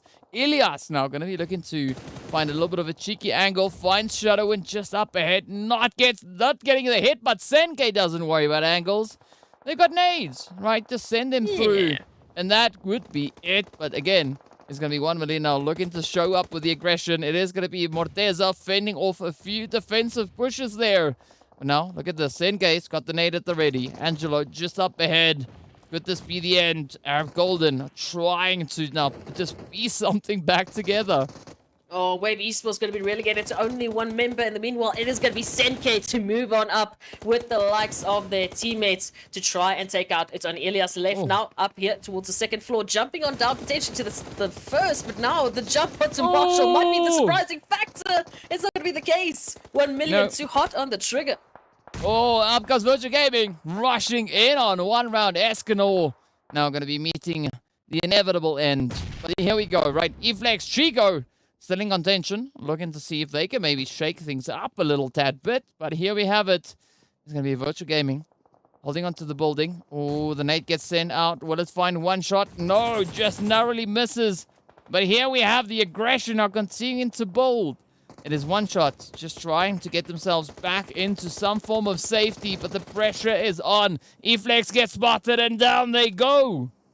Oh, surprise, surprise. It is going to be the crossfires that reign supreme as Virtual Gaming have a slight bit of time to reset themselves before they need to make a dash into the zone. We'll see if 1 million is going to allow them that time and safety to reset themselves, or will they be looking for the push? We can already see Morteza just adding a little bit of spice to the action, finding that nade to one shot. But now Zeus, the final remaining member here for Virtual Gaming, stuck between a rock and a hard place. Oh, a rock and a hard place, and maybe even some more crazy, insane plays. But here we have Lazy Boy now looking ready to move on forward. Morteza just up ahead. Oh, Zeus gets spotted out. The shots connect on through. Is there going to be the opportunity, though, for Zeus to get themselves out of this danger zone? So, Esports are going to be falling next as Titan move on forward. And there we have it. Lazy Boy puts an end to it. It is going to be Virtual Gaming sent away. Lazy Boy and the rest of 1 million now having a great opportunity to move back towards that zone. But as we know, it's been a very, very costly engagement for several teams. Right down to 9 we go. At least for Morteza, it was the opportunity for them to get themselves into the zone, but now look who's just behind them. It is 1 million Esports, and right up ahead of them, well, it's zero tolerance. So Morteza literally sandwiched, and I do not see a way out for them unless they can just play off of the aggression of these two surrounding teams and maybe look for a quick exit out of the action. Well, I mean, exit is not going to be a good, easy play to take at this point in time, as we are looking at a very congested eastern zone. Triple Esports sitting quite easy and comfortable towards the northern side. Lag in a very similar kind of position, but towards that southern edge. Blackjack also looking quite comfortable, but up comes Titan Gaming, now rushing in alongside Desert Flame. It is going to be, 6 and Buden to get found. Dewas falling next. And now it's all down to Flacco to see whether or not they can find that play and maybe secure a little bit of continuation. Of course, the shots connecting down onto his Titan Gaming, but up comes Blackjack looking to get their own slice of the pie. 1 million Esports confirming leaders back into the lobby, but now there's still a lot more danger just lurking in and amongst the myths. We've got Titans right up ahead of them, as we can see, and just to the right of them, it is zero tolerance. They're still fully stacked and ready to take on the likes of 1 million Esports. It's literally only zero tolerance and Triple Esports that have all of their members still alive into this final zone. Oh, I mean, who knows where this is going to go, but it's going to be a very hairy fight right to the very, very finish. Senkei now trying to deal with that vehicle. Looking quite aggressive. Titans keeping a watchful eye here on Blackjack, of course, sending out a few nades. As you can see, Reverb now just swiftly trying to reposition themselves.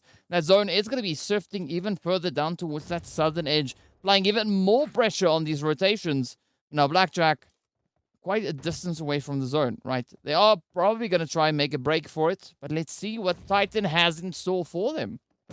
Titans, of course, we know a very formidable force, but now it's going to be 1 million to try and snake it through into zero tolerance. As you can see, Senkei going to be the first one to wrap around the corner, but they need to find Skydo up in the grasses. They will, so that puts them on equal footing. Oh, but the hits coming through as Lord and the rest of zero tolerance are just defending this position as best they can. Senkei gets taken on down as well. And now the nades flying on through. Venom trying to make a mad dash for safety.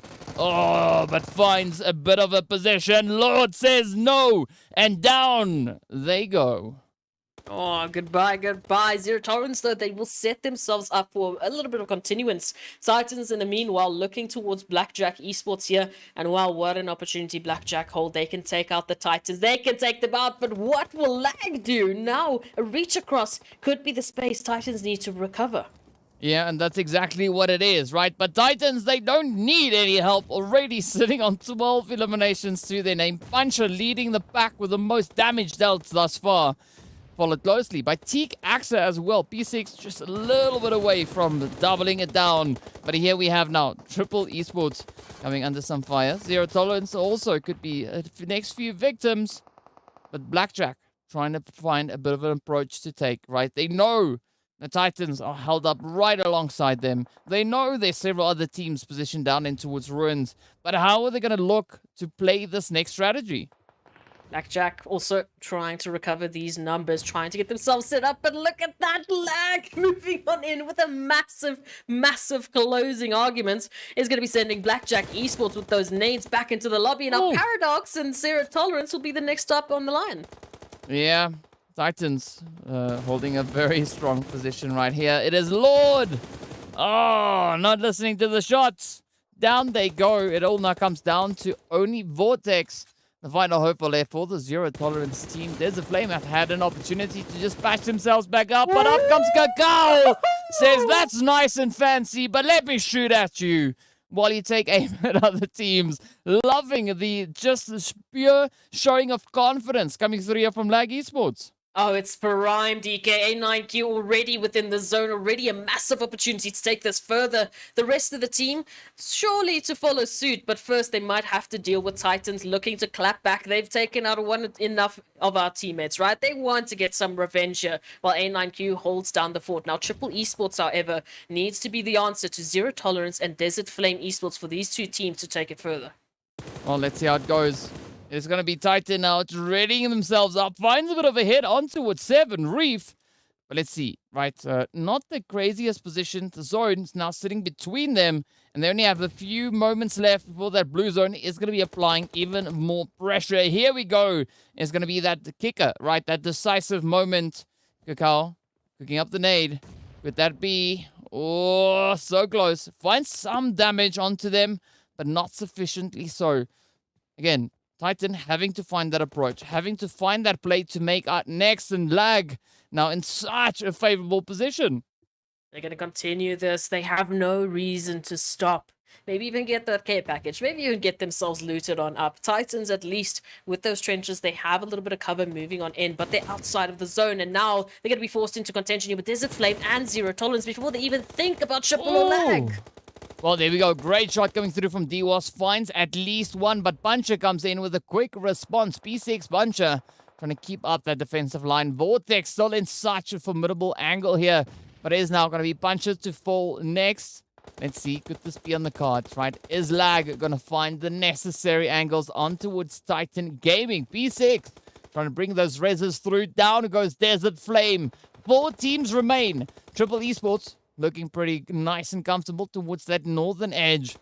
Just trying to play these ridge lines. But Lag showing up so aggressively. A9Q getting the re-knock in towards AXA. Titans just not having any of it. No, but if Triple Esports can move on up, as we do see Vortex being sent back into the lobby thanks to Fantasy, then we might be seeing the winner chicken dinner on the cards here for Lag. It does look like they are not willing to let someone else get the win for them. Oh, I mean, look at that. M7MD just very narrowly escaping that knock coming through from the blue zone. 7 Revive 7, going to be keeping a slow, steady position. But, I mean, this looks like Lag. This looks like their match, right? I would be surprised if it isn't, but looking at the aggression, the strategies, the positions they've been playing, it's so favorable. Look at that. Even A9Q just reaching into M7MD, but down they go, getting a little bit too cheeky on that one. And M7, or rather 7 Reef and Vibe 7 coming in with a quick response. Now spots the opportunity out on towards Titan Gaming, and it's all going to be down to one remaining hopeful, right? P6 trying to see if they can maybe bring Puncher back into contention, but 7 Reef now falls next. Now, Vibe 7, the final hopeful left for the side of Triple Esports. We were looking for a duo opportunity, but Triple Esports will be sent back into the lobby. Only the 4 players on the board now. It is Titan, it is Lag, but Lag, the angles they hold, they have P6. There we go, one down. Buncher, the only player standing between Lag and that winner chicken dinner. Are they going to be able to find it though? Such an aggressive showing coming through here from Lag, but Buncher, gets found out and down they go. Lag secures themselves the final chicken dinner right here on day number 2. Absolutely glorious showing. 13 eliminations to their name. What a way to close it out.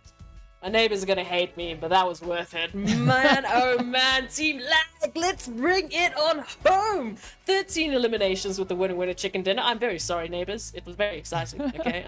I'm sorry, please don't hate me. It was a beautiful showing there from Lag. What a massive opportunity that they had to bring in. And again, not the easiest, right? They had to take on literally so many teams towards their southern position, towards the bottom of that hilltop, but they made it work. Yeah. Not only did they make it work, right? They just got cracked. That's what they did. They stepped up. They found great rhythm, great flow, and they just drove it all the way to the finish, right? And we know, of course, Lag starting off the day in 11th place. What a way to shake things up, you know, bring in an absolutely phenomenal upset and a glorious way to close off our second day on the finals.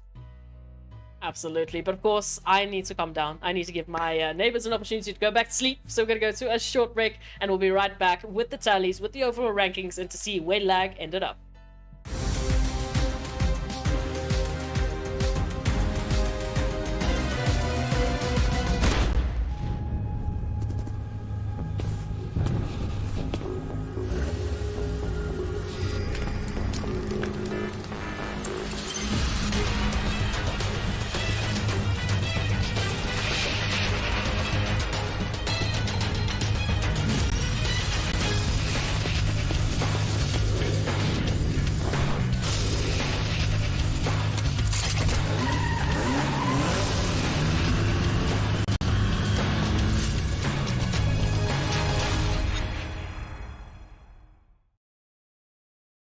Hey there, fellow PUBG Mobile players! Along with the version 2.2 update, we have made a series of improvements on the game's basic controls. Let's take a look at the improvements.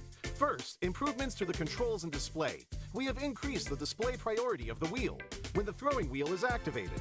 Now it'll be easier for players to select the items they wish to throw.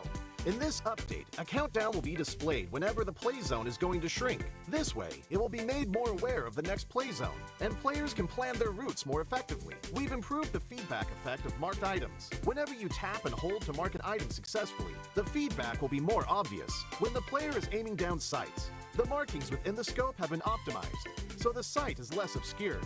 When a player jumps, after respawning or deploying an emergency pickup, it's now possible to mark the battleground with light columns. After a team wins, the buttons for MVP likes and summon statue will be combined. Now players can send a like automatically whenever they summon a statue. On the results screen, we have added teammate numbers, so now players can use the number to identify each other and give likes to their favorite teammates. To make spectating more convenient for players, we have tweaked the button size on the spectating screen. This reduces the chance of tapping the button by mistake. I'm sure firearm balancing is a concerning issue for many players. In this update, we have significantly improved the burst shot of both the SKS and Mini 14 by greatly improving their handling.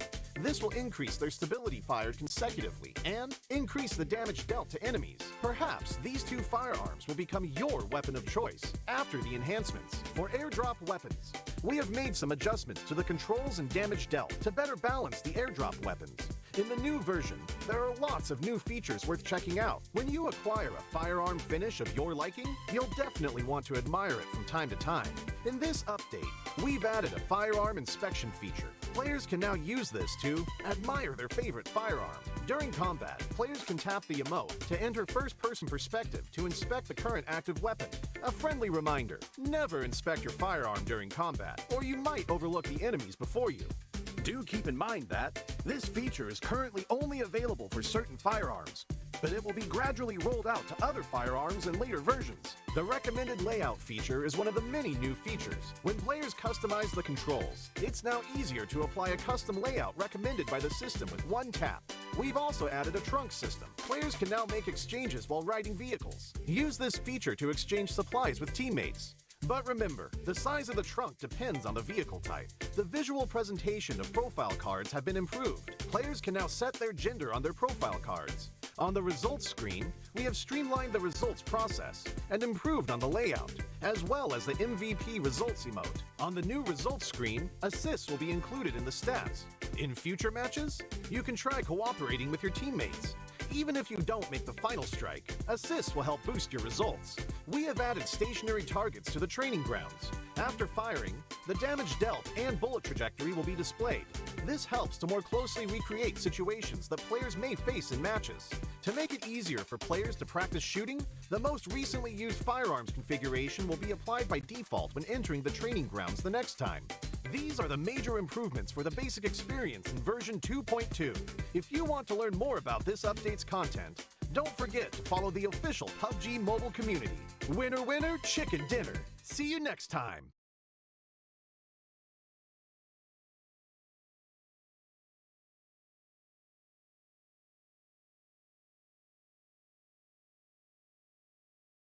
As time goes by, I can't wait any longer. Just say that you'll be with me too.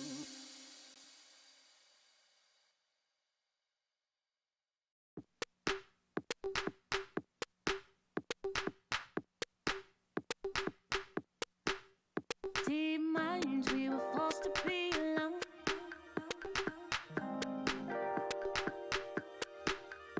Unknowns and nowhere is the same. And even when it seems like there's no way out, we'll grow a little closer. Through water, we flow. All of us together, we're good, we flow. Nothing is the same, but I won't hold back. I won't hold back. I won't hold back. 'Cause we're better together. Better as one. Better together. Better as one. Better together. Better as one. Better together. Better as one.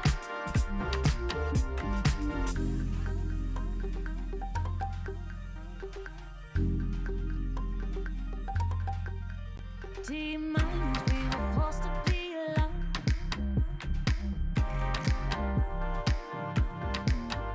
Unknowns and nowhere is the same.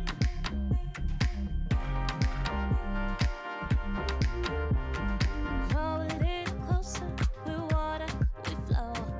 All of us together, we're good, we flow. Nothing is the same, but I won't hold back. I won't hold back. I won't hold back.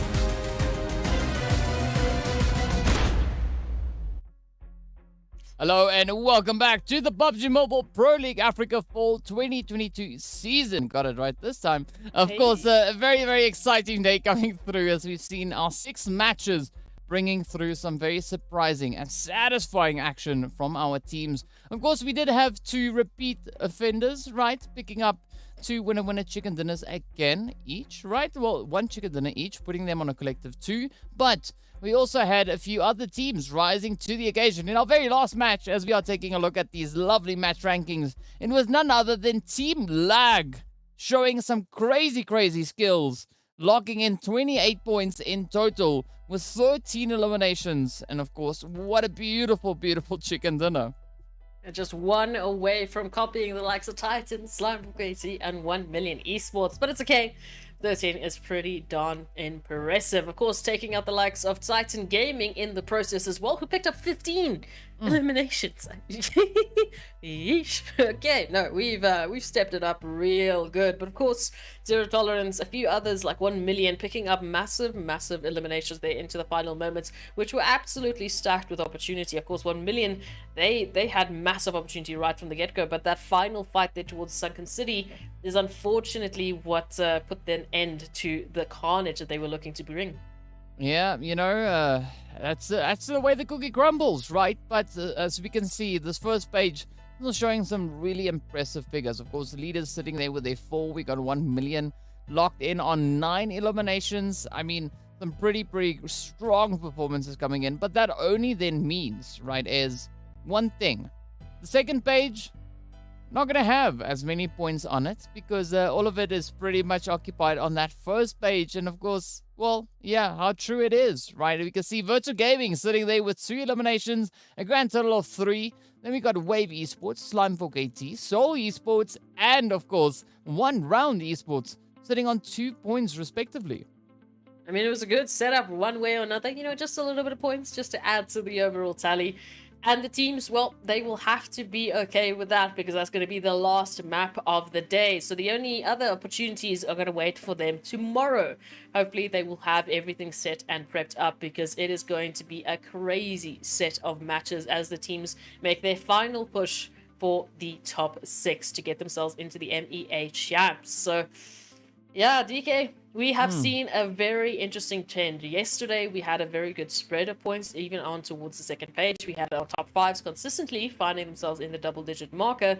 Today, it is definitely looking a lot more top-heavy, you know, in terms of just how these teams have been picking up the points. We even have a few, you know, conjections where we have had more than one team, even 3 teams up until one point, picking up 20-plus points.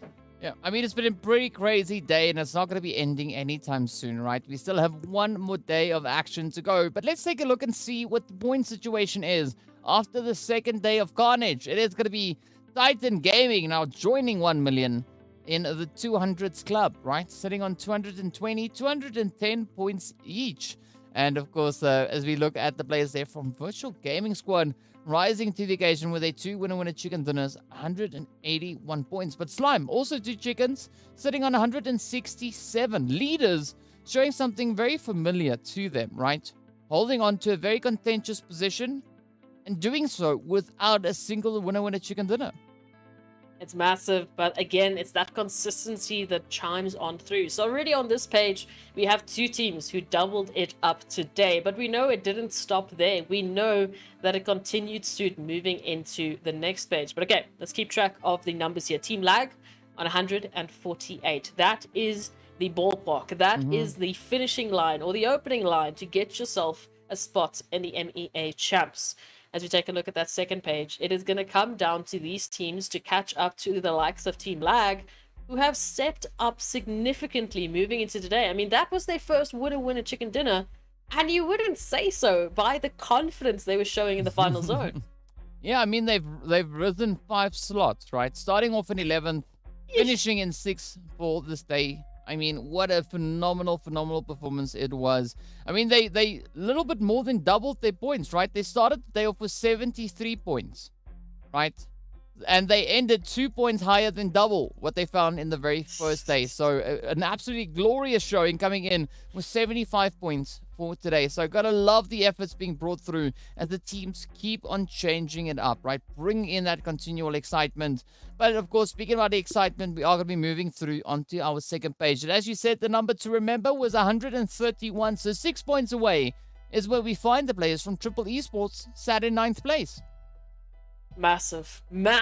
Just closing that gap, getting yourself into an opportunity where you could be getting yourself into that 6th place. I believe it was 148. So it's a little bit more, but it's still incredibly doable. I mean, to get yourself from 9th place into 6th into literally an MEA champ slot, that's not a lot. It's not a lot to ask from these teams, especially based on the fact that we've already been seeing, I mean, a team like Lag, who, right, came in today, as you mentioned, in this side of things, and picked up nearly as much points as we had Virtual Gaming, our top risers from yesterday, picking up in totality. So huge opportunities. And of course, we still take a look at the likes, of course, as Zero Tolerance have doubled up their winner chicken dinners.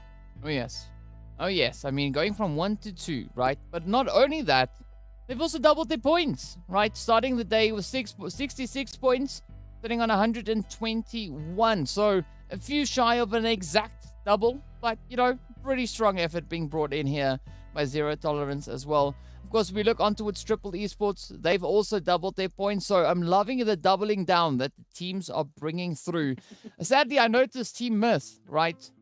In Game 5 and 6, they made the multiple stops at the bakery, right? And that's why we're not seeing a higher position coming through from Team Myth. So that is definitely going to be the focus to come tomorrow, right? Myth, they need to stay away from the bakery. Instead, lock in those points, because walking away with a bag of donuts, I mean, it might fill your tummy momentarily, but it's not going to push you up the overall rankings.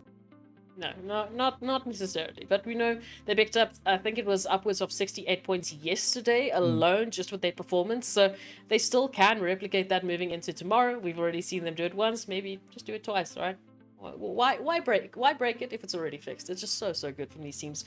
But of course, the changes that we've seen today already, the doubling up for some of our teams, already a few more teams jumping into the winner chicken dinners, stepping up, making leaps and bounds over the overall rankings, has showcased that the teams are here to play, that they have done the work that they needed to.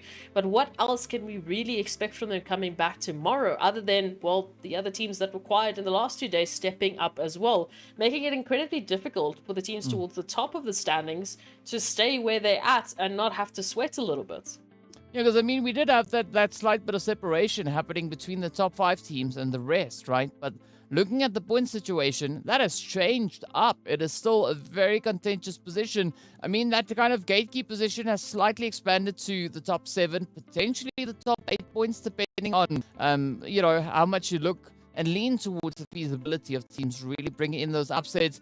But of course, we'd love to hear what our viewers are thinking about what they saw happening out on the battlefield today, right? Hit us up on YouTube, Facebook, as well as on TikTok. And be sure to include the hashtag, right? Hashtag PMPL Africa. It just makes it easier for us to find it, right? And if you give a very crazy prediction or, I don't know, whatever, you know, we can read it, we can find it, and we can maybe give you a shout out. I don't know. We'll see how it goes. Yeah, I'll leave that to DK. He's good at remembering things. I'm not. So, DK, that is solely and fully on you for tomorrow, okay? I want to see at least one shout out tomorrow to the viewers. Well, they know what to do. They know what to do. Use the hashtag and hit us up on socials. Absolutely. But tomorrow is going to be an absolutely stacked set of games. We're going to be going back to the same old, the Miramar, Sanhok, and Erangel loop that we have seen time in and time out. And once again, it is going to be the last gauntlet for these teams to prove how resilient they have become from last season into this season and how many changes they've had to employ just to get to this point. Of course, we know the Titans, the 1 millions, the Slime 4KTs, the Virtual Gamings, they are sitting very pretty towards the top of those overall standings. But for how much longer? Because you've already seen Virtual Gaming at least top the likes of Titans in a day. Yeah, I mean, it's scary, right? It's quite scary to look at all these beasts out on the field. Of course, speaking about beasts, we're going to have to give a big shout out to Monster Energy, our official energy drink partner right here for the PUBG Mobile Pro Leagues. And of course, a big shout out going out to Oppo. So, born to win, welcome to the exciting match brought to you by Oppo. Get your gamer mode on with the much loved Reno 7 series. And I can tell you, right, that is one thing that you can wake me up in my sleep and I'll still be able to say that exactly the same. Don't try it because I appreciate my sleep. But either which way, of course, much love going out to all our sponsors for making such an amazing event possible. And these teams, of course, rising to the occasion, bring in some very satisfying action and, you know, some very unexpected upsets, which we were kind of low-key hoping for.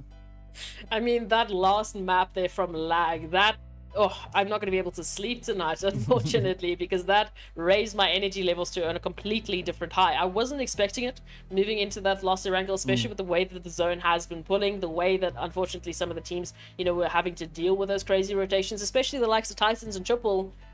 Former winner chicken dinner winners in that final zone, in contention with the same numbers that Lag actually had to work with, yet they made it work. Yeah. Yeah, I mean, I'm just happier that I said their name properly. I mean, maybe that's why. Maybe that's why they got the winner chicken dinner, right? To prove you I don't know. Yeah. Could it be? I don't know, right? I'm not gonna attempt anything with that. But a very, very satisfying day with the action that we've had come through. I mean, we saw the likes of Desert Flame also rising up, locking in their own winner chicken dinner. We had Triple Esports locking in a winner chicken dinner. And then, of course, a very surprising one, or not surprising, but very satisfying performance coming through from Lag in this very last match. Just a, you know, beautiful execution coming in the way of these performances. But, of course, there's been other teams, right? Zero Tolerance also doubling down, locking in yet another winner chicken dinner. we had the likes of the players from Virtual Gaming rising to the occasion in that match number 2. And then, of course, who can forget, right? Slime for KT also getting that very first one. They closed off yesterday with the winner chicken dinner. Today, they kicked it off. So quite a bit of excitement coming through as the teams continue to surprise us. So we'd love to hear what you guys think about what we could be seeing come tomorrow, right? Tomorrow is going to be that last day, the last opportunity, the final 6 matches. And that is going to be an absolutely exciting day. So be sure to join us for all the action the Africa region has to offer. Until tomorrow, stay fresh, stay frosty, and we look forward to seeing you all back again as we continue with the last day right here on the finals. Going to be an absolutely stacked DK. I think you need to be able to get some good sleep, right? You need to make sure that you've got the energy levels to work with the spice that these teams are going to be bringing back tomorrow, because they haven't finished, just like we haven't finished just quite yet. They are coming back stronger, better than ever tomorrow. Yeah, and that only makes us, even more excited to see what day number 3 will hold in store, as the teams have been just evolving so exceptionally. I mean, we've spoke about this numerous times, and it is the fact just once again. But this makes me so excited to see what will come through, right? As we know, teams are going to be progressing from here into the MEA Championships. We know the teams participating in the PMPL Arabia, also some very phenomenal forces to be reckoned with. So it's going to be quite the clash of the Titans, right? Maybe the Titans could be one of them. But, of course, as we know, we are going to be wrapping up the proceedings for this evening. So, again, I'll say, stay fresh, stay frosty, and see you all back again tomorrow. Don't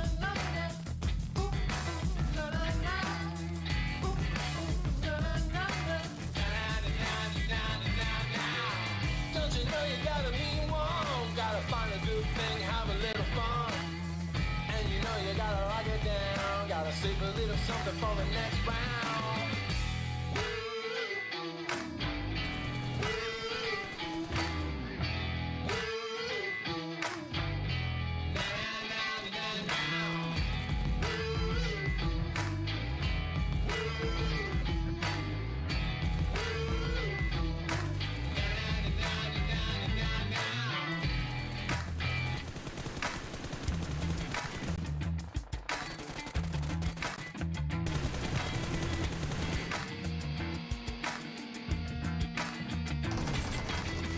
Don't you know you gotta be warm? Gotta find a good thing, have a little fun. And you know you gotta lock it down. Gotta save a little something for the next round. Gonna give you just a little more. The brother's coming in through the outdoors. Doesn't even know what the beat's for. Gotta get your freaky body on the dance floor.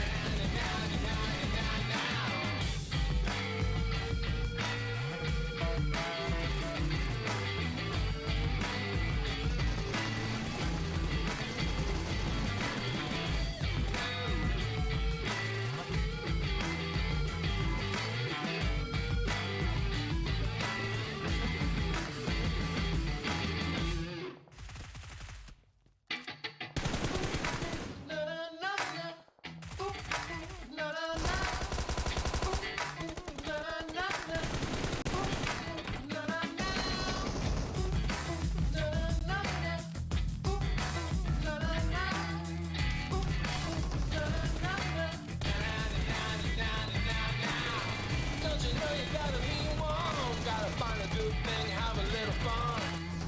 And you know you gotta lock it down. Gotta save a little something for the next round.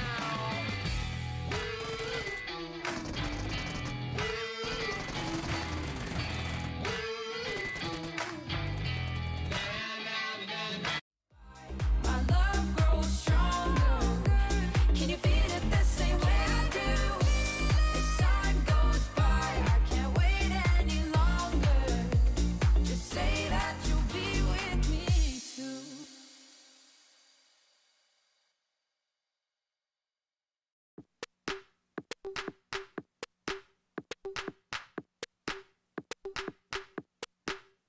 Deep minds, we were forced to be alone.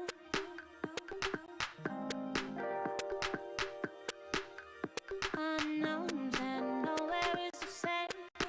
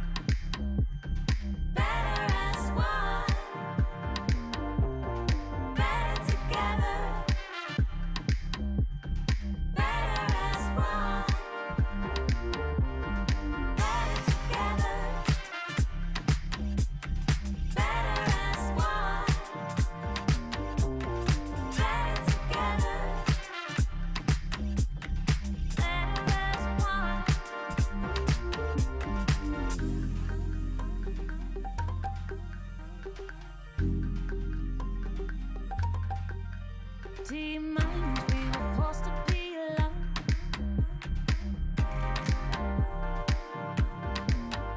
Unknowns and nowhere is the same.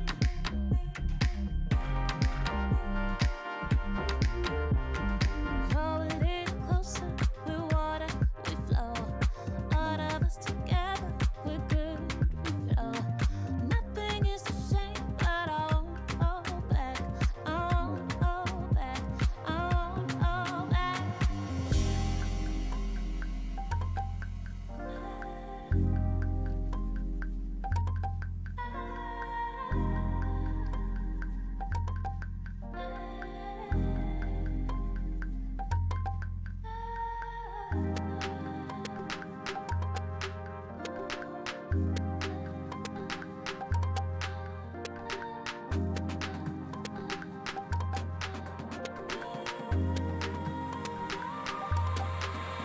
Cause we're back